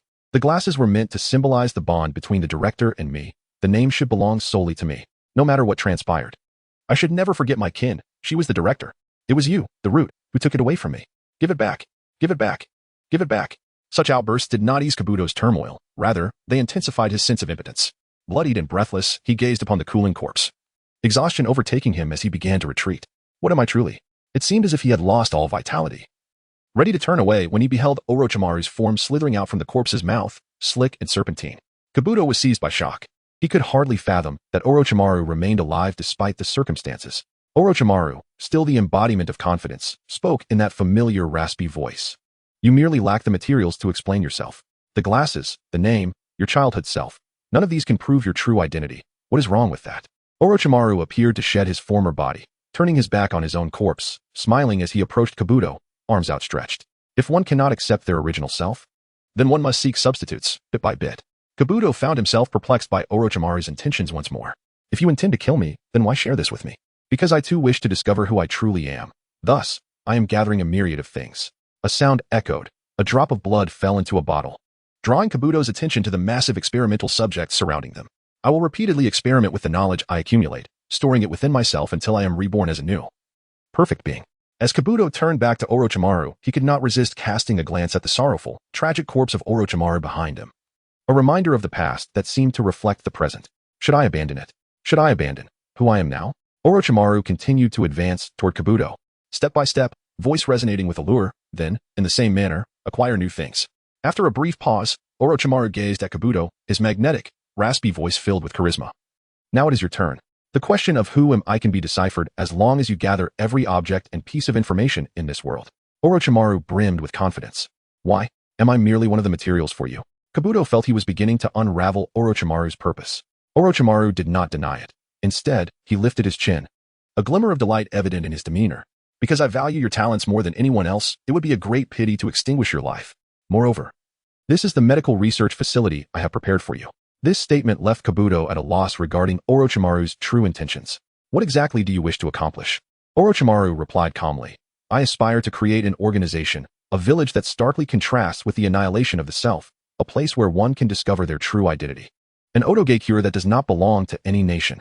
Kabuto was momentarily taken aback, sensing something emerging from his left eye, and he hastily bowed his head to cover it.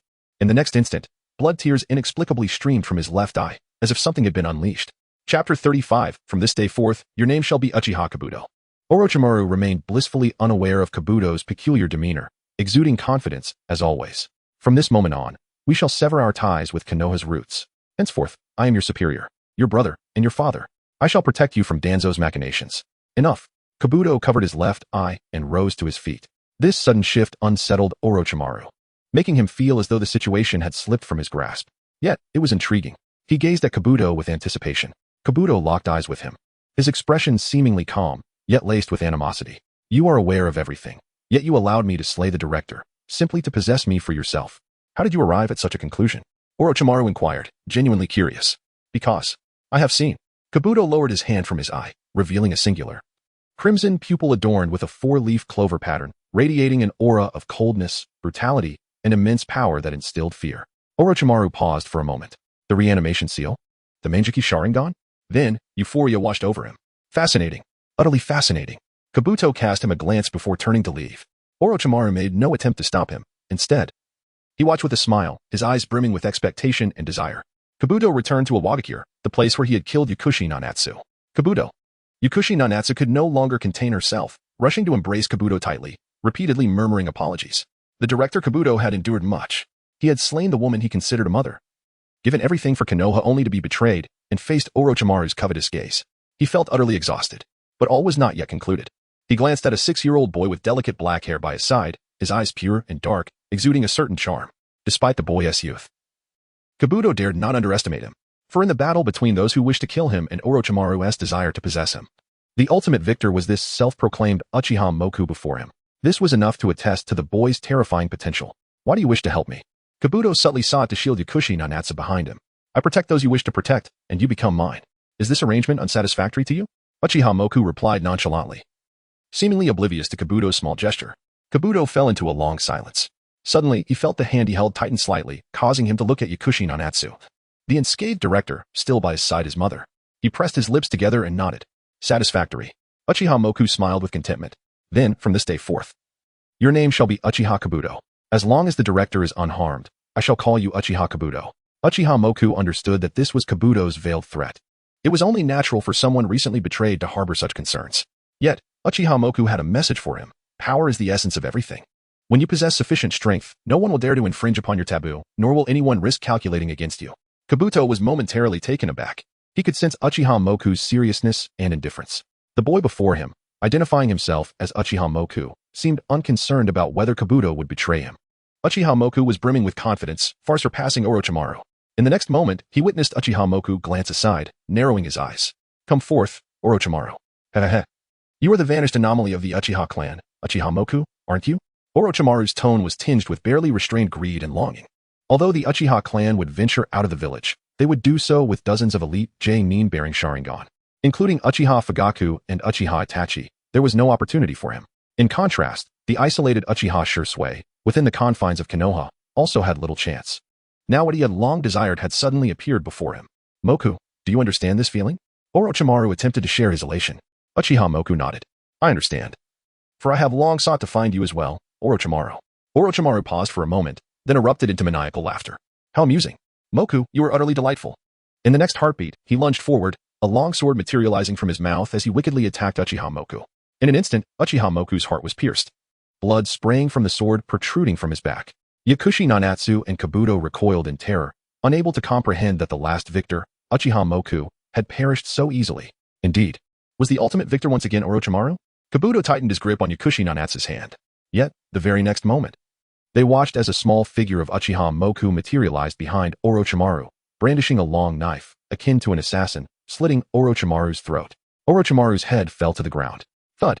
A strange silence enveloped the atmosphere for several seconds, before a pair of hands pried open Orochimaru's round head, and the gooey figure of Orochimaru crawled out. He cast a glance at the Uchiha Moku he had just impaled, now transformed into a swirling mass of darkness. A shadowy substitution technique? Hehehe. Orochimaru's interest in Uchiha Moku deepened. In the next instant, the battle escalated dramatically. A massive constrictor snake surged forth, ensnaring Uchiha Moku. Its tail connected to Orochimaru's recently concealed left hand. Bound, Uchiha Moku instantly collapsed, transforming into a pool of inky shadows. In the following moment, Orochimaru felt a sharp pain in his left arm. His arm was severed, and as he contemplated his next strike my right arm, he predicted the attack and attempted to retaliate, only to miss entirely. Swish, swish, swish, 3 streaks of darkness flashed by. In almost an instant, Orochimaru's arms and legs crumbled, leaving only his torso and head intact. Before he could even fall, he opened his mouth wide, unleashing a gigantic serpent that lunged towards the shadowy Uchiha Moku. The shadow flickered and swiftly evaded. Seizing this opportunity, Orochimaru crawled out once more, his serpentine appendage dripping with ichor, yet his demeanor remained eerily calm. Then, as if falling, he prostrated himself upon the ground, akin to a toad. The serpent's great formation. Countless serpents erupted, surging forth like a raging tide, aiming to ensnare the diminutive Uchiha Moku and sink their venomous fangs into him. Amidst the shadow of the serpentine deluge, Uchiha Moku remained unperturbed, wielding his shadowy long knife in a graceful dance. It appeared as though countless shadowy long knives surrounded him, all elegantly performing a ballet of blades, unafraid of the impending wave of serpents. In the next moment, the shadowy long knife rose slowly. Just as the serpents were about to engulf Uchiha Moku, the blade fell. A floral chaos ensued. In an instant, the serpentine tide froze. Yakushi Nanatsu and Kabuto's expressions shifted dramatically as they beheld the terrifying onslaught. Immediately thereafter, the serpentine wave began to distort, collapse, and blood erupted forth. In a heartbeat, the serpents were utterly shattered, reduced to a pile of crimson pulp. Chapter 36, Orochimaru vs. Uchiha Obscure. Only domains can counter domains. The grotesque degree of the Fleshmud's destruction was so appalling that even the seasoned wandering priestess, Yashir Yunayu, who had witnessed many dark events, could not hide her discomfort. It was utterly inhumane. If this technique were to be used against a person, she dared not imagine. Yet, Orochimaru found himself increasingly admiring Uchiha Obscure. However, beyond admiration, he craved the Mangeki Sharingan. With a swift bite of his thumb, he began to weave hand seals. Hi, Su, Yu, Shunwei. Blood mingled with the palm as he pressed it to the ground. Summoning technique. Boom. A massive plume of chakra erupted, enveloping everything in its vicinity. It was as if a giant had intruded upon the battle of ants, causing Yaoshi Yunayu and Do, who believed they had retreated to safety, to feel a sudden unease and hastily withdraw from the perilous area. As the white mist dissipated, a colossal venomous serpent emerged, over 50 meters in length, the yellow-green Wang Miao viper. Its body was adorned with purple stripes, and its head bore dragon-like horns, exuding an exceptionally fierce demeanor. It lifted its head high, gazing down arrogantly at the 6-year-old boy below. This creature was known as the 10,000 Snakes. Hey, Orochimaru, don't tell me you summoned me just to deal with this little brat. Be careful, or I might devour you.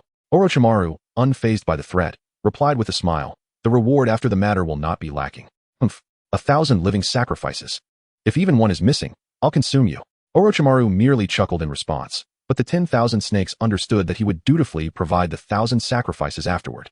Thus, it resolved to end the battle swiftly and return to its lair to continue its slumber.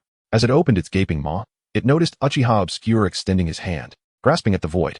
Instantly, the atmosphere shifted into something eerie. Soon, Orochimaru discovered that his shadow had been stripped away. Moreover, the shadows of Yaoshi Yunayu, Do, the rocks, the trees, the 10,000 snakes, and even the mountains within a kilometer radius had all been seized, plunging the surroundings into a bizarre state devoid of shadows.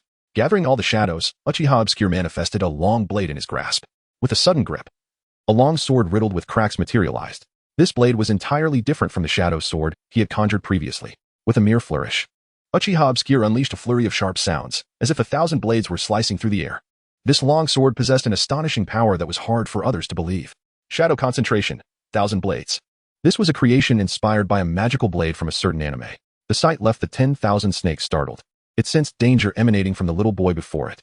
However, with its thick scales, colossal size, and ferocious speed, the 10,000 snakes felt no fear. It opened its bloodied maw and lunged forward. Uchiha Obscure remained undeterred, wielding the 1,000 blades. In an instant, a myriad of cold glimmers erupted, raining down upon the 10,000 snakes. The sounds of clashing steel rang out, yet only left white marks upon its scales. The power was insufficient. Uchiha Obscure quickly concluded this. The 10,000 snakes, feeling humiliated by the marks it bore, roared in fury, charging forth with even greater ferocity. Uchiha Obscure submerged into the ground, transforming into a shadow shark, darting swiftly beneath the surface. In a mere moment, he evaded the oncoming threat.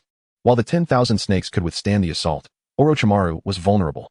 Uchiha Obscure surged toward Orochimaru. Orochimaru chuckled sinisterly, his hands morphing into gigantic serpents, lunging toward the rapidly approaching Uchiha Obscure. Uchiha Obscure's speed allowed him to evade effortlessly, but the massive serpents did not alter their course, striking towards Yashiro Yunayu and Do, attempting to coerce Uchiha Obscure. Humph! In that brief moment of hesitation, Uchiha Obscure's 1,000 blades trembled. In an instant, the two colossal serpents were severed, collapsing in their charge toward Yashiro Yunayu and Do. At that moment, Orochimaru unleashed the Kusanagi sword from his mouth. The sword extended swiftly, aiming directly at Uchiha Obscure. Having just severed the serpents, Uchiha Obscure found himself unable to evade. Meanwhile, the 10,000 snakes had already pivoted, pursuing him. With the Kusanagi sword and the 10,000 snakes attacking from both sides, Uchiha Obscure scoffed disdainfully. In a flash, the 1,000 blades shattered, dispersing into a myriad of fragments. 1,000 blades pursuing the moon. In an instant, half of the scattered shards surged toward Orochimaru. The Kusanagi sword remained unaltered in its trajectory, as if Orochimaru intended for both he and Uchiha Obscure to suffer mutual destruction. Uchiha Obscure employed the hilt of the 1,000 blades to block the Kusanagi sword while the 10,000 snakes lunged at him. The remaining shards coalesced behind Uchiha Obscure, forming a protective shield. 1,000 blades guard. Clang. The enormous fangs clashed against the shield, mere centimeters away from Uchiha Obscure, who could practically smell the foul stench from the serpent's maw. In the next moment, he transformed into a shadow, landing atop the 10,000 snakes. The creature felt as if a giant ant was crawling all over it, causing great irritation. It began thrashing violently, attempting to crush Uchiha Obscure beneath its weight.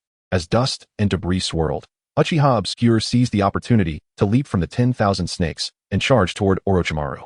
At that moment, Orochimaru's body appeared as if it were boneless, deftly dodging the falling shards through the smallest of gaps. Uchiha Obscure swung the hilt of the 1,000 blades, causing all the fragments to levitate in the air, locking onto Orochimaru. The air was thick with the scent of blood and death. The 1,000 blades spun rapidly, creating a razor-sharp, menacing vortex, drawing everything around it in while surging toward Orochimaru, intent on reducing everything to dust. Orochimaru's body was pulled into the air. His left hand transformed into a giant serpent, coiling around a tree to prevent being whisked away. In the next moment, the massive tail of the 10,000 snakes came crashing down, instantly shattering the vicious vortex. As the tail struck, its head followed suit, aiming to tear into Uchiha Obscure. Uchiha Obscure pivoted to face the gaping maw, tightening his grip on the hilt of the 1,000 blades. 1,000 blades unification. In an instant, the scattered fragments converged, coalescing back into the 1,000 blades in his hand. The next moment, he plunged the 1,000 blades into the ground. Shadow domain. Instantly, the area within a 2-kilometer radius was rapidly shrouded in darkness. It was as if shadows had fully obscured the faint light of the moon and stars, plunging the entire world into blackness. In the depths of darkness, the 10,000 snakes continued to move with ferocity, lunging forward yet finding nothing but emptiness. In an instant, Uchiha Obscure appeared behind Orochimaru. Orochimaru, ever perceptive, immediately retaliated. Uchiha Obscure was struck but transformed into a pile of shadows, collapsing limply into the ground, gradually reintegrating into his power. Just from this encounter within the shadow domain, Orochimaru's expression turned grave. Uchiha Obscure was far more formidable than he had anticipated.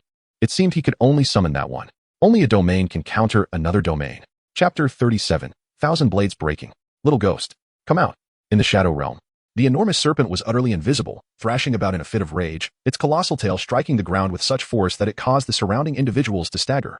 Yet, in the next moment, as it raised its tail to deliver a blow, there was no deafening sound. The darkness enveloped everything, and the serpent found itself ensnared in a viscous substance akin to a swamp, which slowly consumed it. It struggled desperately, but to no avail. As only its head remained above the mire, it roared defiantly, "Little ghost, be prepared for our next encounter." With a thud, a massive white fog erupted, and the serpent vanished. It had voluntarily dispelled the summoning technique and returned to the dragon cave. How cowardly, Uchiha Imo thought disdainfully. The power within his right eye, the Feng Jinji, could summon a chaotic swamp that devoured the energy of its target, rendering them helpless and reliant solely on their physical form. Yet, he did not use Feng Jinji, he merely employed shadows. These shadows could engulf objects and draw them into the shadow realm. He would then need to transport them to a higher altitude or underground to inflict damage. He never anticipated that the serpent would surrender so quickly. However, this was fortuitous, for only Orochimaru remained. At that moment, Orochimaru formed a hand seal. Summoning technique, impure world reincarnation.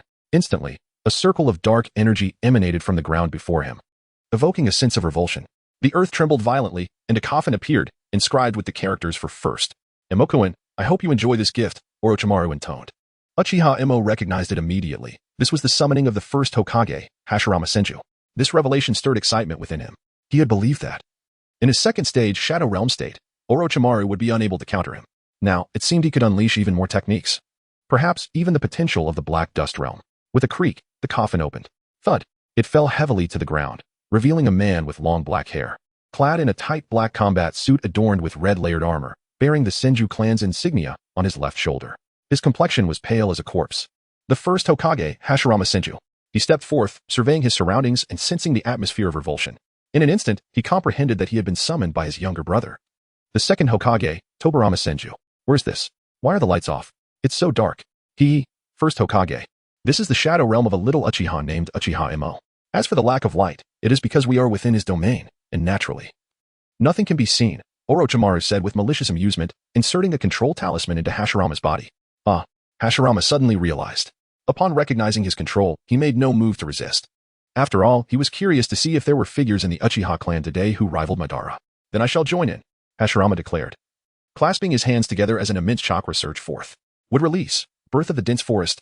At that moment, the shadow realm began to dissipate, revealing rapidly growing trees. Orochimaru and Hashirama's gazes fell upon the place where the shadow realm was retreating. No, coalescing. In Uchiha Mo's hands, a long blade, imbued with a sense of shattered edges, reappeared. Shadow realm, 1,000 blades. The trees, mercilessly, began to descend. Uchiha Imo found himself amidst them, akin to a small boat adrift in a turbulent sea. Yet, he swung his 1,000 blades. In an instant, the growth of the trees halted. The next moment, boom. The surrounding trees collapsed, crashing to the ground and disintegrating into dust, which obscured the sky and shrouded the moonlight, rendering the entire scene murky and dim. Witnessing this, Hashirama accelerated the flow of chakra. The trees grew wildly. The rocky terrain of the Iwagakure was transformed into an expansive primeval forest. This spectacle left Yakushi no Nai and Kabuto dumbfounded. Was this truly the power of the man called the God of Shinobi, the first Hokage, Hashirama Senju? Uchiha Imo smiled faintly. "There is no need to assist me so much." As he spoke, he swiftly maneuvered through the shadows within the vast forest. In mere moments, he had arrived before Hashirama. "The power of shadows, is it?" Hashirama remarked in a calm tone. He clasped his hands together. Would release. Great wall technique. The ground on either side converged, forming a wooden shield shaped like a fang-bearing demon's face, protecting both him and Orochimaru. "Just as well. I wish to test the destructive power of my shadow realm, 1,000 blades." Uchiha Imo grinned, gripping the hilt of his blade with his left hand, while his right hand pressed against the base, thrusting it forward. Yet, unexpectedly, it penetrated only a mere millimeter. But that was sufficient.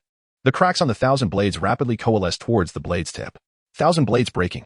In an instant, thousands of tiny shards erupted from within. The wooden shield, which could withstand Uchiha Madara's Susanoo, was blasted open, allowing countless shards to erupt violently within. Having breached the wood release, Great Wall technique, Hashirama's face, body, arms, and legs were pierced, leaving him battered, yet his tone remained calm, tinged with a hint of regret. "What a pity. This is not my peak power. Had it been at my prime, I would not have been breached, and I could have had a proper battle with Uchiha Imo." However, this was equally true for Uchiha Imo, for this was not his most formidable 1,000 blades. Only the battered Orochimaru, rising from the shattered remnants of his body, looked at Uchiha Imo with a changed gaze. His yellow slit-like pupils fixated on Uchiha Imo, his long tongue licking his lips, brimming with uncontainable greed and deep apprehension. He understood that with his current strength, he could not contend with Uchiha Imo. "I look forward to our next meeting," he said, transforming into a serpent and swiftly slithering away into the distance. Uchiha Imo sensed this and smiled softly. He had left his mark, and he would seek out Orochimaru again later.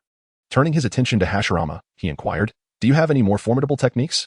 Hashirama shook his head decisively. I cannot withstand your technique. He estimated that he would need to employ sage techniques, yet this body was far from optimal for such use. Any forced attempt would lead to defeat. After responding to Uchihamo's question, Hashirama took the opportunity to curiously ask, who is the current Hokage? Which generation are we in?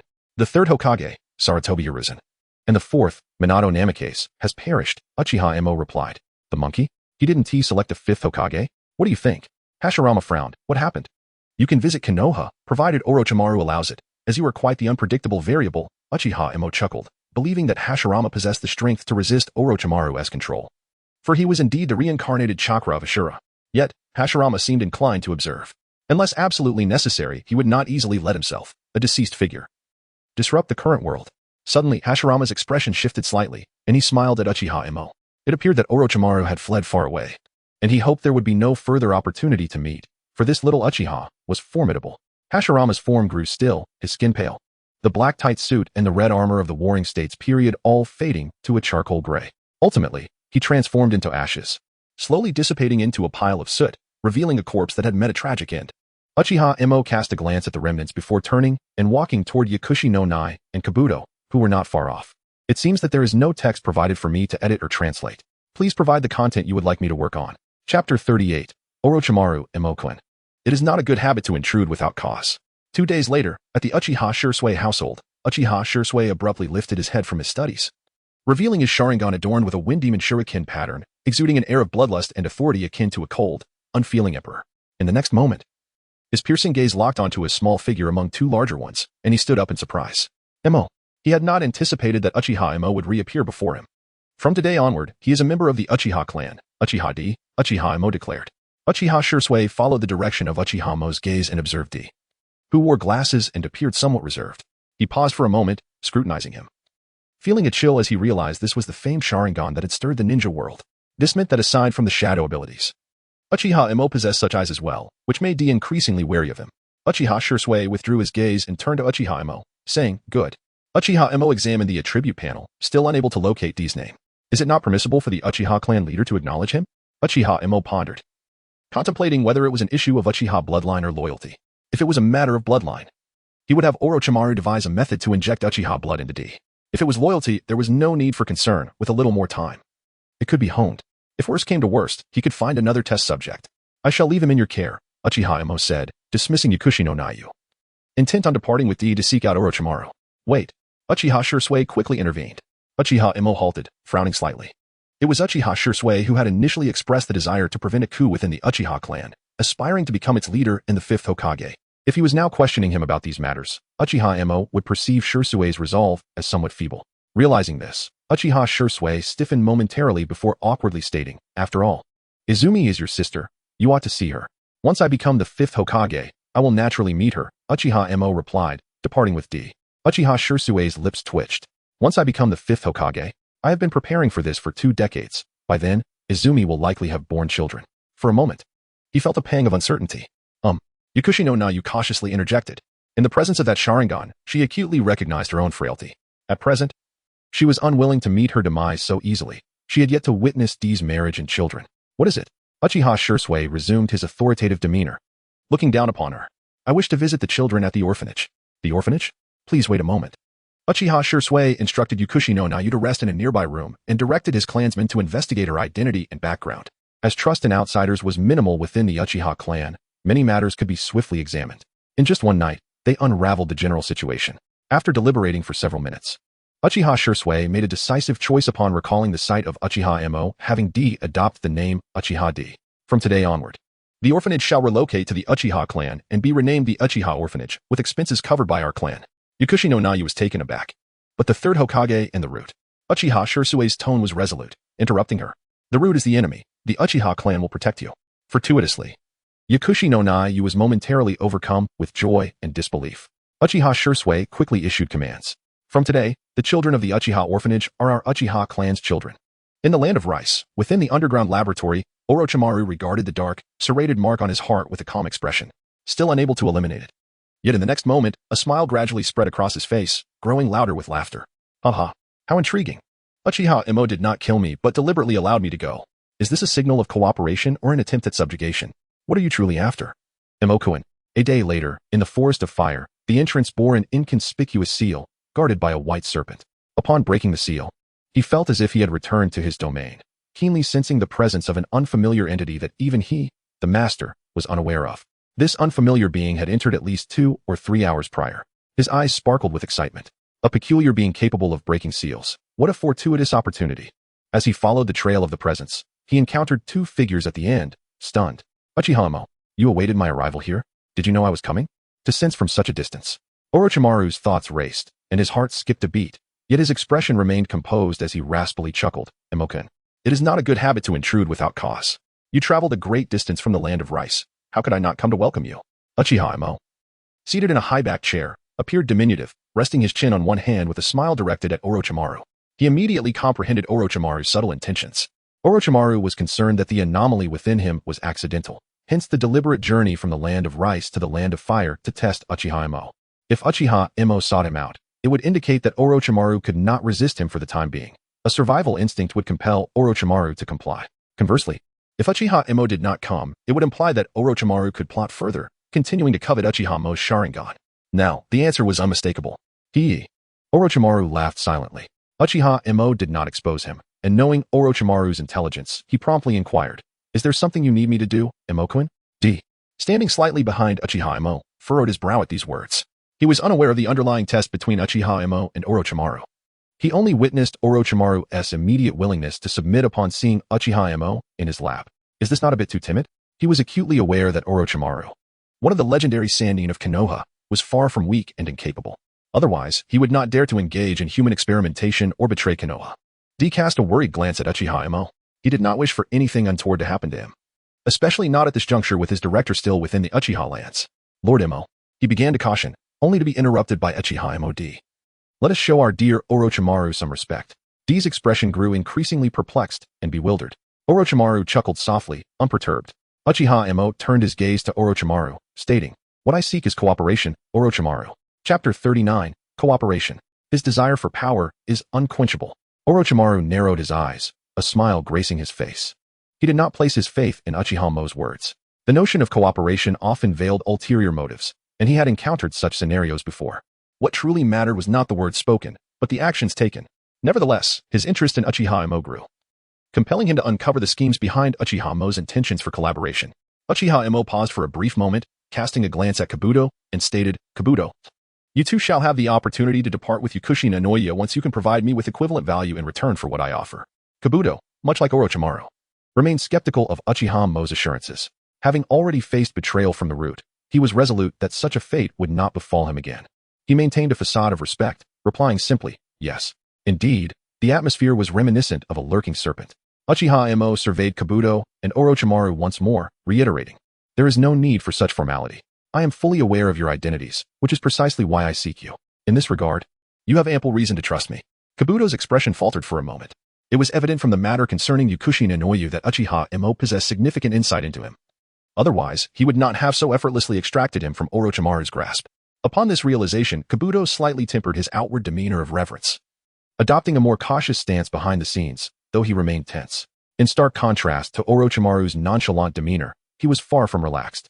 The mere utterance of Uchiha's words left him momentarily paralyzed. "You were the one responsible for Shimura Danzo's Sharingan arm, were you not?" "That was merely a byproduct of my research on the cells of Hashirama," Orochimaru humbly responded, as if accepting praise. Yet internally, he remained vigilant, prepared to flee at any moment. Who could say whether Uchiha intended to deceive him and then eliminate him?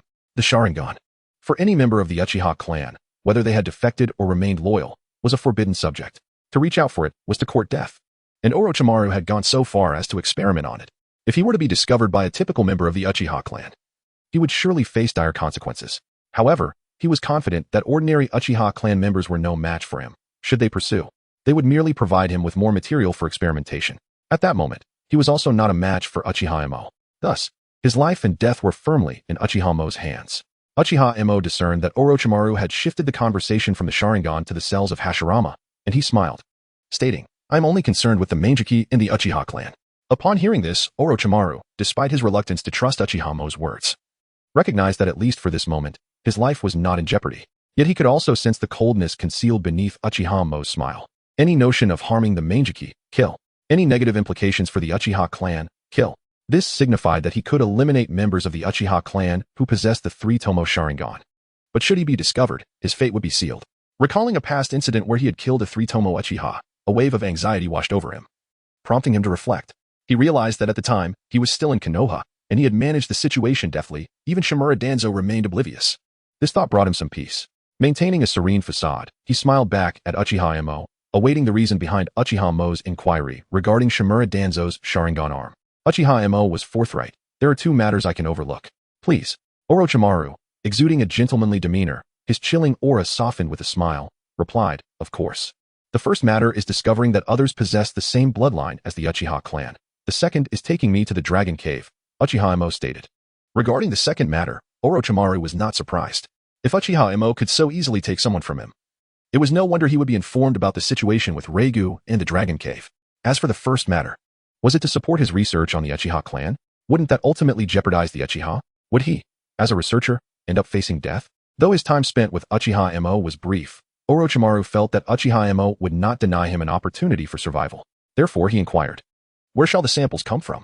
I will provide you with the blood of all Uchiha clan members, including that of the Manjiki, Uchiha Emo replied. Upon hearing this, Orochimaru's breath caught in his throat from excitement. However, having witnessed the harsh realities of life, such as the death of his disciple, he quickly calmed himself. What if I require a minute sample of the Manjiki Sharingan?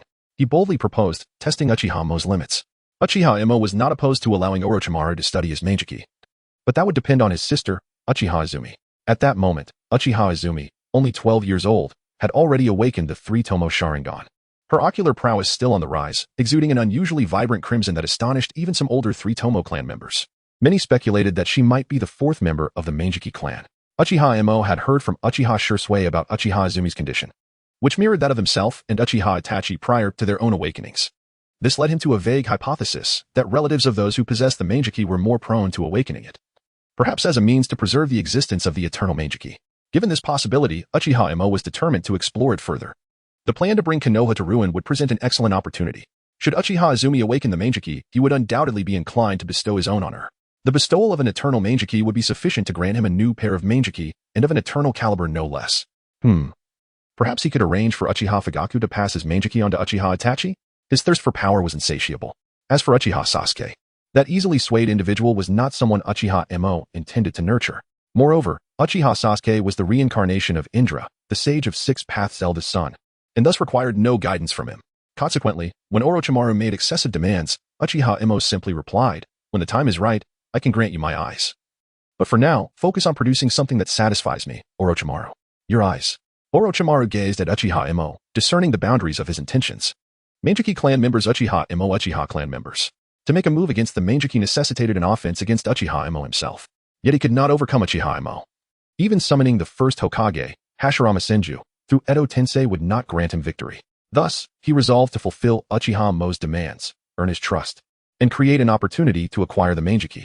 With these thoughts crystallizing, Orochimaru's smile became even more radiant.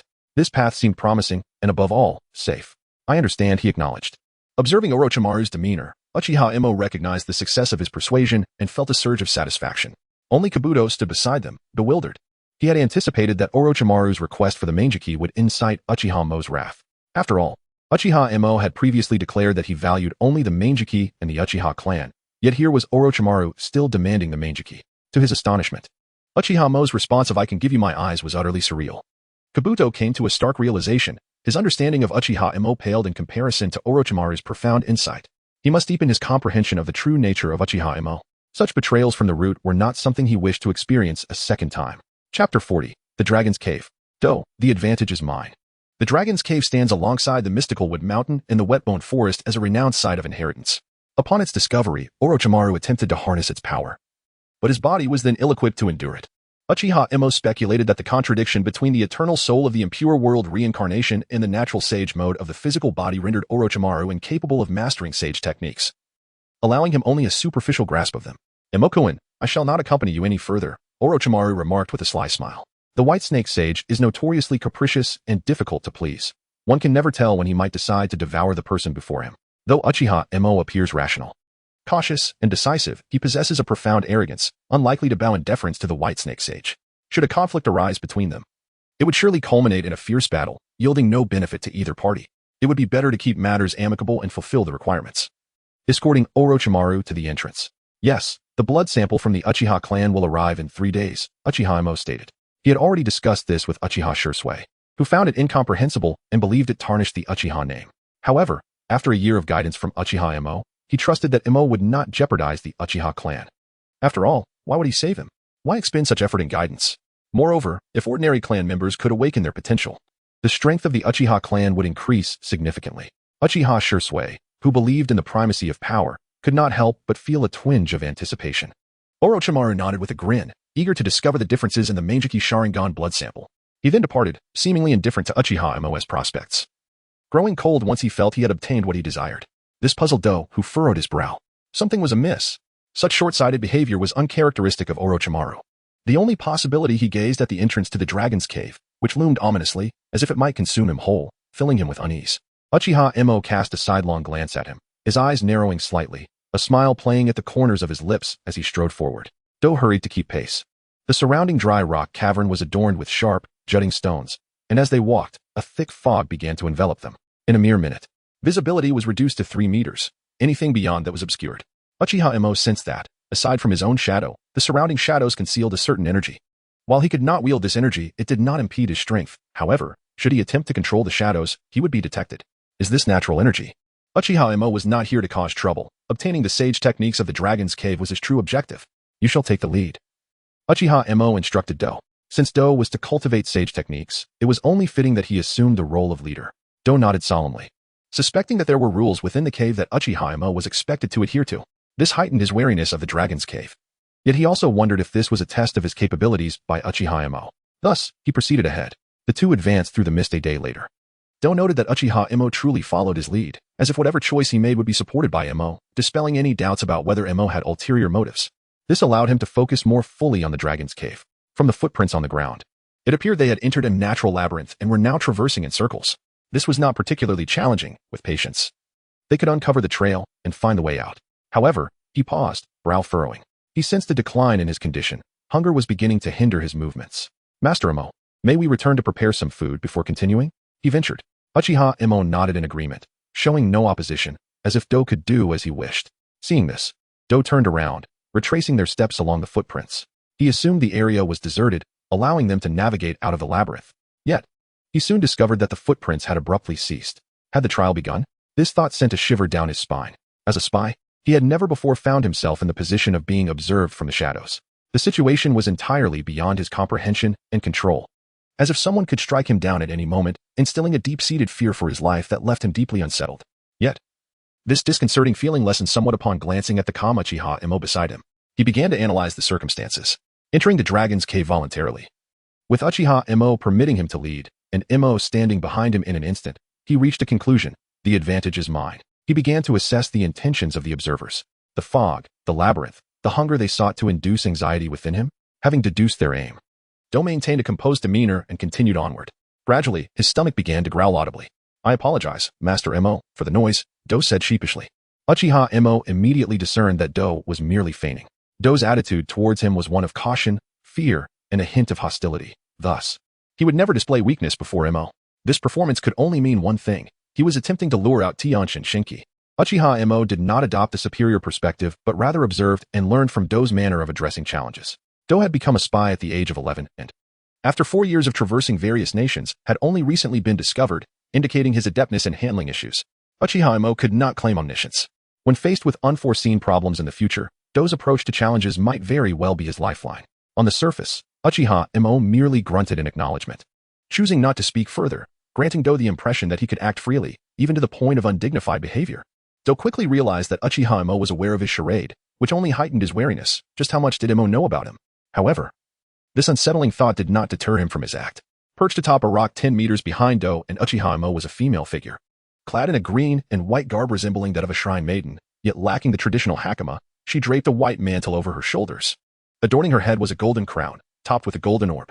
Her elongated golden pupils were accentuated by red eyeshadow that extended to her nostrils, while her pale skin was complemented by a green accessory shaped like a kama. With sharp teeth and a blue tongue, she bore an uncanny resemblance to a snake spirit. Her visage twisted and grotesque. Her name was Tianshin Shinki, a high-ranking individual within the dragon's cave, revered as a trusted elder of the White Snake Sage.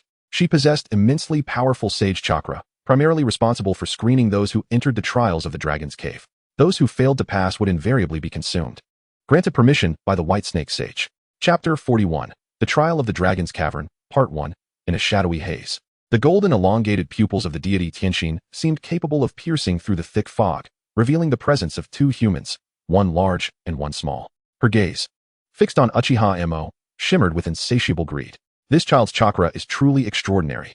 The chakra emanating from those eyes. She could hardly suppress her drool. With an earnest focus on the guide, Do, whose stomach gurgled audibly, she felt a deep satisfaction. After hearing the sound for the 100th time, she finally sprang into action. A delectable aroma wafted through the air, enticing Do. The allure of culinary delights? Do found himself somewhat perplexed by the hidden intentions of the observer. Yet, playing into the scheme was already part of his plan. He could not afford to halt now. Thus, he instinctively twitched his nose, as if the tempting scent were an exquisite dish, greedily inhaling it in an attempt to satiate his ravenous hunger. However, this merely exacerbated his appetite, increasing his saliva production and causing his throat to convulse, his eyes glazing over as he unconsciously drifted towards the source of the delightful aroma. Uchiha Imo followed closely behind. Soon, a magnificent castle emerged, adorned with a grand plaque inscribed with the words Dragon's Cavern. The opulence of this castle amidst the cold, mist-filled rocky cavern was akin to an oasis appearing in a desert, creating a striking contrast that evoked immense surprise. Do, seeing the culinary treasures just a door away, disregarded Uchiha Imo and rushed inside with uncontainable eagerness. As the doors swung open, a beautiful young woman appeared, her black eyes radiating warmth and grace. With every gesture, she exuded courtesy, akin to a devoted maid, politely introducing herself. I am Tianxin. You must be exhausted. With a sympathetic bow, her hands hidden within her loose sleeves, she continued, please, take some time to rest. Can we eat this? Do inquired impatiently. Of course. Before Tianxin could finish her sentence, Do's hands were already enveloped in a sharp chakra scalpel, charging towards her with fierce intent.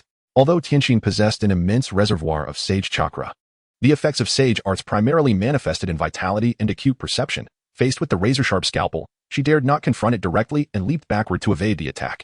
In that instant, the resplendent castle dissolved, revealing the cold, mist-laden rocky cavern around them, littered with countless bones half buried in the ground, remnants of those who had perished there. The visage of Tianxin transformed, revealing a serpentine countenance, filled with a sinister aspect. How did you discover me? She exclaimed, convinced of her own impeccable disguise. In her opulent castle, she should have been viewed as a benefactor by the famished Do, even if gratitude was absent. It was unreasonable for him to attempt her life upon their first meeting. Do, seeing his ambush thwarted, wore an expression of displeasure. Ever since his betrayal by the root, he had faced a string of failures. He had failed in his attempt to ambush Orochimaru and now, Tianxin as well. Yet, sometimes failure does not equate to defeat. For instance, their mission aimed to acquire sage arts. If Tianxin were so easily vanquished, their expedition would be deemed a failure. In a certain sense, the failure to ambush Tianxin was, paradoxically, a success. Do glanced at Uchiha Imo, who maintained a demeanor of indifference and sheathed his chakra scalpel, slightly bowing as he said, I apologize. I merely noticed someone observing us from the shadows, and you appeared before us. Tianxin paused momentarily, a thought crashing through her mind. He did not perceive my culinary allure? This notion echoed deafeningly in her mind, overwhelming her with frustration. She had inadvertently revealed herself. However, only those who failed the trial would be consumed at the behest of the White Serpent Sage. Yet, if she compelled him to ingest food, would he not then qualify as one who failed the trial? Upon entertaining this brilliant idea, her gaze turned towards Uchiha Imo, filled with avarice and longing. How delectable this child must be. At that moment, a crisp, somewhat haughty voice interjected. You have lost. Tianxin turned to her left, where the voice continued. They were not ensnared by your allure. Upon hearing this, Tianxin clicked her tongue in dissatisfaction. Discovered by the deity Shichikujima. Her exquisite plan to force the consumption of food had unraveled, all while ensuring that Shichikujima remained oblivious. If this information reached the White Serpent Sage, she would be in dire straits. I understand. Our task is to filter those who enter the Dragon's Cavern. The voice of Shichikujima affirmed, indeed. Only those who fail the trial are permitted to be consumed by the White Serpent Sage. With this revelation, Tianxin exhaled in relief. She had not been discovered. Her gaze shifted back to Do and Uchiha Imo, lingering on Uchiha Imo with a tinge of regret as she lamented. I had hoped to finally savor the chakra of a fresh child. She began to levitate, retreating as she was gradually engulfed by the mist. Only the truly desperate for power dare venture here. Do not presume that you will meet the White Serpent Sage unscathed. With that, her form was entirely consumed by the fog, vanishing from sight. Only those who fail the trial are permitted to be consumed by the White Serpent Sage. Do repeated this phrase in his mind, grasping the threads of the rules at hand. Yet he knew further probing was necessary. He remained skeptical of Tianxin's words. The two continued onward. Before long, The mist thickened to the point where visibility was reduced to a mere meter. In no time, he found himself separated from Uchiha Emo. This separation stirred unease within him, and just as he sought to ascertain the theme of this trial, he suddenly felt a tugging sensation in his abdomen. Emo-sama? Panic surged within him as he began to resist. A chakra scalpel materialized in his hands, but upon recognizing the dark shadow, he hesitated. He pondered whether his attack could affect Uchiha Emo's shadow. However, the thought of the myriad blades formed from a 2,000-meter shadow crushed his resolve. Testing at this juncture, regardless of the outcome, would only sow seeds of distrust, an unwise choice for both himself and the director. Thus, he allowed the chakra scalpel to dissipate, surrendering to the shadow's pull. Meanwhile, Uchiha Emo, having separated from Do amidst the thick fog, realized that he had become the target of Shichikujima. After all, he possessed a Sharingan, and as a member of the higher echelons of the Dragon's Cavern, who would not desire his chakra, even if it were reminiscent of durian? They would likely wish to sample it. Yet, he was not the one undergoing the trial. Who could say if he possessed the talent for the Dragon's Cavern sage arts? Based on his clandestine attempts at various forbidden techniques over the years, he discerned that his body was akin to that of a corpse, utterly devoid of talent. Was this a deliberate design by the system to ensure he relied solely on it? Or was he merely an ordinary individual? With only a scant few techniques possessing the potential for successful cultivation, he remained uncertain, unaware of the machinations at play. Yet, even if he had to depend on a system of unknown intent, the prospect of gaining strength was a fortuitous opportunity. With no other means at his disposal, he resolved to pursue strength while simultaneously searching for answers. Chapter 42, The Trial of the Dragon Cave, Part 2. Uchiha Emo contemplated the sage arts of the Dragon Cave, intending to allow Kabuto to successfully cultivate these techniques first. His objective was to convey his sincerity to Kabuto, seeking his loyalty, and exploring the possibility of having Kabuto become a member of the system panel. I have elevated you to a super shadow level, a being even more formidable than the Manjiki Sharingan. Given my benevolence, you would not harbor animosity towards me, would you? Uchiha Emo felt a degree of assurance, owing to his past protection of the medicinal ninja, Nanayu. However, he was also aware that if Kabuto chose treachery, his third-stage technique, Thousand Blades, Black Dust, was not to be underestimated. A failed experiment could simply lead to the termination of the subject and a fresh start.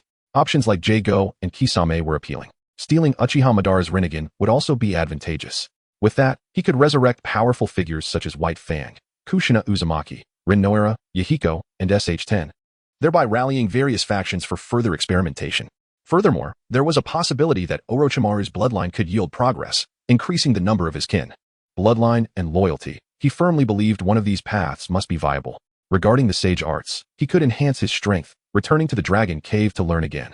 Should he struggle, he could seek Orochimaru for a cursed seal, augmented by his kin, transforming into sage arts. By mastering the narrative, Uchiha Emo found himself with numerous choices, remaining unhurried and exceptionally capable. Soon, the thick mist receded, revealing the surroundings. It was a cavern, with a heavy stone door sealing the entrance. The door was riddled with variously shaped depressions, while the ground was strewn with colorful fragments of stone.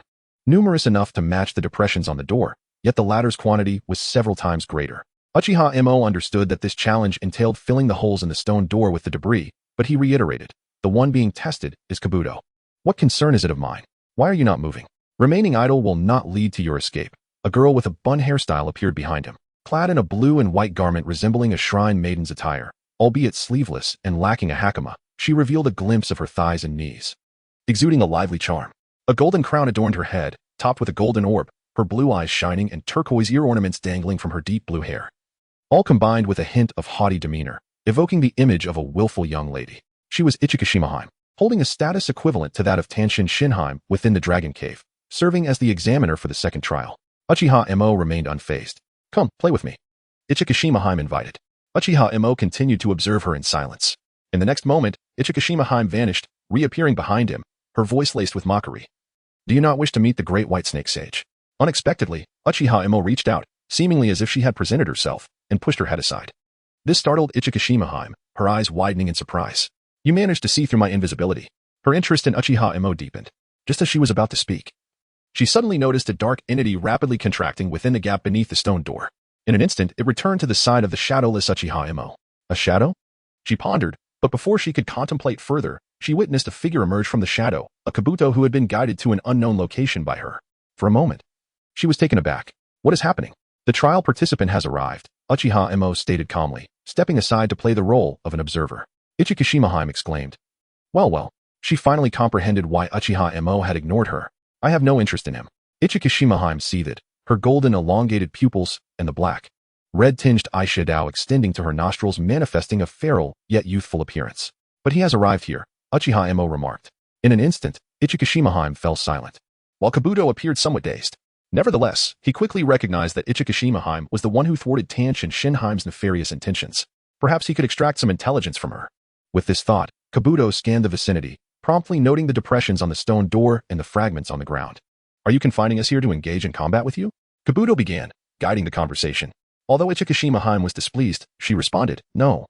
As long as you fill all the holes in the rocks, I shall let you go. With that, she extended her pink serpentine tongue. Hissing angrily while glaring at Uchiha Emo continued to disregard her. Meanwhile, Kabuto wore a smile on his face. He found her patience in the face of provocation far more trustworthy than Tanshin Shinheim had been. After a moment of contemplation, he spoke again. If we pass this, will we be able to meet the White Snake Sage? You won't deceive us like Tanshin Shinheim did, will you? Ichikishima withdrew her gaze from Uchiha Emo. Her eyes filled with a haughty arrogance as she looked at Kabuto and declared, No, I am quite honest. To clarify, killing me would be futile. To meet the White Snake Sage, you must first pass my trial. Quite simple, isn't it? She flew to the stone door, caressing the depressions. Before you fill the small holes, you may challenge as many times as you wish. Feel free to try until you are utterly exhausted. In an instant, Kabuto discerned Ichikishima's intent. She aimed to wear down his will through monotonous labor. He was already in a state of hunger, and enduring this would likely make his situation dire. You mean we need to pass several trials before we can see the White Snake Sage? Kabuto mused, examining the fragments on the ground, comparing them to the depressions on the stone door. If you succeed, you will only need to pass one more trial to meet the White Snake Sage. So, passing 3 trials will grant us access to the White Snake Sage? Indeed, Ichikishima hovered beside Uchiha Emo, seemingly attempting to lick his cheek with her pink serpent tongue, only to be met with Uchiha Emo raising a hand to press against her forehead. Ichikishima showed no irritation, instead inviting, Come, join me in play. I do not fancy lively chakra when the chakra is diminished and on the verge of vanishing. Suddenly, her tone shifted to one of excitement, revealing her sharp teeth. Then I shall devour you. Uchiha Emo frowned slightly, feeling vexed, contemplating whether to swat Ichikishima away. However, this would affect Kabuto. He was reluctant to abandon an experimental subject so easily, as such an attitude would be detrimental. Thus, the shadows beneath his feet surged towards Ichikishima. She swiftly evaded, and the shadows danced within the confined cavern, attempting to capture her. Ichikishima's eyes sparkled. This was an excellent way to wear down Uchiha Emo's resolve. She eagerly engaged Uchiha Emo in this new game. However, within mere minutes, Kabuto interjected, It is filled now. We have completed this trial, correct? Ichikishima paused, turning to look. There, at the depressions in the stone door, lay an abundance of fragments, all matching the blue hue of her eyes. Chapter 43. The Trial of the Dragon Cave, Part 2. Reality and Illusion. As Ichiryu Islandheim gazed upon the ground, she noticed countless smaller fragments of stone, seemingly remnants of the superfluous. This prompted a slight twitch at the corner of her mouth, as she felt her trial had devolved into a farce. In the next moment, the cave vanished, revealing a dense mist and surrounding rocks. Perched atop a stone, she looked down from her elevated position and inquired, How did you deduce that? Her tone was somewhat frosty. If there are no suitable items, one must seek substitutes to make up for the lack, Kabuto replied, slightly altering Orochimaru's words. Ichiryu Islandheim perceived his insincerity. No suitable items? She had created a formless depression, yet he had found substitutes for all the depressions? Was he mocking her? Nonetheless, Kabuto's line of reasoning was accurate. Indeed, it is quite challenging to desire you, Ichiryu Islandheim retorted, her figure receding into the mist, disappearing from view. Kabuto observed this with a profound gaze. He intentionally filled the depressions with blue stones akin to the hue of Ichiryu Islandheim's eyes, seeking to test her, whether she would succumb to rage and violate the rules by attacking him, thereby confirming the veracity of the intelligence she had previously shared. It seemed that Ichiryu Islandheim's words could indeed be trusted. With this conclusion, Kabuto felt a sense of relief. Only one final challenge remained before he could meet the White Snake Sage. He glanced at Uchiha, who still bore a demeanor suggesting he should lead the way, and took the initiative to advance. Shortly thereafter, he and Uchiha were separated once more. However, this time, no shadow ensnared him, indicating he had entered the trial. Suddenly, a figure launched a surprise attack from behind, sinking its fangs into his neck. In an instant, Kabuto recognized his assailant by touch. A snake. He quickly formed hand seals, summoning a sharp chakra scalpel, and retaliated despite his injuries. Yet, his strike found only emptiness. The chakra scalpel in his right hand vanished, replaced by blue threads that swiftly guided the snake venom from the wound. He cautiously eyed the woman before him, who had long brown hair and donned a red and white robe resembling a shrine maiden's attire, albeit without the traditional hakama. She wore a white mantle and a golden crown adorned with a golden orb atop it, her eyes accented with black and pink shadow extending to her nostrils. her skin pale, and 3 jade-shaped green ornaments gracing her chest, exuding an air of elegance akin to a refined lady of a secluded household. In the next moment, Kabuto felt the venom within him rapidly spreading, rendering him powerless to halt it. "You are," he stammered, cold sweat trickling down his brow. The brown-haired woman extended her hands slightly in introduction. "I am Takitsuhime. It is quite impressive that you managed to pass the trials of the deity of the rice field." As Kabuto felt his body heating, he gritted his teeth to remain upright, fixating on Takitsuhime. "Your next opponent is I, Takitsuhime. I shall test your heart," she declared with an air of elegance, suddenly transforming into a monstrous serpent-like figure, revealing golden elongated pupils, sharp fangs, and a blue tongue, exuding excitement and greed. "Of course, if you fail, I shall devour you. I truly am in high demand." Despite the cold sweat that continued to beat upon him, Kabuto revealed no sign of weakness, responding lightheartedly. In the next instant, the Takitsuhime before him morphed into the figure of the headmaster, Yaoshi no Nayu. The moment he uttered headmaster, he realized the venom inside him was distorting his judgment, leading to a confusion of reality and illusion. "No, you are not the headmaster." Kabuto struggled in the mire of reality and illusion. Meanwhile, Takitsuhime had bitten Uchihamu's neck, yet her expression was one of discontent. Before her, Uchihamu had morphed into a massive shadow, a substitution technique, and one I cannot perceive. At that moment, Uchihamu's voice resonated from behind her. "I am not the trial taker, so do not think of consuming me. Even I would be angered if treated as food repeatedly." As he spoke the word anger, the shadows surrounding them surged violently, reminiscent of a waking dragon. In an instant, Takitsuhime felt the ground beneath her transform into the gaping maw of a colossal beast. Exuding a chilling aura that differed from the faint coldness of the dragon cave, it was a frigidness that seemed to emanate from the depths of hell. Born from her own fear, it was as if an endless abyss of darkness awaited, offering no chance of escape once one fell. A bead of sweat trickled down her cheek. Takitsuhime stood rigid, her elegant demeanor nearly slipping away as the monstrous visage of the serpent began to surface in her anxiety. In her fear, elegance and monstrosity intertwined. Uchihamu observed Takitsuhime trembling slightly and turned to walk forward. He did not conceal his footsteps nor employ shadow movement, for he advanced with Takitsuhime's consent. Approximately an hour later, Kabuto, his face somewhat pale, approached Uchihamu's side. He appeared utterly exhausted, still haunted by the recent confluence of reality and illusion. His arrival seemed to signify the conclusion of all trials. The dense mist parted, revealing a solemn and imposing temple, adorned with a plaque inscribed with 3 characters, Dragon Cave. The characters, reminiscent of regular script, possessed a certain lightness. "This is." Kabuto tensed suddenly.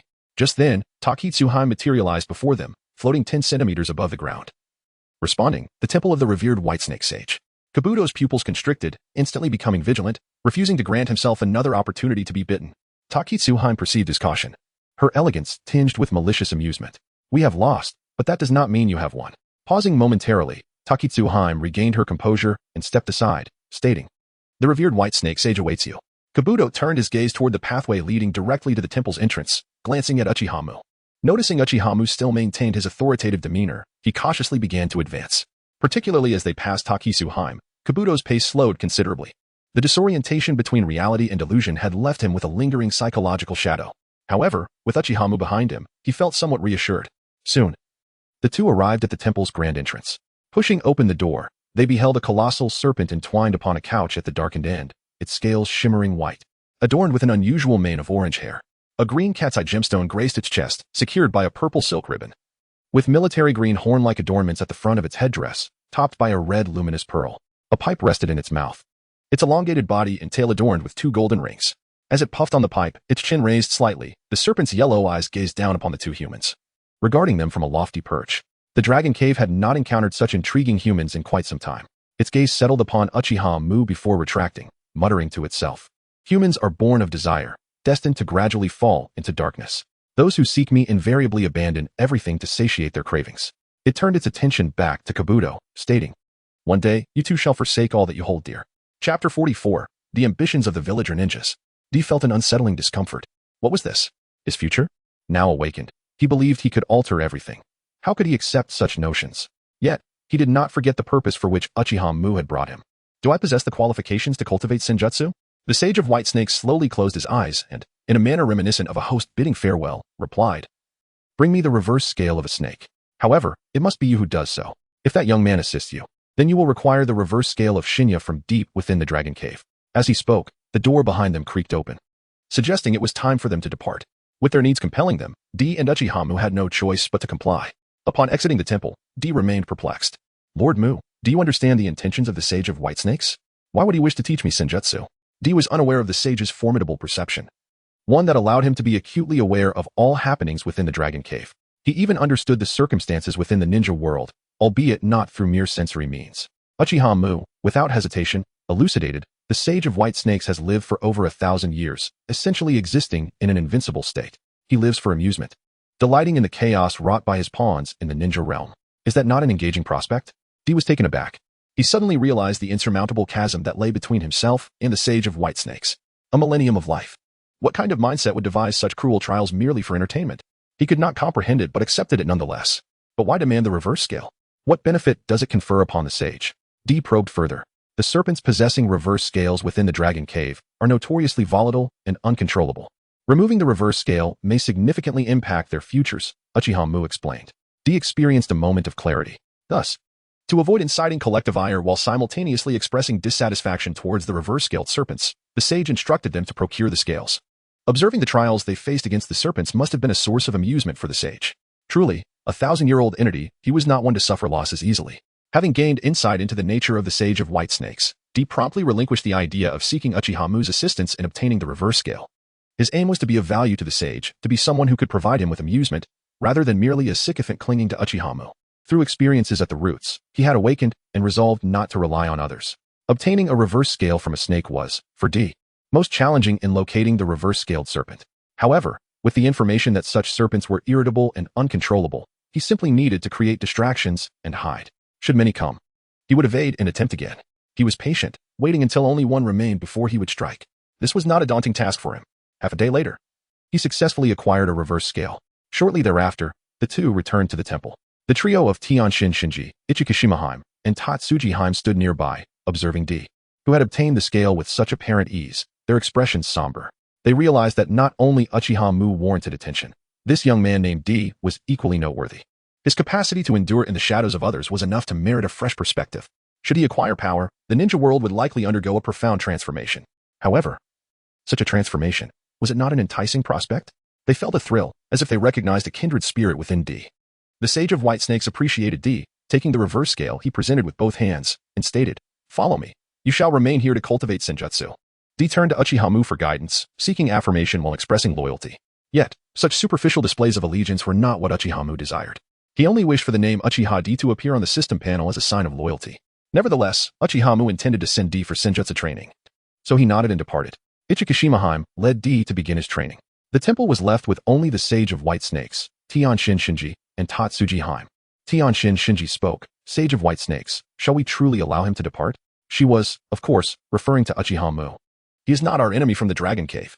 Upon finishing her statement, the sage closed his eyes, an unmistakable cue for departure. Tianshin Shinji wished to persuade further, but was pulled away by Tatsujiheim. In the dim temple, only the Sage of White Snakes remained, accompanied by a murmur. An intriguing little fellow. In Konoha, the mission hall buzzed with activity. The Uchiha clan had opened a separate door, no longer participating in village tasks. This led to a plethora of lucrative missions becoming available, which the villager ninjas eagerly seized, one after another, filling their coffers. Yet, this prosperity was short-lived. In merely a month, the once plentiful tasks dwindled to just a few. What is happening? Surely, this is a consequence of your failure to complete missions. As if you completed your last mission with such excellence. I fulfilled my mission. How could it be deemed inadequate? The client lost an arm. Was that still considered success? Better than your failure. What did you say? Frustration began to brew among the villager ninjas. The receptionist, too, felt the pressure mounting. As missions dwindled. Especially after the announcement that the Uchiha clan would no longer accept designated tasks, many clients simply walked away. Even when they mentioned the rumors of the Uchiha clan engaging in assassination against fellow villagers, it did little to stem the decline in available tasks. Word has it that the Uchiha clan is accepting missions outside the village, someone revealed. The villager ninjas were instantly enraged. So they have been stealing our tasks. How can the Hokage tolerate such arrogance from the Uchiha clan? If this continues, I will be unable to support my family. The Uchiha clan ignited a wave of fury. The villager ninjas banded together to confront the third Hokage, Sarutobi Hiruzen, demanding justice. Newly inducted members of the police force joined the fray, seeking fairness with fervor. Sarutobi Hiruzen glanced at the commotion and understood the situation. He then spoke, "In that case, let us hold a meeting in 3 days to decide." The villager ninjas departed. Satisfied. 3 days later, the villager ninjas arrived early, eagerly awaiting the conference, anticipating a flood of abundant tasks to follow. Soon, the neutral faction entered. Led by Narashikaku. The Inazuka, Aburame, and Yamanaka clans. The J-nin and civilian ninjas stepped in, prompting the villager ninjas to rush forward. Lord Shikaku, we finally meet. You must advocate for us. The villager ninjas implored eagerly. Nara Shikaku, with a serious demeanor, responded, if you have grievances, you must voice them. Today's conference was convened for that very purpose. Yes, thank you, Lord Shikaku. The villager ninjas replied, brimming with excitement. Nara Shikaku said no more, leading the ninjas behind him to a corner, deliberately distancing themselves from the villager ninjas. The villager ninjas, oblivious, interpreted Nara Shikaku's demeanor as support, chattering excitedly like a crowd in a plaza. Chapter 45, the assembly targeting the Uchiha clan following closely, the scattered factions, including the Inuzuka and the Yamanaka clans, entered the hall. The villagers and ninjas greeted them with palpable excitement. As the Inuzuka clan leader began to speak, he was abruptly interrupted by the fierce, primal gazes of his clansmen. With a disdainful glance at the villagers, the Inuzuka clan moved to stand beside the neutral faction, a move mirrored by the Yamanaka clan. This left the villagers perplexed. Surely, their grievances stemmed from the police force being seized from them. Upon realizing this, the villagers dismissed any further concern for these lesser clans. Moments later, Hayashi Hyuga led the Hyuga clan into the assembly. The villagers' eyes brightened with hope, and they rushed forward, exclaiming, Hayashi, esteemed leader. We have always regarded the Hyuga clan as the strongest in Konoha.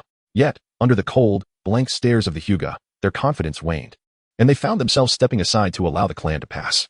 Next came the Uchiha clan, led by Shisui Uchiha, followed closely by Fugaku Uchiha, Itachi Uchiha, and other clan members, including Izumi. Upon seeing them, the villagers could not suppress a disdainful snort. The Hokage's tolerance for the Uchiha clan has its limits.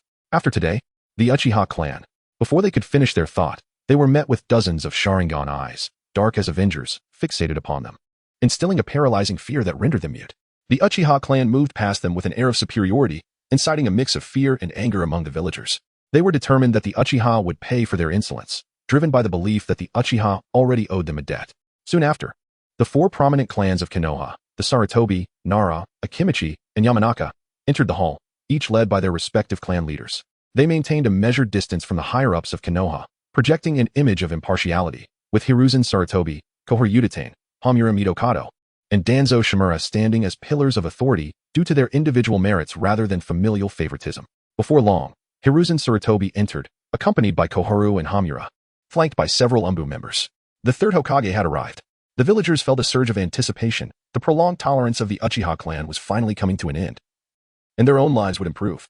As Hiruzen took his seat at the head of the table, Danzo, leaning on his cane, made a thunderous entrance, his footsteps echoing ominously through the hall. The villagers felt a chill run down their spines, suppressing any errant thoughts. An eerie silence enveloped the room, thickening the atmosphere until Danzo, alongside the root members, took his place beside Hiruzen. The tension broke slightly as Hiruzen tapped his fingers on the table, lightening the mood just a touch. As the assembly commenced, Hiruzen glanced at the villagers, his narrow gaze and warm smile imbued with encouragement, overwhelmed with gratitude.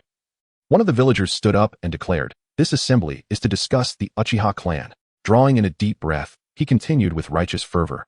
During their tenure in the police force, the Uchiha not only employed violent enforcement, but also defied orders during the Nine Tails crisis, leading to a series of unfortunate coincidences. They openly expressed disdain for authority and even entertained notions of rebellion. After relinquishing their posts, their arrogance has only escalated as they resort to assassinating fellow villagers under the guise of missions outside the village, instilling fear among many ninjas whose lives are now at stake. Furthermore, they have undertaken missions without permission, deliberately targeting Konoha, demonstrating their malicious intent. Thus, we propose a ban on the Uchiha clan leaving the village to undertake missions, increased surveillance of their activities, relocation from their current territory, and compensation for the losses we have incurred due to their actions. As these words fell, the villagers clenched their fists, their faces flushed with excitement. Yet, the anticipated chorus of agreement was conspicuously absent. The assembly hall remained enveloped in a strange silence, neither oppressive nor stifling, akin to a curious audience watching a theatrical performance. Hiruzen surveyed the room and discerned that the outcome of the assembly was aligning with his expectations. He turned to the Uchiha clan. "Shisui Uchiha, do you have anything to say regarding this matter?" Shisui withdrew his gaze from the villagers and directed it towards Hiruzen, stating firmly, "Effective immediately, we will lift the surveillance on the Uchiha clan." Hiruzen was taken aback. He had not anticipated such a forceful stance from Shisui. Did he not fear that this would exacerbate the conflict between the Uchiha and the villagers? It was inconceivable. Danzo immediately rose to his feet. Shisui remained calm, ignoring Danzo completely as he turned to leave, his clansmen following in tow. The factions of the third Hokage, the neutral faction, the Hyuga faction, and the scattered clans all watched, not daring to obstruct their path. Even Danzo was compelled to clench his fists, repressing the urge to command the capture of the Uchiha clan.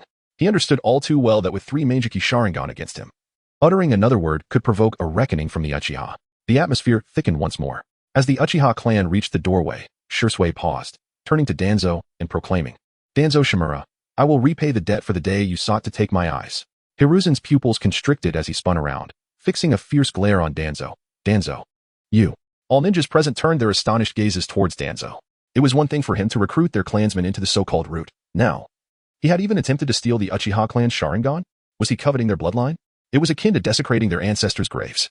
Even if these graves were not theirs, it would still elicit a sense of shared sorrow. In that instant, Danzo sensed the weight of hostility and scrutiny directed at him from every corner of the room. As though he had become an enemy of Konoha. Would he still have any hope of becoming Hokage? Shisui was effectively undermining his very foundation. He roared in a frenzy. The Uchiha clan is falsely accusing the Hokage's advisors. Are they planning a coup?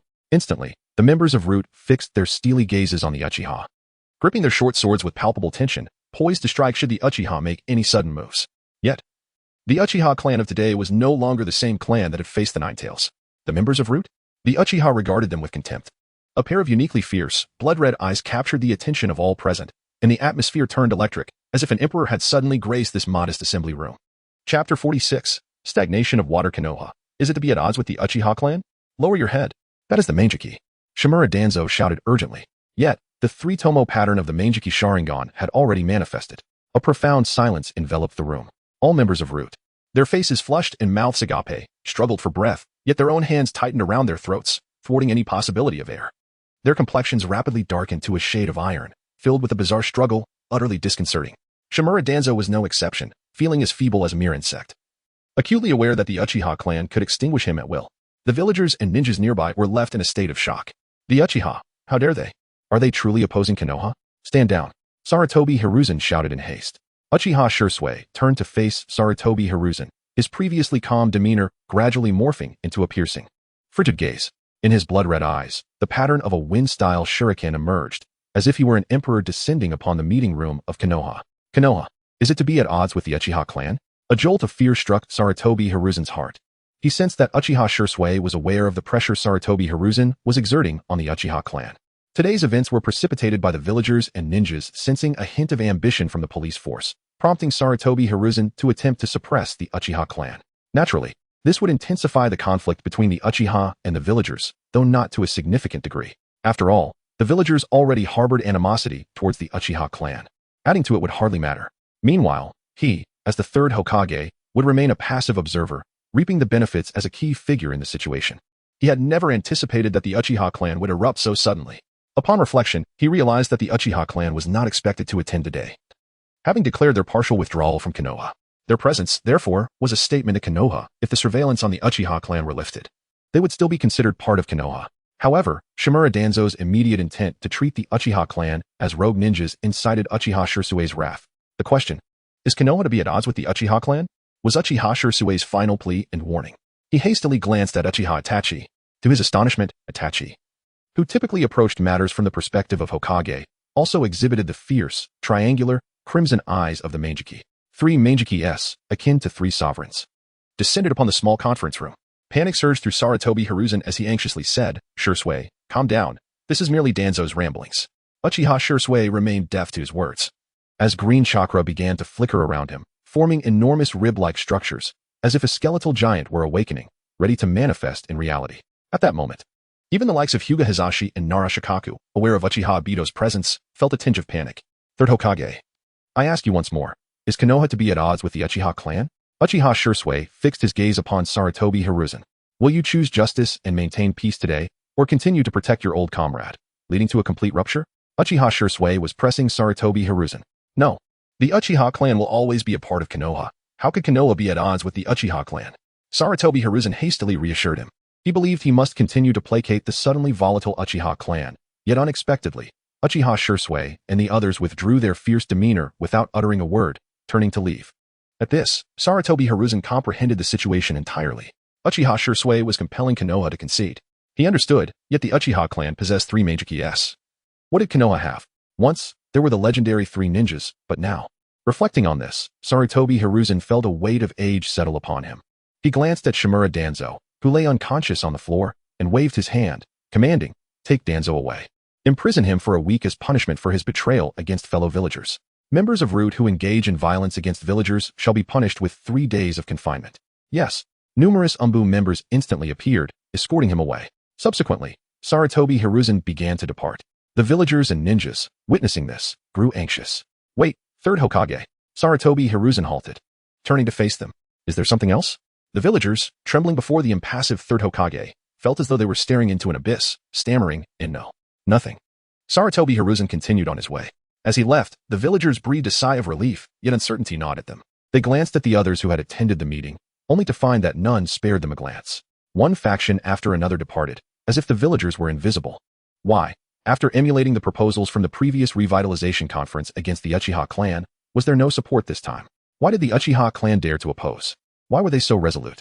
Why did the third Hokage capitulate? Why?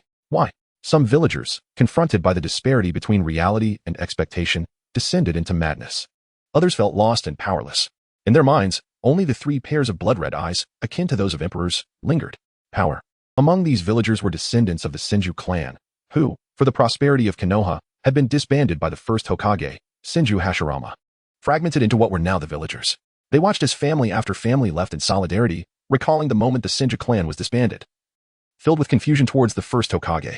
If he had a family, would he be as disregarded as they were today? First Hokage, why did you disband the Senju clan? Did we, the clansmen, do something wrong? On the day the Uchiha clan resolved to partially withdraw from the village, the fierce eyes of Fugaku, with their tyrannical Mangeki, instilled fear in the villagers.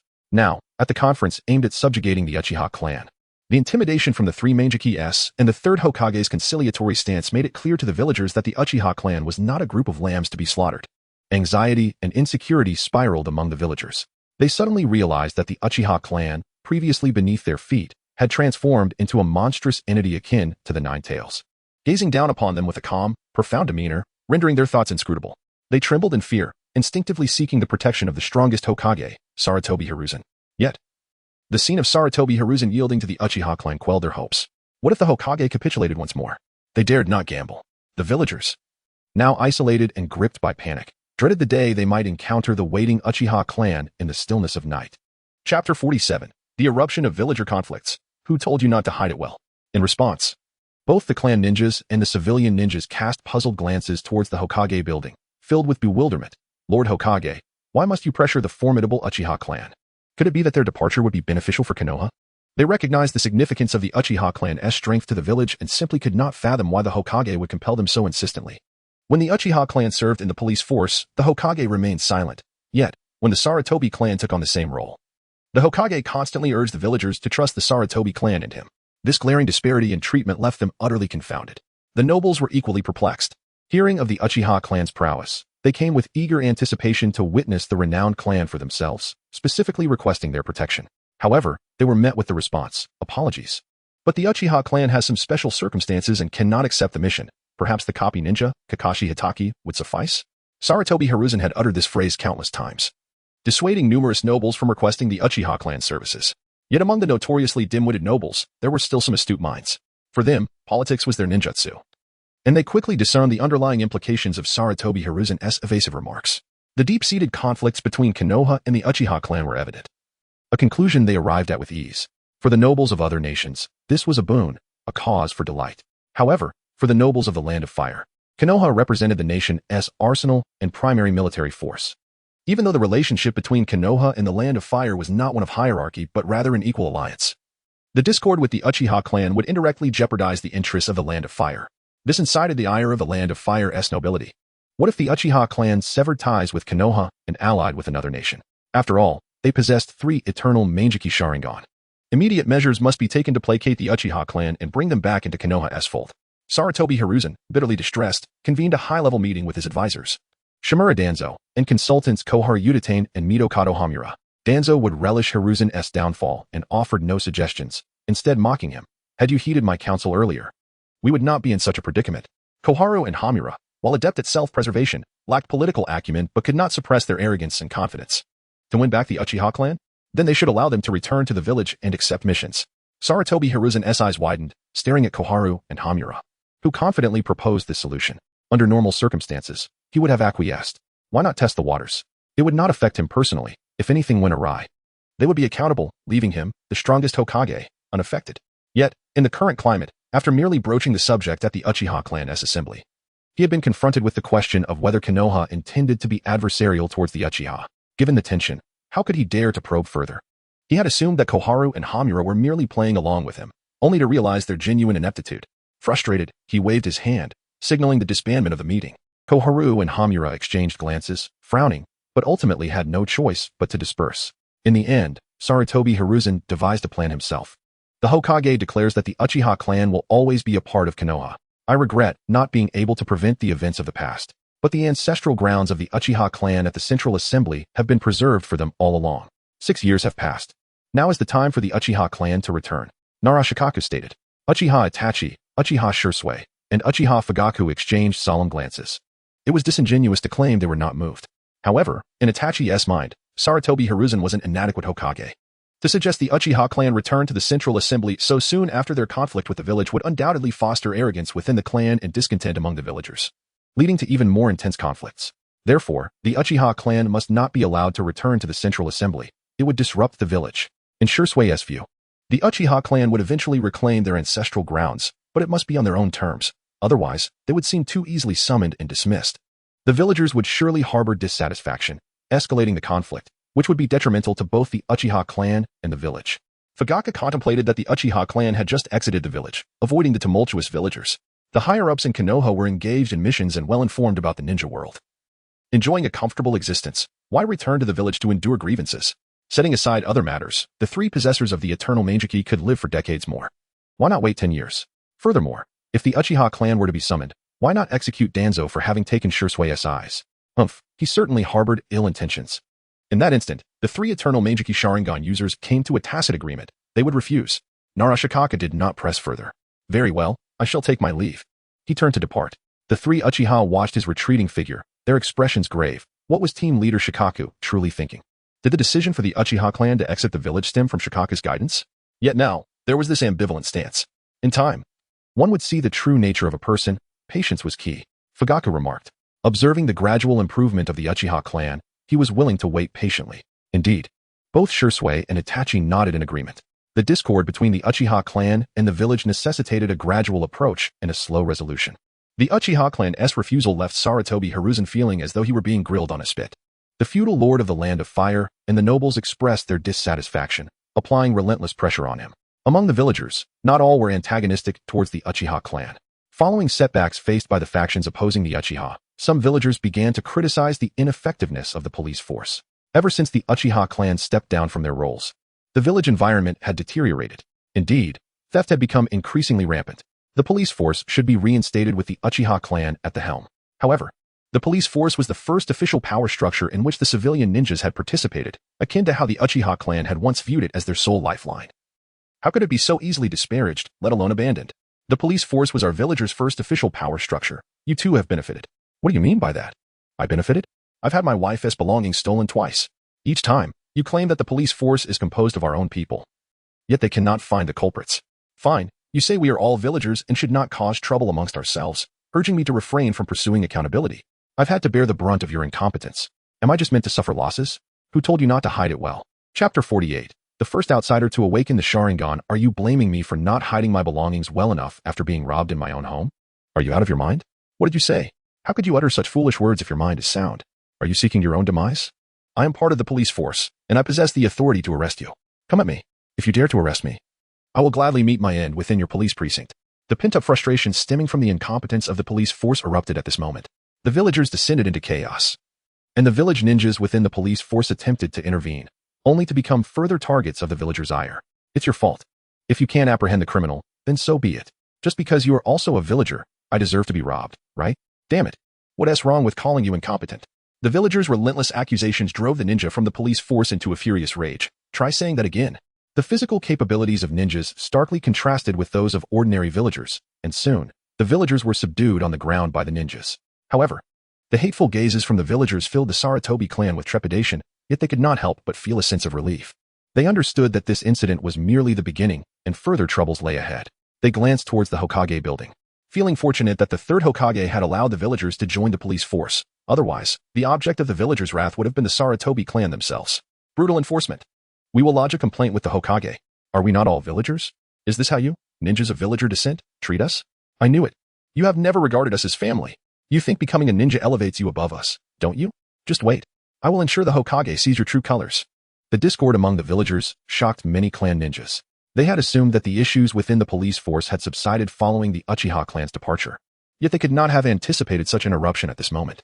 Simultaneously, they felt relieved, grateful that their clan leader had declined the position within the police force. Some clan leaders felt fortunate, while others wore peculiar expressions. Was it the third Hokage who allowed the villagers to join the police force? The Uchiha clan learned of the villagers' conflict a day late. Humph. They deserve it. Do they truly believe everyone is fit to serve in the police force? It was wise of Deputy Clan Leader Fugaku to abandon the police force. Is it because Shursui has returned? Otherwise, why would he suddenly relinquish the police force and allow the Deputy Clan Leader to exit the Umbu? Now it makes sense. Everyone else figured it out. Yet you remain blissfully unaware. Hey, are you asking for a beating? In an instant, kunai flew chaotically, accompanied by the whistling of wind. It appeared perilous. Yet those possessing the three Tomo Sharingan from the Uchiha clan could discern the underlying dynamics, allowing for mutual assistance before an ambush. Uchiha Shursui and Uchiha Fugaku observed, their faces breaking into smiles. However, their expressions faltered as they turned to the anxious Uchiha Itachi. Only by experiencing the suffering of others can one truly comprehend their pain. Uchiha Shursui earnestly reassured him that the villagers' conflict was a positive development, capable of dispelling some misunderstandings between the villagers and the Uchiha clan. Once the Uchiha clan returned to Konoha, mutual understanding would flourish. Indeed, Uchiha Itachi nodded. He merely felt increasingly convinced that Sarutobi Hiruzen was not a qualified Hokage and longed for a replacement. An assassination, perhaps, amidst the villagers' division. Sarutobi Hiruzen did not implement any effective measures. After all, it was his arrangement to allow villager ninjas into the police force, placing the blame squarely on the Uchiha clan. If he had any viable strategies, he would have employed them long ago, even if the villagers sought out Sarutobi Hiruzen. Hoping for capable clans to assume the police force's responsibilities, Sarutobi Hiruzen could only wish for such a solution. But witnessing the turmoil, who would dare to wade into such a treacherous vortex? A misstep could lead to a confrontation with the Uchiha clan. They certainly did not possess the same power as the Uchiha with their three eternal Manjiki. Even the relatively reckless Inazuka clan chose to retreat into their shells, pretending to be oblivious. Sarutobi Hiruzen could only urge the villagers to understand one another during this time. The true adversaries were the criminals. Although the third Hokage's assertion was correct, criminals were indeed the objects of their hatred. The villagers were frustrated by the attitude of the villager ninjas. What did it mean that we are all villagers? Were they suggesting that I should not cause trouble for the police force? It was my belongings that were stolen, and they failed to recover them. What does it mean for me to cause trouble for the police force? Whose police force is it? It is clear that you, the police force, are incompetent and yet blame us. Even with such thoughts, they found themselves powerless. They could only follow the third Hokage's advice to search for the criminals while remaining at odds with the villager ninjas. Tom cruelly slipped away, bit by bit. 1 year later, in the land of rice, an underground laboratory. Merely a year has passed since you last returned home. Hasn't it? Orochimaru, clad in a white lab coat and holding a test tube filled with a blood-red liquid, gazed through the tube at Uchiha Moku, who sat across from him. A raspy smile gracing his lips. What is this? Are you going to chase me away if I can't produce results? The 7-year-old Uchiha Moku kept his head bowed, absorbed in the fierce battle between two shadow figures in his hands. One shifted rapidly, transforming into a bird, a tiger, a dragon, a leopard, a horse, an ant, a crocodile, an embodiment of all things unified. The other wielded 1,000 blades, pursuing, flying, sweeping, cutting through the wind, piercing, and evolving to its utmost potential. Orochimaru had long since grown accustomed to this scene, cackling with delight. I've already made progress, though there are significant shortcomings. Suddenly, the intense battle in Uchiha Moku's hands vanished, and he looked at Orochimaru with fervent eyes. He was unconcerned about any flaws. As long as it could gain recognition from the system panel, that was sufficient. However, if the shortcomings could lead to death or a shortened lifespan, that would warrant attention. How significant? Upon use, it may awaken a single Tomo Sharingan at most, and the consumption is comparable to that of transplantation. To Orochimaru, a single Tomo Sharingan was virtually worthless, a mere trifle. That's enough. Uchiha Moku exclaimed with delight. What about the test subject? I can't wait to see if it appears on the system panel. Ha ha ha, come in. A timid red-haired girl cautiously entered. She was filthy and clad in tattered rags, resembling an orphaned waif. Hanabi. Uchiha Moku was taken aback that Orochimaru had chosen Hanabi as a test subject. However, testing the Uzumaki bloodline would yield more accurate results. Excellent. Show us, Hanabi. Yes, Hanabi, trembling and compliant, glanced at Orochimaru, her eyes shimmering with a mix of anxiety and yearning. In the next moment, her crimson eyes transformed into a bloody hue, and a single tomo spiraled forth. Uchiha Moku looked at the system panel, but found no trace of Hanabi's name. It seemed that mere bloodline was insufficient. Was it necessary to gain the approval of the Uchiha clan leader? Or was it a matter of loyalty? Or was it that this bloodline could only awaken a single tomo, which did not qualify as true Uchiha blood? Countless thoughts fleetingly crossed his mind. And Uchiha Moku turned to Orochimaru, declaring, "From this day forth, she will be mine." Of course, but Orochimaru glanced at the anxious Hanabi, his raspy voice carrying a hint of amusement. Her mother may not survive beyond 3 years. Chapter 49. Uchiha Orphanage. Is there nothing you can do? Uchiha Imo inquired. He. Perhaps only Tsunade, revered as the holy hand of the shinobi world, could extend her mother's life, Orochimaru replied. I understand. Uchiha Imo approached Xianglin, who appeared anxious, and said, Within 2 years, I will provide your mother with the opportunity for treatment from Tsunade. Really? The dirty and frail Xianglin hastily grasped Uchiha Imo, whose complexion was fair and noble, creating a stark contrast between them.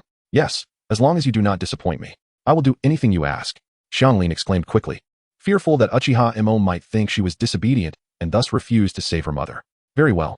Uchiha Imo nodded and turned to Orochimaru. Orochimaru chuckled, knowingly handing a test tube filled with crimson liquid to Uchiha Imo. Upon receiving it, Uchiha Imo calmly stated, Tell Do that within 3 days, he must either suppress his inappropriate thoughts or repay me for what I have given him. I will convey your message. Uchiha Imo shot him a glance before vanishing like a shadow. Orochimaru remained smiling, turning to gaze at the empty doorway. He has departed. The underground laboratory was eerily silent. After a brief pause, the sound of faint footsteps echoed. A boy cloaked in a hooded cape emerged, the fabric swaying slightly with his movements. Revealing skin adorned with pale yellow scales, purple eyeshadow, and slitted pupils, reminiscent of a serpent, sinister and concealed like a lurking viper. Truly, he is the legendary Orochimaru. The boy mused, lifting his hood to reveal 2 horns. Is this the true form of the sage art? Dragon Cave? Orochimaru's eyes gleamed with excitement, eager to study the differences between it and his own techniques. Do, sensing Orochimaru's eagerness, narrowed his eyes and adjusted his round glasses, a glimmer of mischief illuminating his expression. Shall we have a contest? Orochimaru would not decline such an opportune challenge.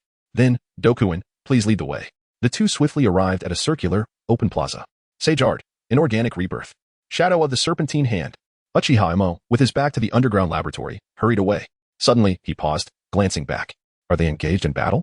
I hope Orochimaru and Do, these 2 serpents, can exhibit some sense of propriety. With that, Uchiha Imo transformed into a shadow, swiftly departing with Xianglin. 2 days later, he arrived at the Uchiha clan's territory. At that moment, the Uchiha area was bustling, filled with the laughter of children. These were the orphans, devoid of Uchiha blood, and absent from Uchiha Mo's system panel. They appeared as outsiders, yet the Uchiha clan's demeanor was warm beneath a cold exterior. Children are adept at reading faces, especially those who have become orphans.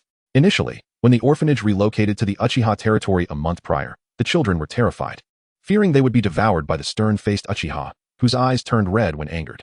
However, after one orphan went missing and was nearly sold by human traffickers, the Uchiha clan's swift action to eliminate the trafficking ring earned the children's trust.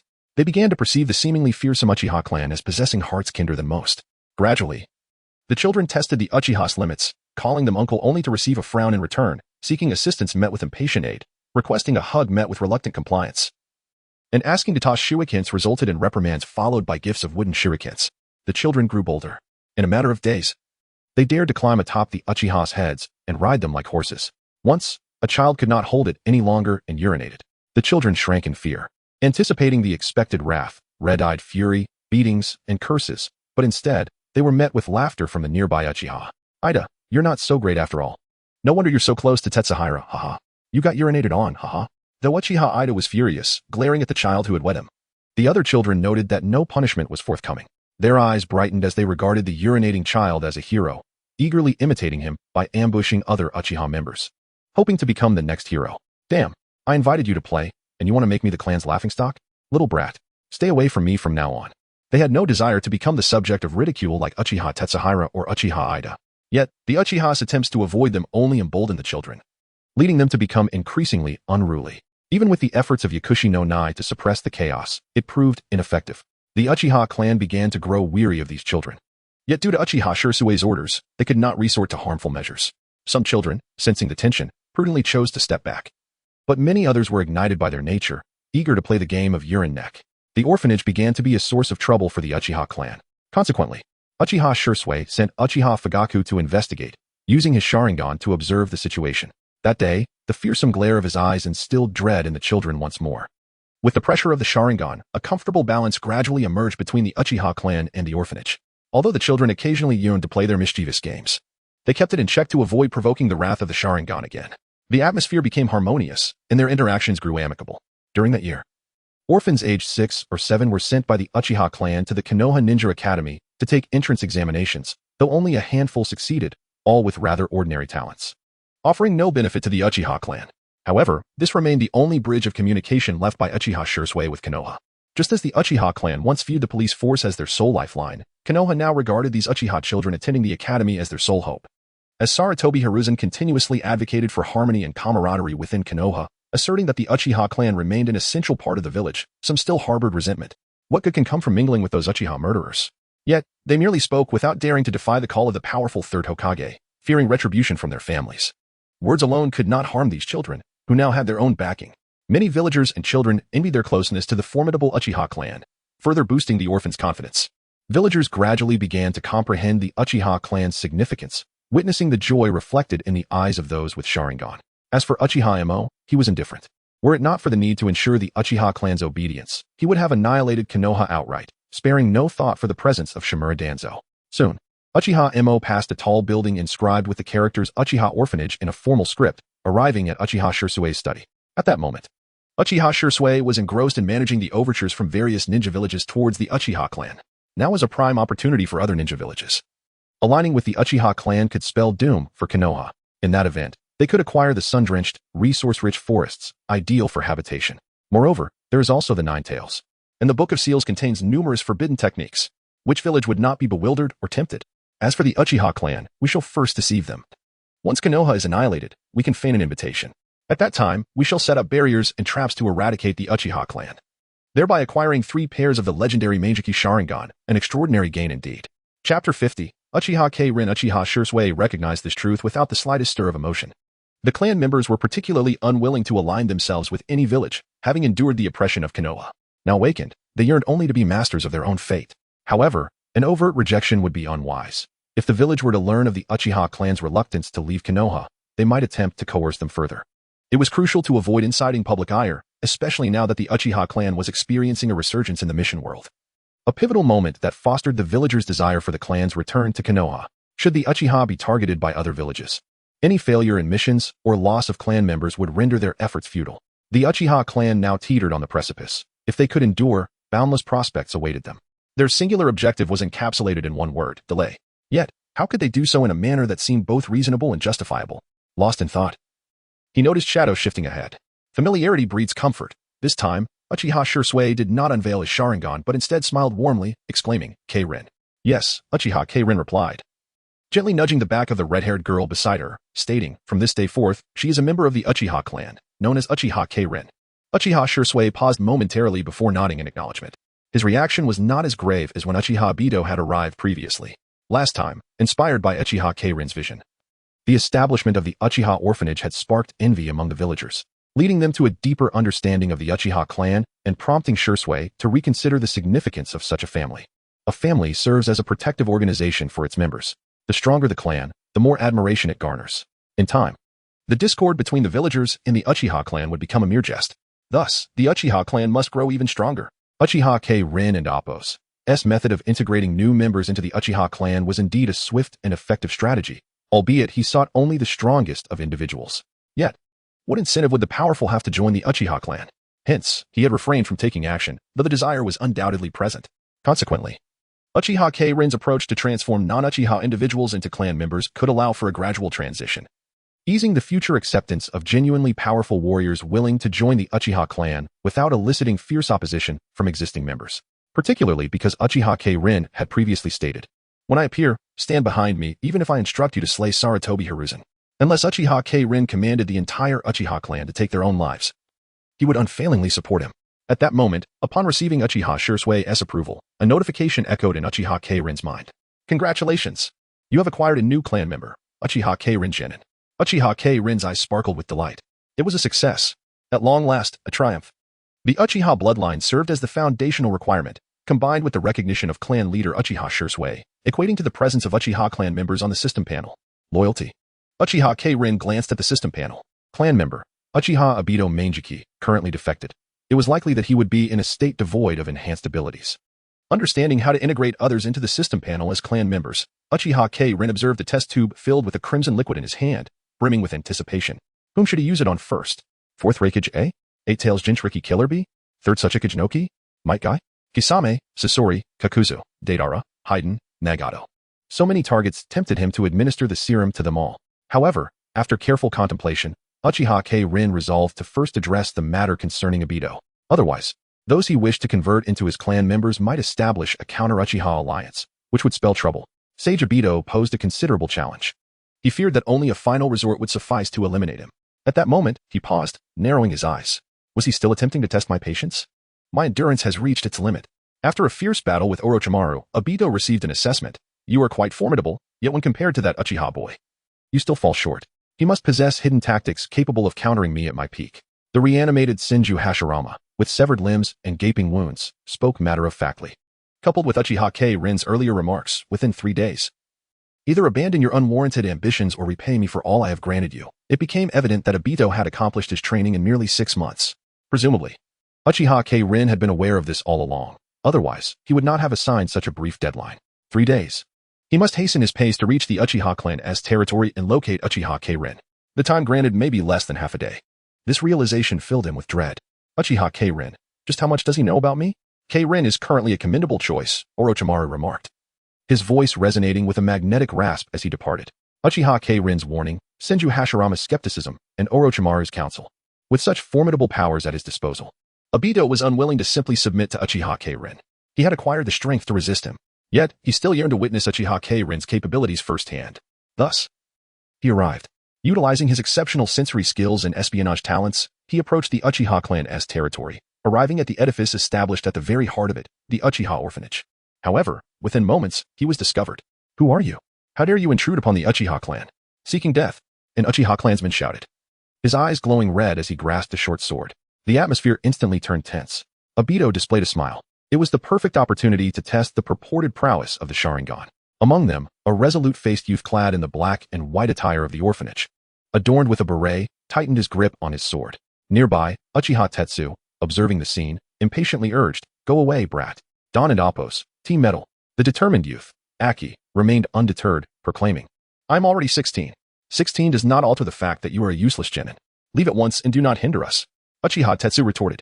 Other Uchiha clansmen sensed the formidable aura emanating from the cloaked figure before them, and they largely supported Uchiha Tetsu's insistence on dismissing the obstinate youth. The children from the orphanage, perceptive as ever, implored, "Brother Aki, let us go." "Yes, we shouldn't disturb the uncle's battle." Aki clenched his fists in frustration, but ultimately relented. At that moment, however, Obito had lost all interest in fighting. He removed his hood, revealing skin adorned with pale yellow scales, purple eyeshadow, and vertical pupils, a living embodiment of a serpentine creature, complete with 2 horns reminiscent of a dragon on the verge of transformation, all while elegantly donning round spectacles. The Uchiha clansmen's eyes widened in shock. Such a creature was unlike anything they had ever encountered. "Is this still a human?" Aki gasped in surprise, yet upon observing the strange being's gaze upon him, he was inexplicably reminded of Yakushi Kabuto, who had been taken away to become a ninja 5 years prior. Kabuto, he could not help but call out, noticing the creature's startled reaction, which urged him to rush forward. "Kabuto, is that you?" "Kabuto." Yet, his collar was seized by Uchiha Tetsu, lifting him off his feet. Chapter 51, the first Super Shadow clan member. "Achi, you remain as recklessly bold as ever," remarked Do with a chilling smile. Yet, his mood was quite pleasant. Although the headmaster was absent, he could sense the recognition and care that the Uchiha clan extended towards the orphanage. Without acknowledging anyone, he inexplicably stated, "You protect those I wish to shield, and I shall become yours. I find this exchange most satisfactory." The surrounding Uchiha clan members exchanged puzzled glances. Nearby, hidden in the shadows alongside Uchiha Shisui, Uchiha Imon narrowed his eyes. "Bring him to me," he commanded. With that, Uchiha Shisui was thrust from the realm of shadows. Stumbling into the light, he quickly regained his composure and appeared beside Do. The clan members were momentarily taken aback at the sight of Uchiha Shisui standing calmly next to the peculiar figure. "Clan leader? Shisui, do you know him? Who is he?" Uchiha Shisui raised a hand to silence them, lowering their volume. "I will handle this. I will provide you with an answer shortly." The clan members, reassured, nodded and dispersed, unperturbed by the potential danger facing Uchiha Shisui. After all, he possessed the Manjiki Sharingan. No matter how formidable Do might be, could he possibly surpass that? Do glanced at them, sensing their arrogance, yet he had no desire to incite conflict. As long as the Uchiha clan treated the orphanage well, he had no reason to stir trouble. Soon, he found himself in the study, face to face with 7-year-old Uchiha Emo. Upon their meeting, Uchiha Emo tossed a test tube filled with a crimson liquid to Do. After catching it, Do noticed the pinprick on Uchiha K-Rin's neck beside him and understood the method of injection. He swiftly plunged the needle into his own neck. Silence enveloped the study. Uchiha Shisui frowned. A minute later, he could no longer contain himself. Emo, what is this? It is Uchiha cells. They grant the potential to awaken a single Tomo Sharingan. Uchiha Emo explained. As he spoke, the system's notification chimed in. Congratulations, you have acquired a new clan member, Uchiha Do Super Shadow. Uchiha Emo beamed with joy. A year's efforts had finally borne fruit. The first Super Shadow clan member. Uchiha Emo promptly chose to bestow this power upon Master of Shadows. Enhancement successful. Your ability, Master of Shadows, has evolved into Shadow Empowerer. Uchiha Emo felt the transformation of shadows under his control, allowing him to develop more potent techniques, including an outrageous one. Uchiha Do, I am pleased with the choice I have made regarding you. Uchiha Emo expressed with delight. With a smile that did not reach his eyes, Uchiha Do replied, What do you require of me? Uchiha Emo shook his head. I have but 3 requests. First, do not speak of my existence. Second, do not betray the Uchiha clan. Third, when I appear, stand behind me. Uchiha Do furrowed his brow. The first request held no interest for him. He had no desire to discuss Uchiha Emo with others. The second request made sense. As the orphanage was intertwined with the Uchiha clan, he would not harm the orphanage and thus would not betray the clan. The third request seemed natural, as he had resolved to align himself with Uchiha Emo and would naturally follow his lead. These 3 stipulations were, to him, entirely reasonable. Is that all? He inquired, puzzled. Yes. Until I have further requests, you may pursue your interests or seek rewards to free yourself from my control, as you wish, Uchiha Emo replied. To seek rewards to escape your control. Uchiha Do's lips twitched. Given his current strength, even after many years as a spy, he could hardly fathom rewards commensurate with his present capabilities, especially since he was quite content with his current situation. The orphanage had a strong backing, and he was free. Seeing no indication that Uchiha Emo would assign him perilous tasks, after a moment's thought, he asked, May I study under Lord Orochimaru? His interest in Orochimaru's experiments was piqued, believing it could enhance his strength and enable him to repay Uchiha Emo. Of course, Uchiha Emo replied. Very well, this is how you may contact me. Uchiha Do conjured a white snake to offer to Uchiha Emo. Unnecessary. Uchiha Emo declined. With a gesture, he summoned a dark point that coalesced at his fingertip before swiftly shooting toward Uchiha Do's heart. Uchiha Do's expression shifted dramatically, yet upon closer inspection, he realized it was merely a mark. Slightly reassured, he attempted to dismiss it, only to find his sage technique seemingly suppressed. To eradicate it entirely would likely require over 3 years. In an instant, he gazed at Uchiha Emo in shock. At that moment, the words of Senja Hashirama echoed in his mind. You are quite strong, yet when compared to that Uchiha boy, you lack a little something.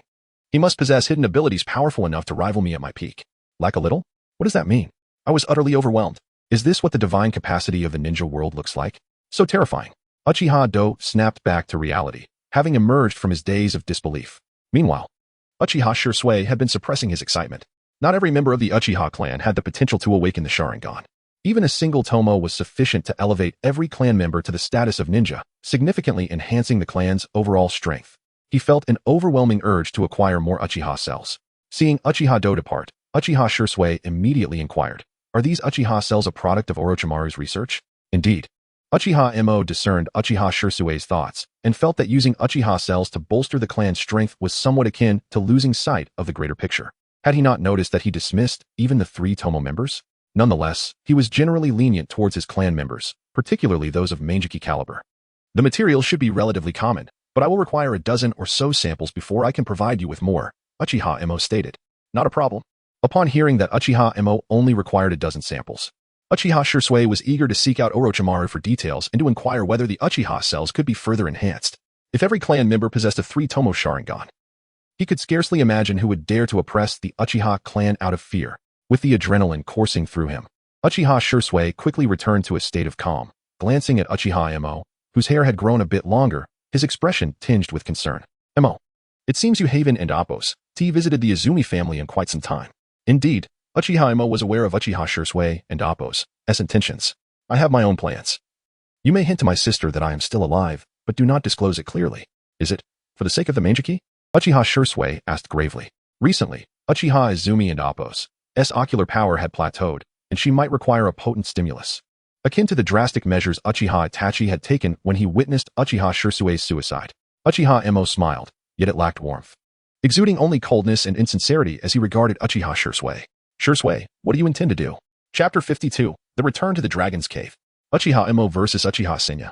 Uchiha Shursui sensed the distrust emanating from Uchiha Emo, causing a tremor in his heart. With a bittersweet smile, he remarked, Emo, what can I do? I am merely concerned for you and Izumi. I fear.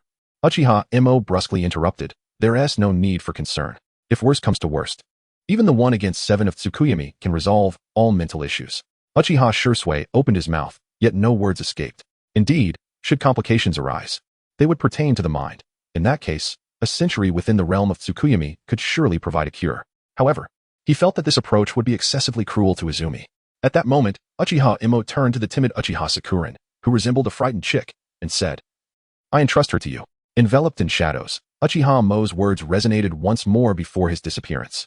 I promise to heal her mother. I leave this task to you, Shursui. Uchiha Shursui was mildly elated to receive Uchiha Emo's request. All right. The Dragon's Cave. The dense mist dissipated swiftly, revealing a towering array of jagged rocks and the enchanting visage of a young girl, Tenshin Shinki.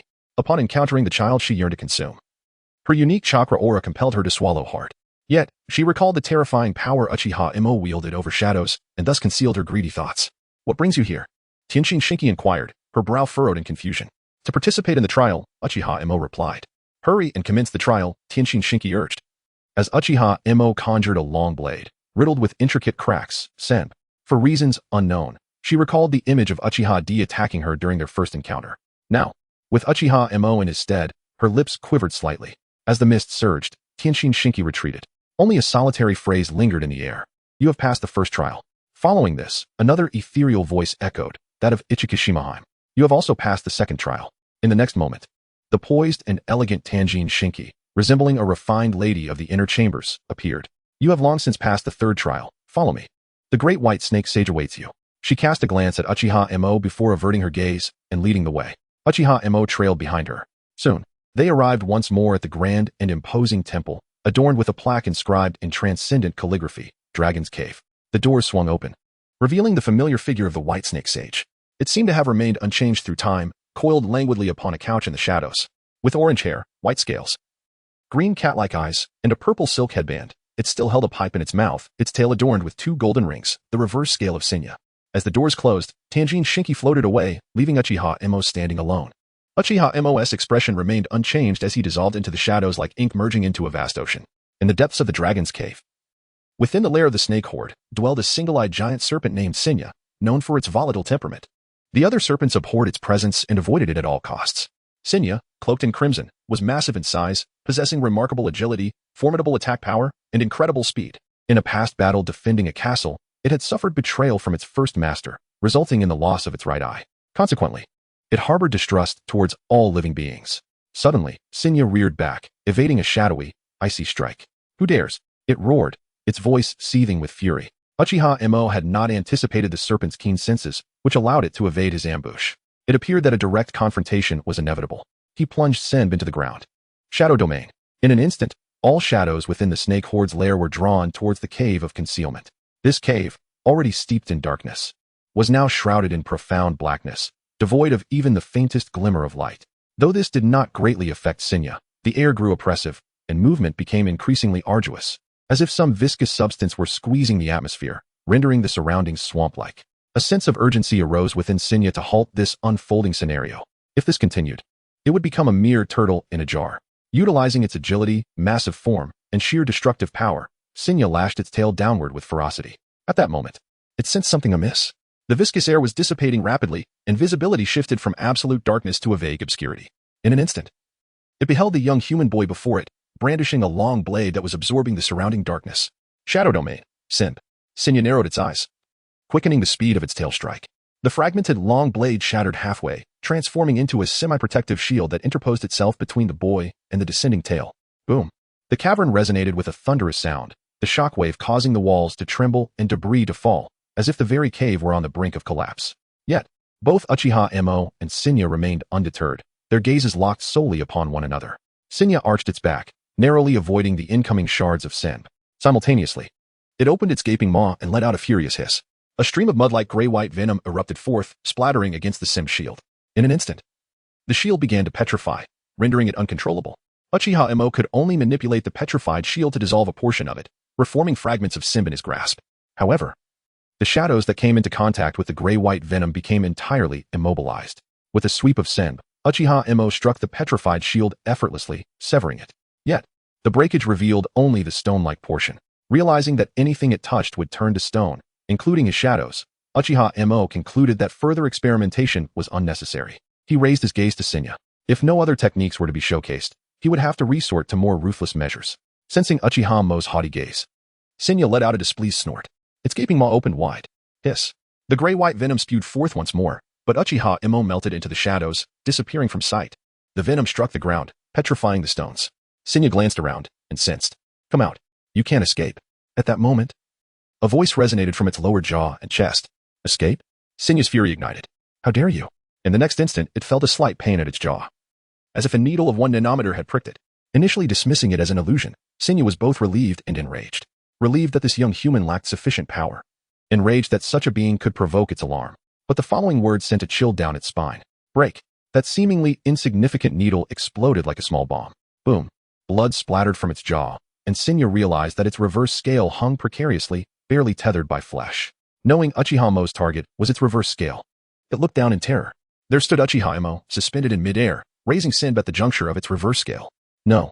Chapter 53. The oppression of Emo and the compromise of the White Snake Sage. Shinya's expression shifted dramatically as he let out a terrified roar. Yet, the 1,000 blades fell mercilessly. Whoosh. A flash of black cold light flickered, and Shinya lost his most prized possession. In the Dragon Cave Temple, on a darkened bed at the end of the chamber, the White Snake Sage lay coiled, chin raised, gazing down upon Uchiha Emo, emerging from the shadows. Uchiha Emo tossed Shinya's reverse scale towards him. This is what you sought. Tanshin Haim looked at the crimson, inverted scale, her elegant demeanor nearly faltering as her pupils involuntarily constricted. She turned to Uchiha Emo, her expression filled with astonishment. Shinya, that is a being that even the esteemed White Snake Sage would not dare to provoke lightly. How could such a formidable existence's reverse scale be obtained so swiftly? Tanshin Haim and Ichikishima Haim also narrowed their eyes, though they did not display the same shock as Tanshin Haim. In their eyes, could anyone surpass the White Snake Sage? With such a reliable ally, they felt no fear towards Uchiha Emo. However, the White Snake Sage regarded Uchiha Emo with grave concern. From the outset, it had discerned that Uchiha Emo lacked the talent to cultivate the Dragon Cave Sage arts.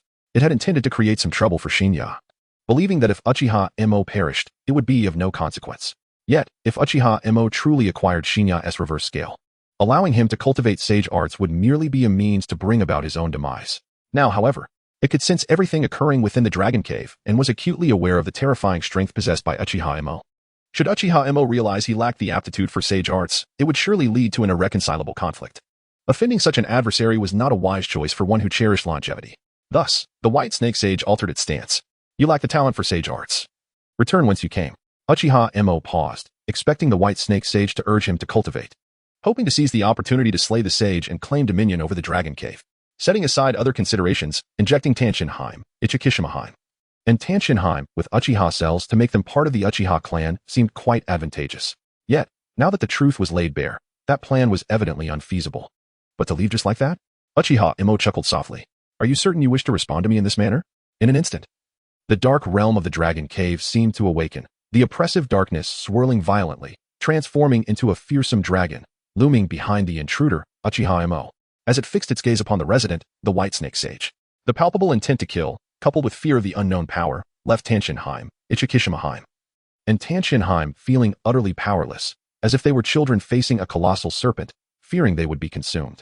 At that moment, Tanshin Haim and Ichikishima Haim finally grasped the true strength of Uchiha Emo that Tanshin Haim had spoken of. Yet, Tanshin Haim was even more astounded. He had grown stronger, and in a transformative manner. The White Snake Sage could distinctly sense that all shadows within a 10,000-meter radius of the Dragon Cave had been roused. This power was sufficient to obliterate the Dragon Cave. It had never anticipated that the strength Uchiha Emo had exhibited in the hidden realm was merely the tip of the iceberg. This revelation filled it with a sense of threat, its gaze turning frigid, its tone laced with murderous intent. What do you desire? Either find a way to ensure my successful cultivation of sage arts, or grant me a request. What request? The White Snake Sage struggled to suppress its rising fury. To establish a Sage Arts Hall with the Uchiha clan's approval, allowing the cultivation of Sage Arts. Huh, a school for Sage Arts? Your ambition knows no bounds. The White Snake Sage was aware of the concept of a ninja school. However, to teach Sage Arts as if they were mere E-rank ninjutsu? What face would the White Snake Sage have left to live with? Such an affront was akin to inviting disaster. I said, with your permission. Even if it is only one person every 10 years, Uchiha Mo emphasized unwaveringly. The White Snake Sage was taken aback. It had not anticipated Uchiha Mo would offer it a way out. No, wait. Wasn't he here to cultivate Sage Arts? Did he already know he lacked the talent for it? Why then did he come here? In an instant, the White Snake Sage reached a conclusion. Uchiha Mo viewed it as prey, preparing for the hunt. It was filled with a mix of alarm and rage, desiring to swallow this audacious little human whole and turn him into excrement. Yet, as a being that had lived for millennia, it found both boredom in its long existence and a lack of a tangible sense of mortality. Now, the power Uchiha Mo demonstrated instilled within it a sliver of the fear of death. This sensation left it inexplicably anxious and frightened, contemplating retreat. But it maintained a facade of composure, still poised for confrontation. Very well, but there must be a time limit. 500 years. Uchiha Mo demanded exorbitantly. 10 years. The White Snake Sage countered. 100 years. 50 years. Deal. Uchiha Mo declared decisively. 50 years was ample time for Uchiha Shursui to reach the generation of grandchildren. This negotiation concluded in a mere 3 seconds, leaving the White Snake Sage momentarily stunned. Then, it erupted in fury. You little imp. Do you think I wouldn't dare to fight you to the death? It felt the indignation of being toyed with. For a millennium, it had been the one to toy with others, watching the tumult of the ninja world unfold. Who could have imagined that one day someone would dare to toy with it? This humiliation momentarily robbed it of its sanity. Why? We had already settled the conditions. Or do you intend to take these three with you to their demise? Uchiha Mo feigned innocence, his face a mask of naive confusion. Yet in the eyes of the White Snake Sage, it perceived the glint of Uchiha Mo's greedy malice. Mentioning others, its gaze involuntarily shifted to Tanshinheim. Ichikishimaheim, and Tanshinheim. In an instant, it grasped Uchiha Mo's plan. His original intention was likely to eliminate it and acquire Tanshinheim, Ichikishimaheim. And Tanshinheim. This was clearly a premeditated scheme. How foolish it had been to believe itself a superior observer. It was merely a participant in a play. Unnoticed in the corner. No one remains an observer forever. Upon reaching this powerless conclusion, it attempted to restore its former lofty demeanor. Yet it lacked the former authority. Its gaze towards Uchiha Mo was filled with complexity. It had never imagined it would find itself in such a position, viewed as prey by a human imp, with the possibility of being hunted successfully. Yet, the moment it recalled that humans only lived a mere century, its composure returned, its head raised high, its former superiority reinstated. After a century, I shall pay my respects at your grave. Imp, what is your name? Uchiha Mo. Very well, Uchiha Mo. The ninja world will tremble at your existence. Become the perfect hunter, stir the winds of change in the ninja realm, and bring me more surprises. With that, a gentle force enveloped Uchiha Mo, ushering him out. Simultaneously, Tanshinheim, Ichikishimaheim, and Tanshinheim were also sent forth. As Uchiha Mo pondered how the White Snake Sage would cooperate with him regarding the Sage Arts Hall, he heard the White Snake Sage's voice. From among these three, choose one to accompany you. Uchiha Mo narrowed his eyes, surveying Tanshinheim, Ichikishimaheim, and Tanshinheim. Chapter 54. The Uchiha Sage Arts Hall in the Uchiha clan's territory. Uchiha Shursui observed Uchiha Moku arriving before him once more. A scenario he had grown accustomed to. What is this fellow Uchiha called again? Uchiha Shursui teased. From today onward, for the next 50 years. The Uchiha clan will establish the Uchiha Sage Arts Hall, dedicated to imparting sage techniques to those possessing the talent for the Dragon Cave Sage Art, Uchiha Moku declared. Sage Art. Uchiha Shursui was taken aback. Sage Art was a legendary technique, more renowned than the Kaleidoscope Sharingan. And the Dragon Cave? Could it be that Uchiha Kabuto has indeed mastered the Sage Art? Uchiha Shursui inquired.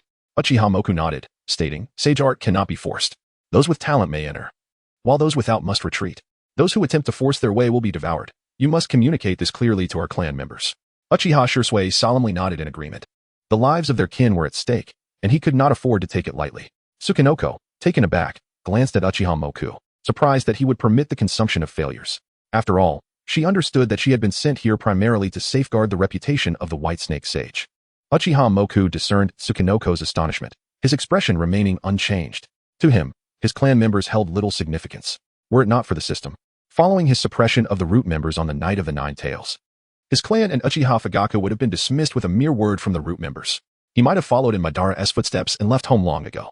In the Uchiha clan, aside from those of the shadow level, the death of any member held little consequence, as long as Uchiha Izumi remained alive.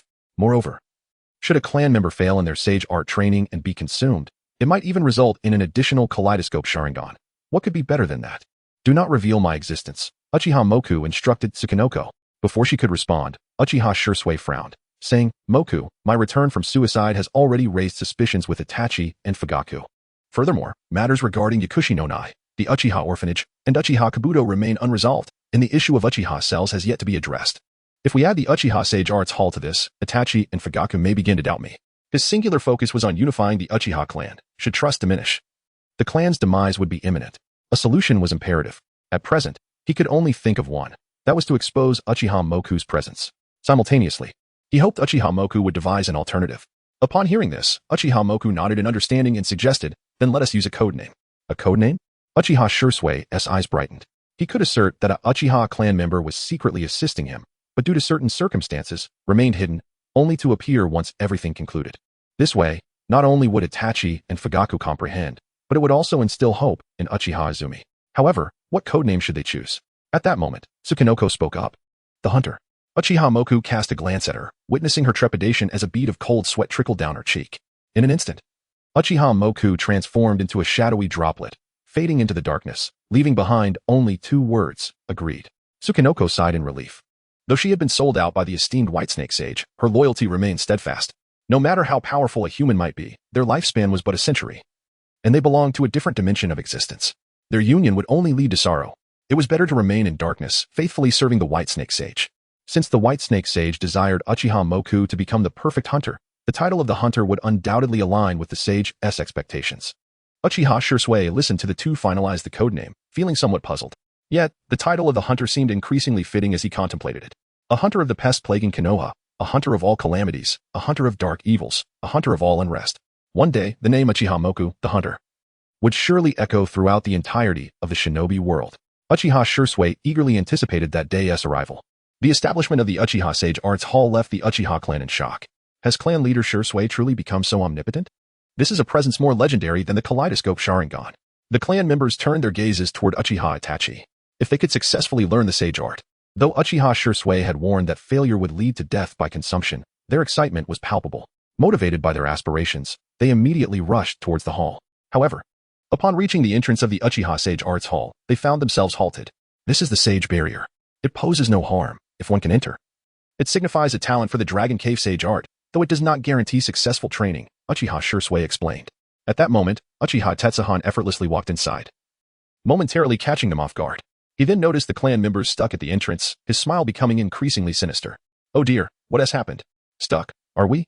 Not accepted by the sage's power? Alas, how pitiful, I feel nothing at all. By the way, how capable are you all? Uchiha Tetsuhan reveled in his newfound superiority. Eager to vent a year's worth of pent-up frustrations, inciting the clan members to grit their teeth in anger, their faces flushed, eyes bloodshot as they forced their way to enter. Observing this, Uchiha Shursui let out a cold snort and remarked, You are just like me, lacking talent. Even if you manage to force your way in, it is merely a path to death. What? Do you no longer regard me with respect? As he spoke, Uchiha Shursui's 3 tomo began to whirl, transforming into the pattern of a windmill shuriken, a kaleidoscope Sharingan. A powerful aura emanated from him, enveloping all in its oppressive gaze. The Uchiha clan members felt the fury of their superior, trembling in fear and guilt. They were acutely aware of how much Uchiha Shursui had done for the Uchiha clan. A staunch believer in the principle that strength is paramount, how could Uchiha Shursui not wish for each of them to master the sage art? Especially considering Uchiha Shursui's typically gentle demeanor. Even when they clamored for revolution before him daily, he merely smiled. Now, however, his temperament had shifted dramatically, the anger in his voice indicating they had erred. They all retreated from the sage barrier, one by one approaching Uchiha Shursui with bowed heads. Clan leader Shursui, we were wrong. We should not have been so obstinate. We will not act this way again. Even Uchiha Tetsuhan, who was inside the Uchiha Sage Arts Hall, stepped out to face Uchiha Shursui, realizing he had perhaps overstepped. If he had not provoked the clan members, they would not have been so insistent on training in the sage arts. Clan leader Shursui, I should not have provoked them. It was my fault. Seeing this, Uchiha Shursui's expression softened somewhat. Yet, he still cautioned, the existence of the Uchiha Sage Arts Hall is to empower the Uchiha clan, not to lead you to your demise. Yes, the clan members replied in unison. With this, Uchiha Shursui turned to leave. He still had to address the suspicions of Uchiha Itachi and Uchiha Fugaku. The Uchiha clan must not waver. As soon as Uchiha Shursui departed, the clan members sighed in relief. When a usually gentle person became angry, it felt as if the sky itself were falling. They certainly did not wish to disappoint Uchiha Shursui, who had their best interests at heart. Uchiha Tetsuhan glanced at his clan members, feeling a twinge of shame. I apologize. I should not have entertained thoughts of revenge. As Uchiha Tetsuhan offered his apology, the clan members waved their hands dismissively, unconcerned. Even if you possess the ability to cultivate celestial arts, it cannot alter the undeniable fact that your mind wandered during your mission. Uchiha Tetsuhan, despite having mastered these mystical techniques, cannot change his past. I must assert that at that moment, Tetsuhan was undoubtedly preoccupied with thoughts of women. At his age, marriage should be on the horizon, should it not? Once again, he has become the subject of gossip among the clan, leaving Uchiha Tetsuhan in a state of regret. He knew it. He should never have apologized. How outrageous. Enraged, Uchiha Tetsuhan turned with crimson eyes and strode into the Hall of Celestial Arts. Once he successfully masters these techniques and ascends to the position of the third vice clan leader, he shall surely flaunt his prowess before these clan members every single day.